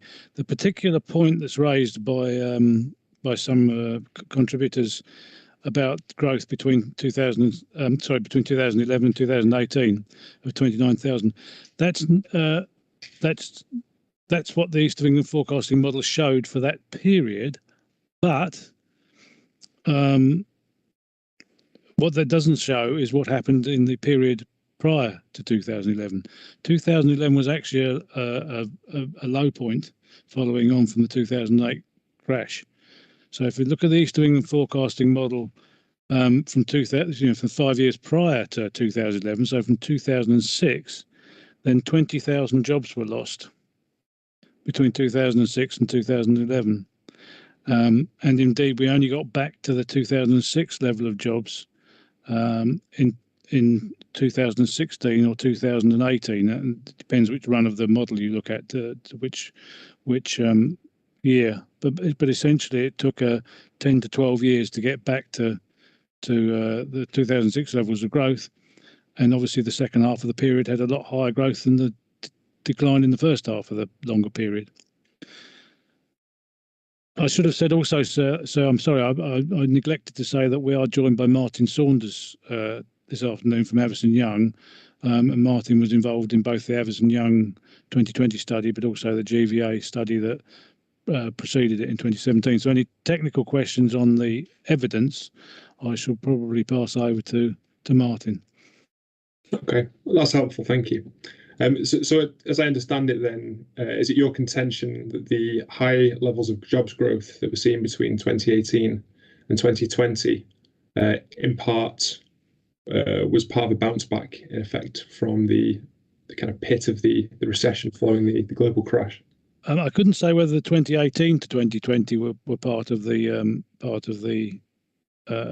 that bounce back, because the evidence I've seen from the East of England forecasting model is the bounce back we recovered the growth by about 2016 to 2018 period. So beyond 2018, I'm not sure, but of course it's not very far beyond 2018 when we entered the COVID issue, and jobs declined again, which I'm sure Martin can advise us on. I've lost my thread. I think the point I was driving at, and the point that had been made in the representations, is that the jobs growth figure that had been used assumed a certain annualized rate going forward. I think the point that was being raised is that if 5,000 jobs per annum were being added on average in the period 2018 to 2020, is that not a sense check that that might indicate a higher level of jobs growth would be required? That's how I interpreted the point that was being put to me, and it was the reason for the question for putting it to you, really. I'm happy to hear a response from Mr. Saunders if that's most appropriate. Thank you. Yeah, happy to help where I can. I think there's sort of 2 points in my mind. Firstly, the 5,000 jobs 2018 to 2020 doesn't reflect what you see in the release of the BRES data, so Business Register and Employment Survey. So actually, when you look at the job change between 2018 and 2020, it's actually negative. So what I think Mr. Morris was just alluding to is, as you go into 2020, you hit that issue of COVID, and obviously the impacts that had on the the economy and the employment levels in Greater Norwich there. So there is a question about data. There's always a question about data, which of course we can debate long and hard. I think the principle of the forecasting is, that takes a long run view of economic performance. So any forecasting model we use, obviously in 2017 we used the EEFM, and then in 2020 we had to use Experian because EEFM doesn't exist anymore, or it didn't exist at that point and will never exist again as far as we understand. So that takes a long-term view of what the economic trajectory of an area has been and will be in the future to start projecting national growth down to the local level. So I would suggest that by using those econometric models, those individual year variances, or those peaks and troughs, if you like, over year periods, are taken into account anyway. So the fact there's 5,000 jobs over a 2-year period, as Mr. Morris has already pointed out, the years before that, there was a loss of equal jobs, and that sort of evens out in an economic model. So I'd suggest that the forecasting approach used, regardless of those independent variations, does address that appropriately. So it doesn't necessarily suggest that the forecast undercooks it. And I'm sure we'll come on to talk about where we've looked at different sectors and sector strengths and how we've changed that in the forecasting. But that's where we start to make adjustments, not because of historic growth rates, but because of the potential of an economy and the sectors within it to grow in the future. So I think, it's a point in data that there's been these variances, but the forecasts tend to even that out over time. Okay, thank you. Does anyone wish to respond to that point? I think it was Halsbury Holmes who made that point originally. Ms. Pugh, do you wish to come in? Yes, thank you, Heather Pugh for Halsbury. Yes, I can appreciate the year-on-year change being the case, but I think it's still the point that I think the GNLP acknowledged that in the addendum evidence is that and I quote, that given the nature of the Greater Norwich economy, it's unlikely business as usual will be a true reflection of the future economy. So, I mean, the indications are that the economy is growing for all the reasons and all the interventions that have been put in place. And that back to 2011, the economy has grown by around 15%, which is 29,100 jobs. So regardless of the individual year-on-year fluctuations, the economy is growing at a greater level that might be indicated than the less than 500 extra jobs, which has been added to the baseline over the 18-year period to 2038. So I think that essentially was our high-level point, that the trajectories, however you look at them, the growth of the economy through the period would seem to be on a greater trajectory than that which is signified by the 400 and odd jobs that have been accounted for in the growth. Thank you. And that, if I understand it correctly, it relates to the addendum that was produced, and was it the growth option that was modelled in that, which yes, in your view came to a very minimal additional level of growth? Yes, that's okay, thank you. Mr. Saunders, did you want to respond to that point specifically, please? Thank you.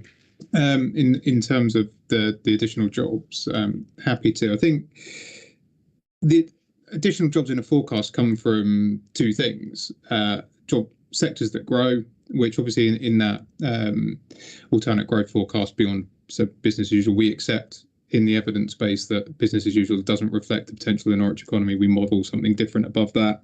So as we do that, obviously what happens is we need a basis for modelling different growth rates in any particular sector. So we've done that based on the expectations across the country at the time of what particular sectors would grow at over particular periods of time. So that's the basis of the modelling. It's fairly standard, fairly simple in these terms, just looking at what a sector may do.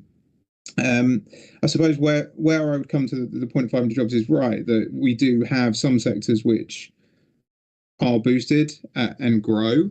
Clearly, the expectations of some of those sectors between 2017 and 2020, when we did the 2 runs of the forecast, had changed themselves. So even at the start of 2020, we weren't necessarily forecasting as much growth in some of the sort of engineering-based sectors as we would have been in 2017. So that does dampen the expectation and the long-term growth forecasts.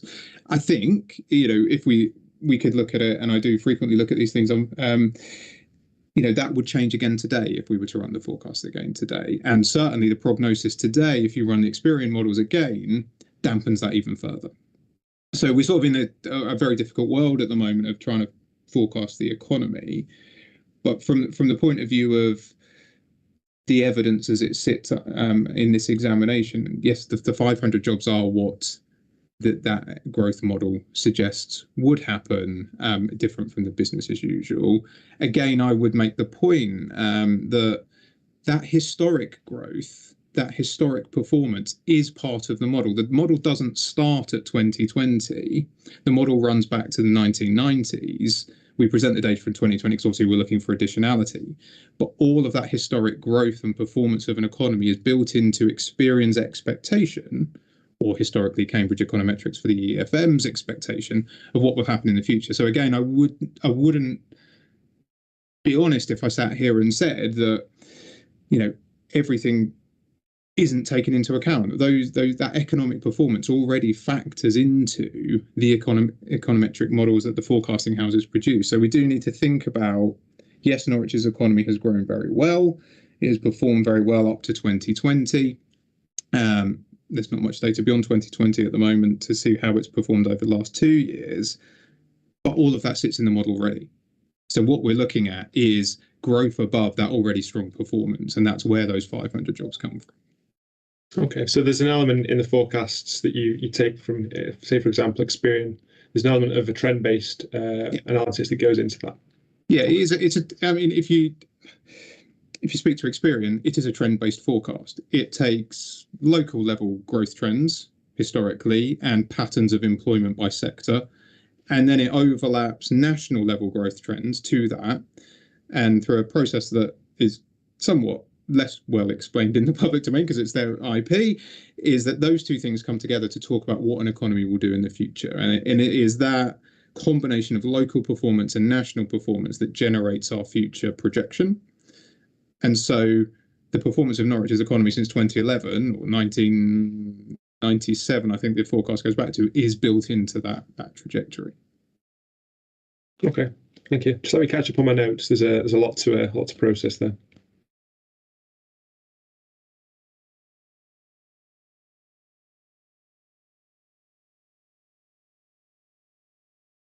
Okay, thank you. Ms. Pugh, did you wish to come back?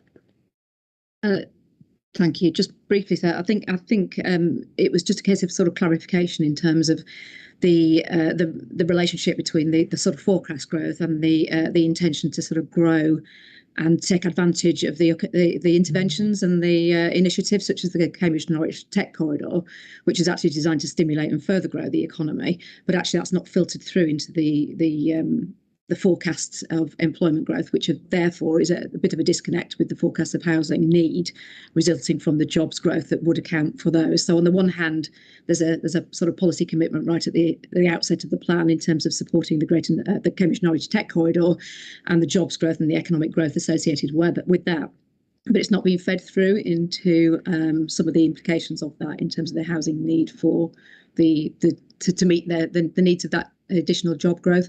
And I think if as was suggested this morning, if the council or the inspectors are minded to ask the council to sort of set out a little bit more clearly the logic path between how the housing needs calculated, that this economic forecasting and the initiatives that have factored into that could sort of sit alongside that, so we can actually be much clearer about where the drivers of the need and requirement are coming from. And I think that was the point really that we were trying to make. If that is the case, that work may be done, it may be much more clearer to all of us in terms of what the inputs are to that growth forecasting and the growth needs through the plan to 2038.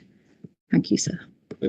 So just so I'm clear in my mind, was some of that concern that you didn't think the growth corridor had been factored into the jobs forecast going forward? Was that part of your concern? Yes, it was the initiatives such as the City Deal and such as the growth, the Cambridge Norwich Tech Corridor growth initiatives that didn't seem to be reflected in the muted jobs growth forecasting through, and therefore there may well be a knock-on effect in terms of the additional drivers for housing need, which again factor in the sort of buffer and the supply side and the requirement side. So I don't think the connect doesn't seem to be clearly made. Now it may be that that work is factored into some of the global sort of calculation of percentage uplifts, but it's not clear the logic path for how that's factored in. Okay, Mr. Saunders, do you want to come back on those points, please? Thank you. Yeah, I mean, obviously, Inspector, I can't comment on the housing need element of this. That's sort of not what I'm here to help today. I think what I would say about the forecasting, sorry to go back about forecasting models again, is if you look at the addendum document, that does set out how we've looked at for want of a better way of putting it, the economic growth strategy for Norwich, so what the economic strategy for Greater Norwich has been, and then the growth sectors that sit within that, and then looked at a walkthrough of each of those sectors, you know, what's been happening, and that draws back to the 2017 work where we did a lot more detailed economic analysis of each of those sectors, and we sort of carry that forward into this study, and then look at the performance of them within the model that we take off the shelf, and then also compare that to the growth expectations, as I said a moment ago, of a particular sector in the UK economy more widely. So we do have a different forecasting approach for the life sciences within the model, for advanced manufacturing, professional business services, and then the creative and sort of tech sector sort of get bundled together in the forecast, those two. And so what we did there was to look at the Experian model and say, well, actually, that's suggesting growth per annum of a certain percentage, different for each one, and slightly hidden under different titles in the Experian model. But if we look at other independent evidence, whether that's government data, government predictions about sector growth, whether that's sort of other economists' thoughts, so the likes of Deloitte, we quote as well, so sector experts as well. What do they expect the life sciences sector to be doing over the next 20 years, 10 years, 5 years, depending on how their forecasts work? And then we factor that into the model. So what we've done in the modelling is say where a sector in the Experian model is expected to grow a lower percentage than that sector is in the general UK economy, or the wider, I shouldn't say general, the wider UK economy, we've then upped that growth forecast year on year. And so we always pick the highest year on year growth forecast for each of those sectors out of the two. And that's what gives us our sort of accelerated or alternate growth scenario. And that's the one that gives us the slightly higher land requirements and also the 500 jobs that we just mentioned. So that's just how they, so I would say that in the evidence base, the link between city deal, economic strategy, economic modelling and land needs does exist in there, because we've taken a very deliberate approach about the way we work through the logic of that sector forecasting. Okay, and have you focused that analysis on the sectors you expect to grow based on the city deal and the growth corridor? Yeah, so it links back to where we started the work in 2017, as we would have been an employment land study, looking at all of that policy and strategy evidence, our own analysis of economic performance within Greater Norwich over the preceding period, property market performance, and then looking at the growth plans of Norwich Research Park, Hethel and the like to see where they're headed as well. And also when we did the 2017 work, not the updated addendum, quite a bit of engagement with those bodies as well. So actually conversations with them about where they saw themselves and their sector heading. So all of that went into identifying these growth sectors. Okay, thank you. And then model from there.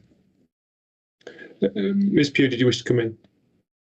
It was just a point of clarification. Are you saying that, because our understanding was that you'd taken, and I think you've explained it quite well, that you'd taken where the sector is outperforming or underperforming, but on a national basis, that you factored that in, but what you didn't necessarily factor in was how the Norwich area was specifically targeting growth in those sectors above and beyond what the national, so even if they were doing well nationally compared to other sectors in the sort of Cambridge Norwich tech corridor, in some of the specialist engineering that is within the Greater Norwich area, that the initiatives in place put in place by Greater Norwich might further sort of push those sectors into further growth above and beyond the national figures. And I'm not sure whether that was factored in as well. So there was the local initiatives as well as national. My understanding was that it was a nationally based sector performance rather than something arising from the initiatives that were in place. So it's just a clarification on that point, please. Yes. So the multiplier we use in the forecast year on year is from national expectations of that sector growth. So simple example, let's assume the life sciences sector in the UK is expected to grow by 5% per annum.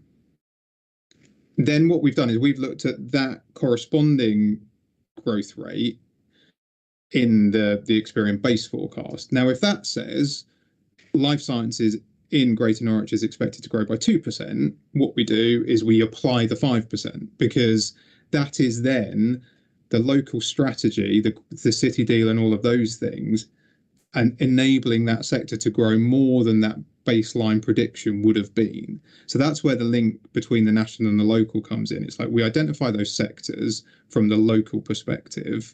We then have to find a robust and evidence-based multiplier growth rate for that sector, because in forecasting terms, we don't want to just pluck a number out of there and say, oh, it'll grow by 10%, because we don't know. Forecasting is inherently difficult anyway, and the more unfounded assumptions we put into it, the worse we make the problem of that. So it was always then going to, well, where are these sectors happening? And this is something we've done in other places. So for good example, we did this exercise in South Essex, and when we did it there, we were looking at logistics and manufacturing. And the approach was accepted by Turley's, who then took that growth forecast into the housing needs projection and modelled it through that way. So, these things do often wrap up into housing needs and stuff as well. So that this methodology has been deployed a number of times, has always been seen to be a good reflection of how sectors might grow outside of their local performance. So, yeah, we're trying to marry the two together and find the most reasonable, evidence-based way of modelling that change. Okay. Thank you, Mr. Saunders. Ms. Pugh, did you have your hand raised to come back, or is that answered? Has that answered your question, presumably? Yes, I've got nothing further. Thank you. Okay, thank you. Okay. Another point I wanted to put to the partnership. My attention has been drawn to the 2020 East of England forecasting model, baseline jobs figure, which appears to have a different profile for jobs growth after 2022 to that set out in the ELA addendum. What's the partnership's response to that point, please? Thank you.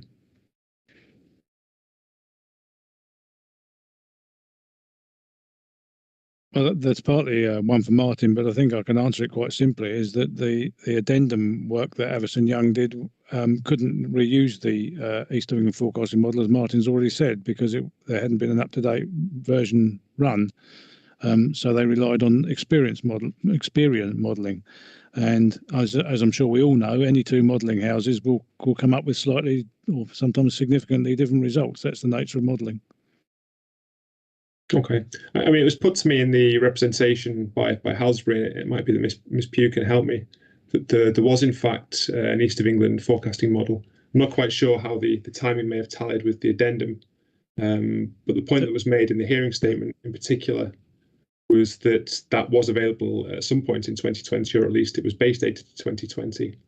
There was a run in 2020, but it was based on older data, I believe. It didn't come out until late because of contractual issues with the letting of the model. So there was a run, but it wasn't in time to feed into Martin's analysis. Okay. It was quite late last. Hang on, 2020 wasn't last year, was it? It's quite late in the year, I believe. So it was a timing issue, effectively. Yeah, it wasn't available when we did the analysis, and as the analysis had been done, we weren't going to have a third stab at it, because as I say, modelling is an indication of what might happen. So the fact that one model says something a bit different to another doesn't really mean that you have to completely rewrite your strategy. It's what are the broad indications of scales of growth is the important thing for a local plan, and translating that jobs growth into land is the key element for housing need. But in this case, that we've established that the housing need is sufficient, both through the LHN and through some further analysis that was in the topic paper appendix D 3.2, page 17 or 18. We did some analysis of how the additional housing growth could provide for significantly more jobs should they materialise. Okay, thank you.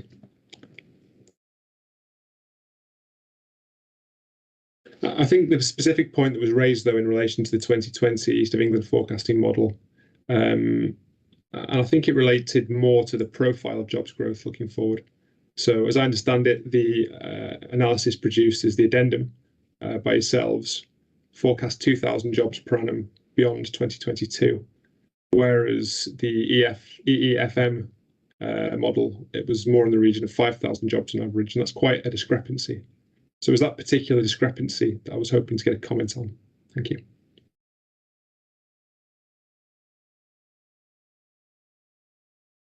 I would be very surprised if they came up with 5,000 per annum. That would be a massively different rate of jobs growth than what we've experienced or what's been modelled at other times. So I'm not sure that's the figure. We can go away and check that if you want. As I recall it, I'm just scrolling through the representation that made that point. It's actually in the Regulation 19 submission by, let me just get the reference number for you. Okay, so it's reference ID 24458, Regulation 19 stage. And the representation was by David Locke Associates. And there was an addendum to it produced by Turley Associates. And in that addendum, there's a figure 4.2, which is on page 53 of the wider document, page 15 of the appendices, and that contrasts the Experian September 2020 run with the East of England forecasting model on a kind of annualised basis. And the point that was being put was that whilst overall the two forecasts had similar jobs numbers, the profile was very, very different, and that's captured on figure 4.2. You can say on page 53 of the PDF, page 15 of the appendix. Ms. Pugh, did you wish to add to that? It was your point I was putting to the council, so if you wish to supplement it, please do so. Yes, I think you've pointed us in the right direction. Yes, it was something that was prepared by Turley in support of our 19 reps, and I think I think you've directed the council to the same point that I would have directed them to, sir. So probably nothing further to add, but just to hear the council's response. Thank you. Okay, thank you. I think we're going to have to come back to you on that, sir. It's not something that we were prepared for. Okay, I'm happy to have a brief written note. It's just, I mean, the point that's raised in that particular document is that the total jobs over the period is similar, but that the profile is very, very different. And like I say, that table shows the difference between 2000 in the order of, well, I don't know if I've given you quite the right figures there looking at the table, but there was certainly a magnitude of difference between the two. If that's not something you're prepared for, then I'll accept a brief note on it later if that's... Okay, if we can come back on that. Yes, fine.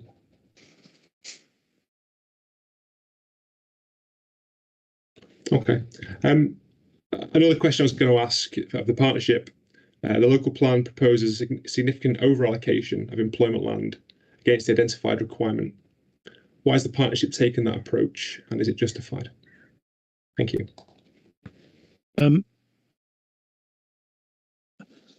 The vast majority of the land that we've allocated are carried forward allocations. The nature of employment land is that allocations can sit there for some years and with nothing happening, and then suddenly they take off, and then maybe they slow down again, and it depends on the needs of the economy.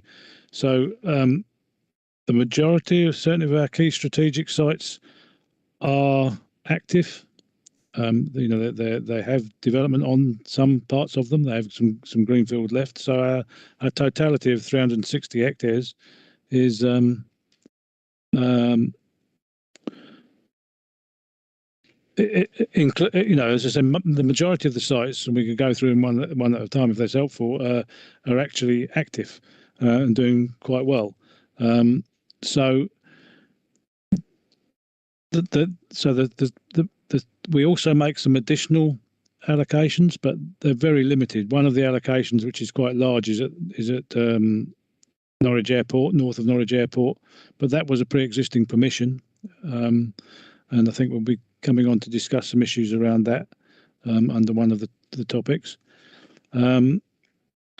Not today. I hesitate to. No, we'll return to the sites in the part two sessions. So that's a new site in terms of allocation, but as I say, it was a pre-existing permission, and then there's a couple of rounding off sites, very few hectares at NRP. But the majority of the land, as I say, to reiterate and to repeat myself, the majority of the land allocated is pre-existing allocations already partly developed. And when GVA in the original 2017 evidence, they looked at all our sites, and I think there was only one site that was then an employment site that they thought was worthy of redesignation, and that's actually a site at Colney which we've allocated through this local plan for specialist residential accommodation. But the rest of the sites, the evidence was they were good employment sites, and there was no obvious reason to reallocate them. They wouldn't have made particularly good housing sites. So we've left with 360 hectares. So what does that do? Well, 360 hectares means we've got an awful lot of choice for business to expand in, to relocate to start up in, and that will help achieve the level of job growth that we would like to see. We explain all this both in the GNLP, in the preamble to Policy 6, and also in our topic paper on Policy 6.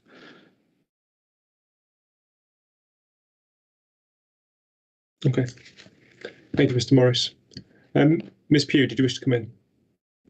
It's just a brief point on that, and I sort of just refer to paragraph 40 of the Council's topic paper.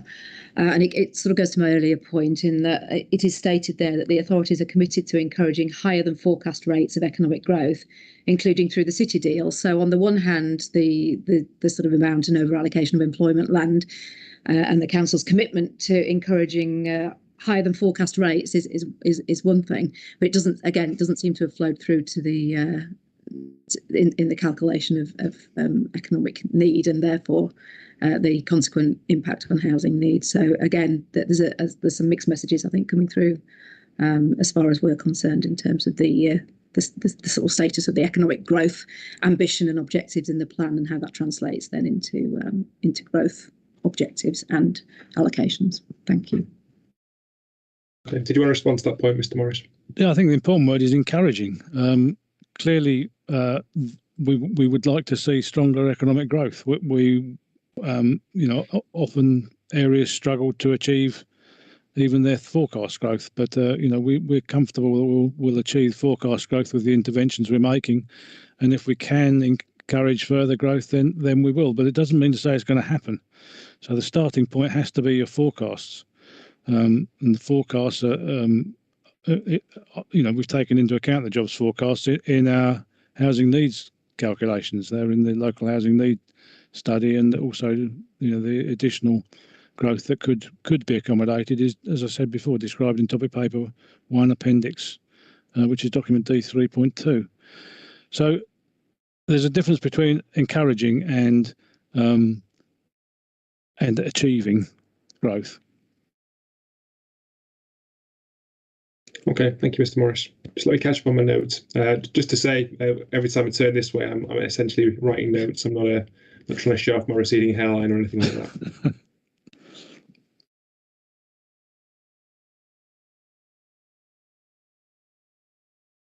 Okay, thank you. A detailed point I wanted to draw your attention to. I'm not sure it's yourself or Mr. Saunders who'd be best placed to respond. Table 18 in the employment land addendum, which is on page 57. I'll give you a second to call it up because I think it'd be helpful to have it in front of us to facilitate the discussion.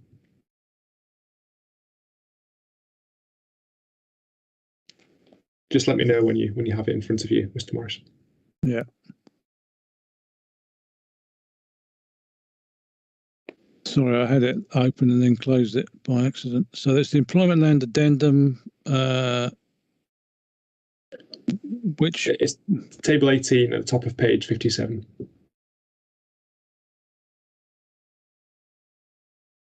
Sorry, I'm making sure I open the right one. Economic land assessment addendum. Yeah. Yeah, so the table title is allowance for windfall losses, table 18. Table 18, page 57, sorry. 57.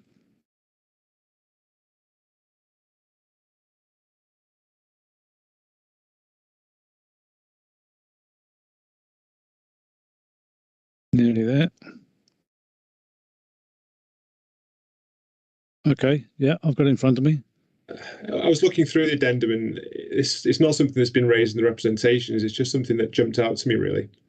So that table there sets out windfall losses since 2010-11 of the B uses, or what were the B uses, to other uses. It just struck me as odd the totals in those columns, given the extension of permitted development rights we've seen in that time, that the only loss of any B1, B2, or B8 floor space to another use took place in a single year and only related to offices. That was in 2014, 2015. Is that table accurate? Or presumably it's based on your own in-house monitoring figures. You'll have provided those to Ellis & Young, presumably. It just looked a little unlikely based on the PD rights and other permissions you may have granted during that time. But I'm happy for you to comment on that, and if it's correct, then I'm happy to hear that as well. But it did just jump out to me as something that looked a little. It looked as if it may not reflect the situation that could have taken place.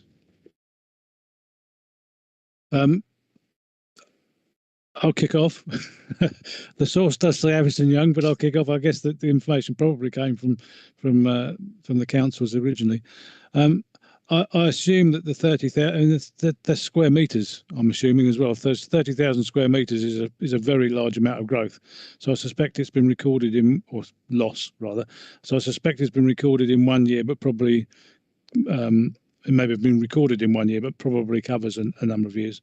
And I strongly suspect that if we had figures for 1920 and 2021, we would have some additional losses because there have been a number of conversions to residential that have recently recently achieved their conversion and gone on the market. So I'm surprised it looks so lumpy, but I guess that's the recording of it rather than the accuracy of the figure.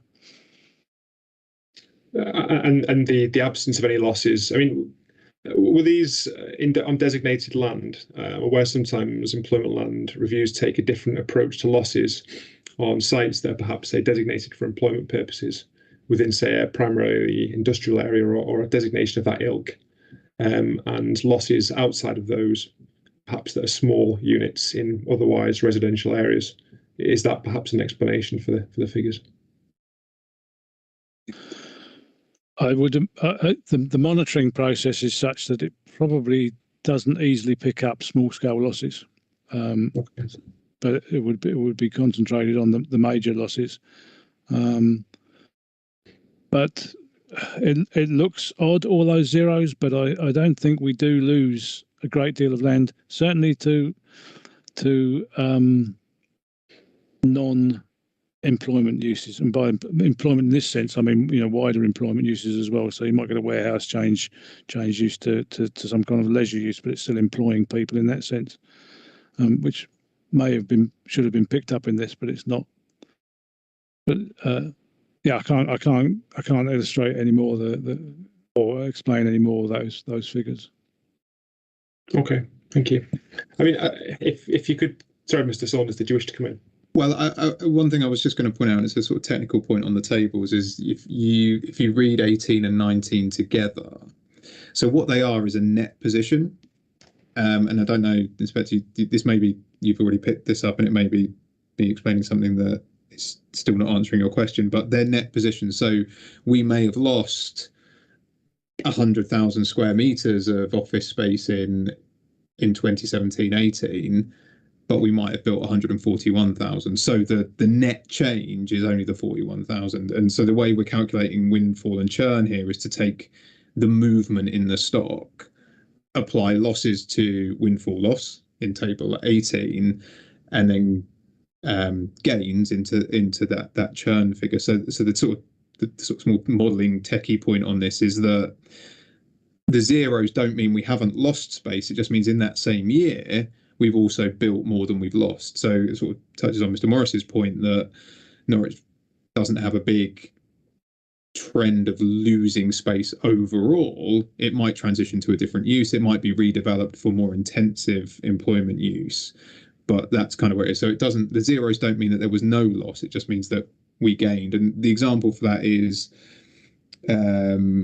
somewhere like Broadlands Business Park or Norwich Research Park. If you deliver one building there, it will probably outweigh some of the smaller losses you would get in Norwich City Centre with a building change, like going PD in there. So it's just, I don't know if that was clear in the text and if that helps at all, but that's kind of what those tables are communicating. That is helpful. So if table 18 shows a net position, and in effect anything that's not where there's no net loss, let's say it's net gain, it's just represented as zero for the purposes of calculating windfall losses. Is that the approach you've taken? Yeah, because the losses are always, when there's a zero, they're always offset. You'll see that if you look at, hopefully I've got it on the 2-page view on my screen, you can look across exactly at the tables, and where there's a zero, there's often a positive in the other table, and that's what's happening there. But it may be that the positive was bigger. You know, if I unpack the table in the Excel that we've got that sits behind us, it would show us the detail, but yeah, it's net position. That sounds like it's the answer, to be honest with you. So if every zero, if you've basically gone no further than zero and not shown a minus figure, for example, where the gain was positive, that sounds like the explanation to the question, really. So thank you for that clarification, Mr. Saunders. Okay, that's all the questions I had for question 1 under this issue. And questions 2, because I'm dealing with them both together. Is there any final comments from the room before we move on? Okay, thank you. We'll move then on to question 3, which is, do the key strategic employment locations set out in policy 7.1 and policy 6 together support the vision and objectives of the plan? First question for the partnership. It's been put to me by Ben Burgess that the proposed employment allocations do not accommodate the requirements of the agri-tech and agri-food sector. What's the response of the partnership to that point, please?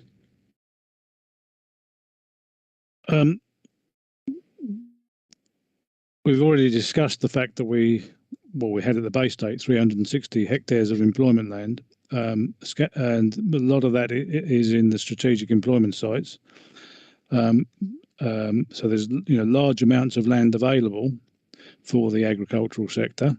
We have a food enterprise park, a food enterprise zone at Honingham, just the other side of Easton, on the west side of Norwich. And confusingly, Easton is on the west side of Norwich. So there is a lot of choice for the agricultural sector. Ben Burgess have particular locational criteria, which they consider, I don't want to speak for them, but they have particular locational criteria which they consider means they cannot locate on any one of our allocations. That is not, I would say you can't characterise that as not catering for the agricultural sector.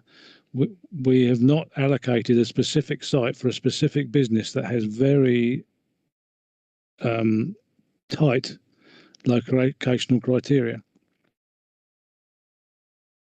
But they are perfectly able to take that through the development management process. there's recently been a 4.5 hectare development permitted on the east side of Wyndham, next to Gough Petroleum, for an energy innovation park, or I think it's called a park, energy innovation centre. That was on unallocated land and was permitted through a development management process. Shouldn't say permitted, resolution to permit, subject to Section 33 agreement. So, you know, that was just the other month, last month. So, you know, there is plenty of opportunity for a business that has very specific locational criteria to bring sites through the development management process. And you deal with that presumably as those exceptional circumstances justifying a departure from the development plan. Is that how you dealt with it in the Wyndham example? Yes, and there are development management policies that apply in South Norfolk. You know, in this particular case, the case I've just mentioned, there are particular development management policies that apply and would apply to Ben Burgess, because one of their criteria is they want to be in South Norfolk. Okay. Thank you. So that's exactly the same policy framework as the example I've just given. Okay. Thank you, Mr. Morris. Ms. Adcock, did you wish to come in and respond to that point? Yes, please, if I may, sir. So Helen Adcock, co-development planners, on behalf of Ben Burgess, have also got on the meeting today, or the session today, James Garnham from K Garnham Design, also on behalf of Ben Burgess, so he might come in as well through this session. The point I'd like to make on that is that in terms of the positively prepared nature that a local plan needs to be, Ben Burgess have been searching for a relocation site for its headquarters since before 2013.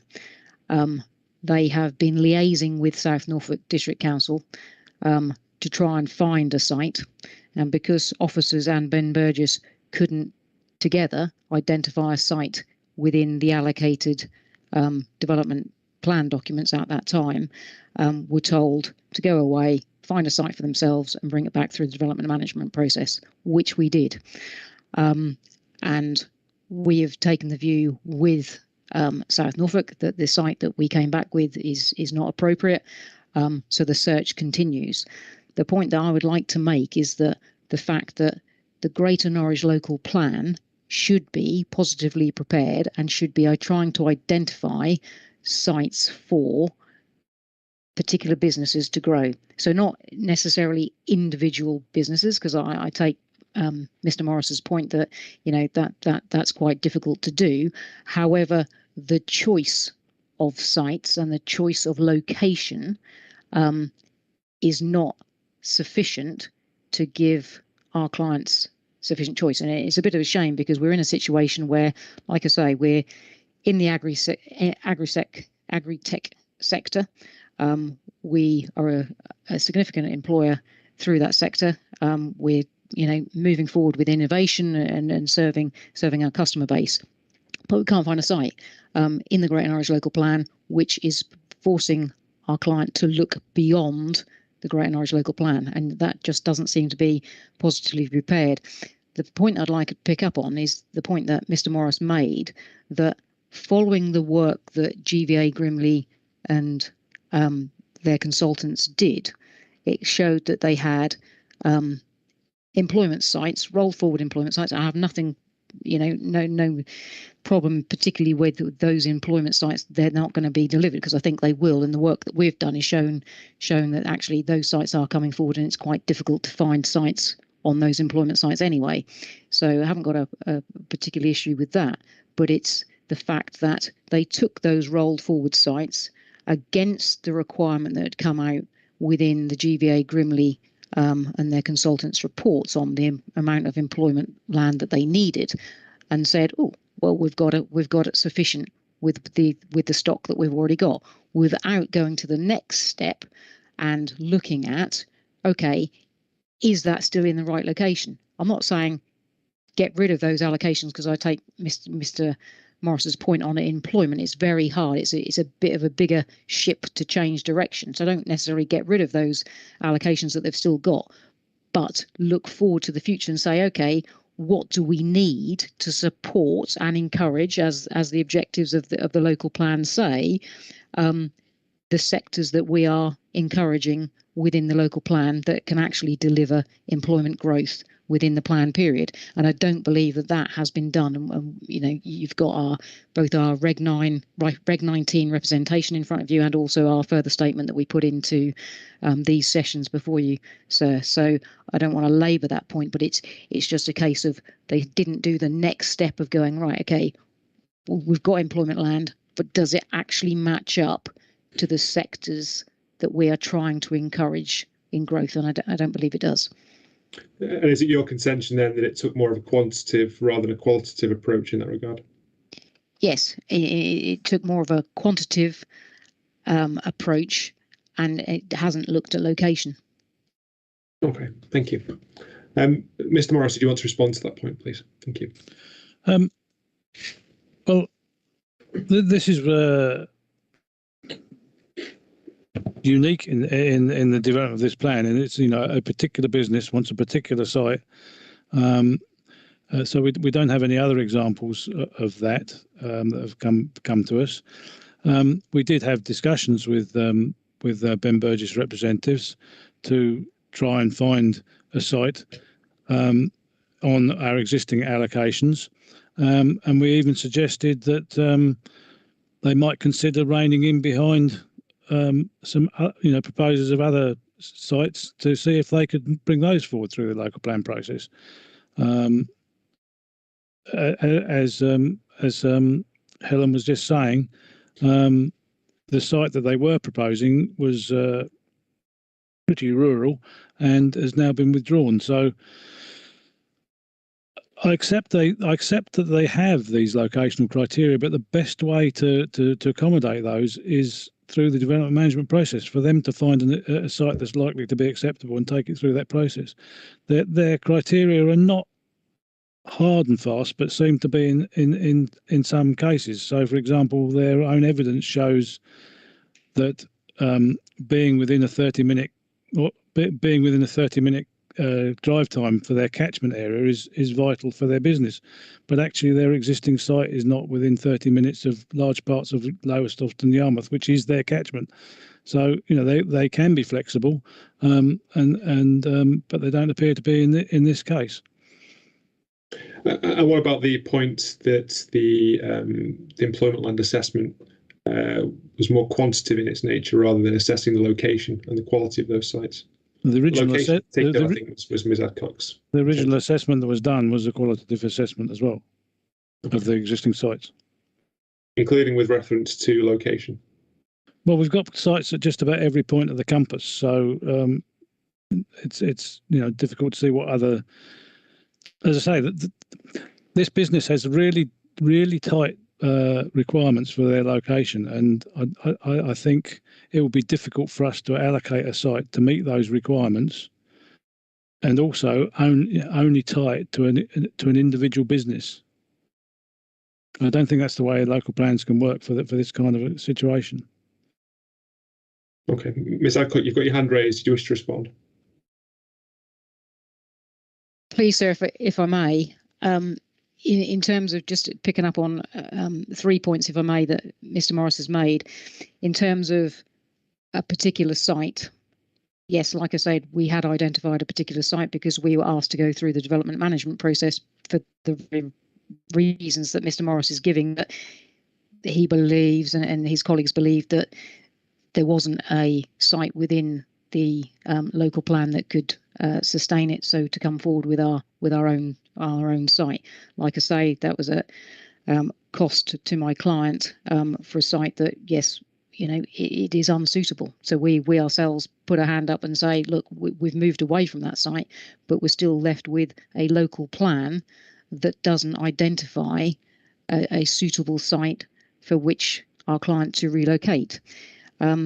On another point that Mr. Morris made in terms of the existing site not being within the 30-minute catchment time, that's historical. So in terms of the current location of where Ben Burgess is located at the moment, and like I say, James Garnham is on the call as well, so he can correct me if I'm wrong on this. But it's been at that site for over 20 years, where the franchise agreement between Ben Burgess and John Deere didn't exist, or the requirements of that franchise did not exist to the strict criteria that it now does. So that's a historical point in terms of where we're existingly based. The third point is the going through the local plan process, the development management process.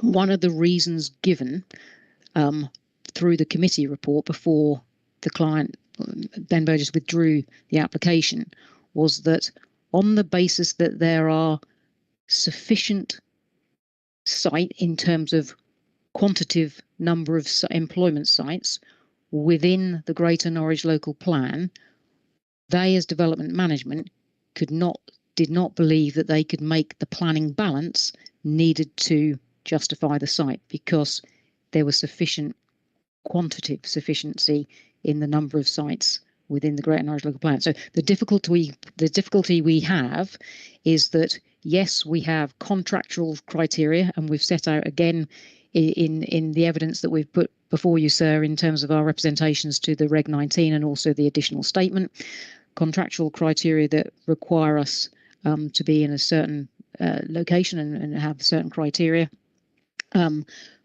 But those need to be supported through some site allocations, flexibility and site allocations through the Greater Norwich local plan. That the plan is meant to be the vehicle. It's a plan-led system.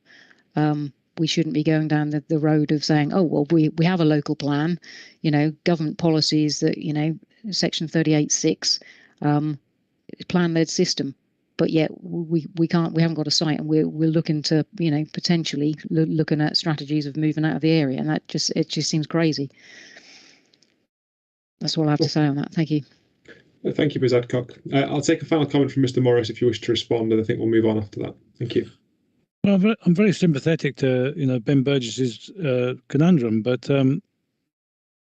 at no point have they suggested an acceptable site through the local plan process or reined in behind someone else's proposal. We can't allocate sites without the landowner promoting them. So we can't find the sites that suit their needs. It's really down to them. And on the South Norfolk Development Management, I know that's not really what we're here for today, but I would just refer to the example I gave earlier that just this month they've permitted a 4.5 hectare site on unallocated land. Okay, thank you, Mr. Morris. I don't have any other questions myself under question 3. Are there any other points people want to raise in the room before we move on?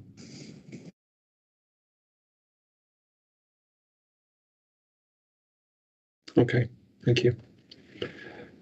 With regards to questions 4 and 5 under this issue, I've probably got all I need from the hearing statements. But if anyone wants to make a comment on either question 4 or question 5, I'm happy to hear it now.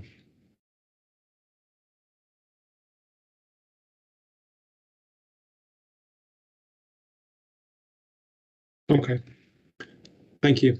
In which case, that concludes. Oh, was there a hand raised there, Ms. Pugh? I'm happy to come in if you wish. Thank you, sir. It wasn't on questions 4 and 5, but I didn't want you to cut us off too quickly. I just would request on the point that we were talking about in terms of the discrepancy between the experience and the EFFM jobs forecasting. You had suggested that the council may provide you with a sort of, and Phil Morris may come back with a note on sort of the explanation of that. I just wondered whether we'd have the opportunity to comment on the council's response on that point, please. I'll reflect on that point if that's okay, and perhaps discuss it with Mr. Warden. I was only envisaging it being a short note. It was just, I think Mr. Morris felt unable to respond to the questions I had to him, and wanted some time to go away and reflect on it and have a look perhaps in more detail at the original rep. I'll reflect on that point if that's okay, Ms. Pugh. Yeah, thank you very much. Okay. If that concludes the comments then on this issue, I think that probably concludes the session. We've covered issues 1 to 3 today, which was the aim. So I'd just like to thank you all for your contributions. Thank you all for your time and for your efforts, and I'll see many of you tomorrow and in the days ahead. Thank you. Thank you very much.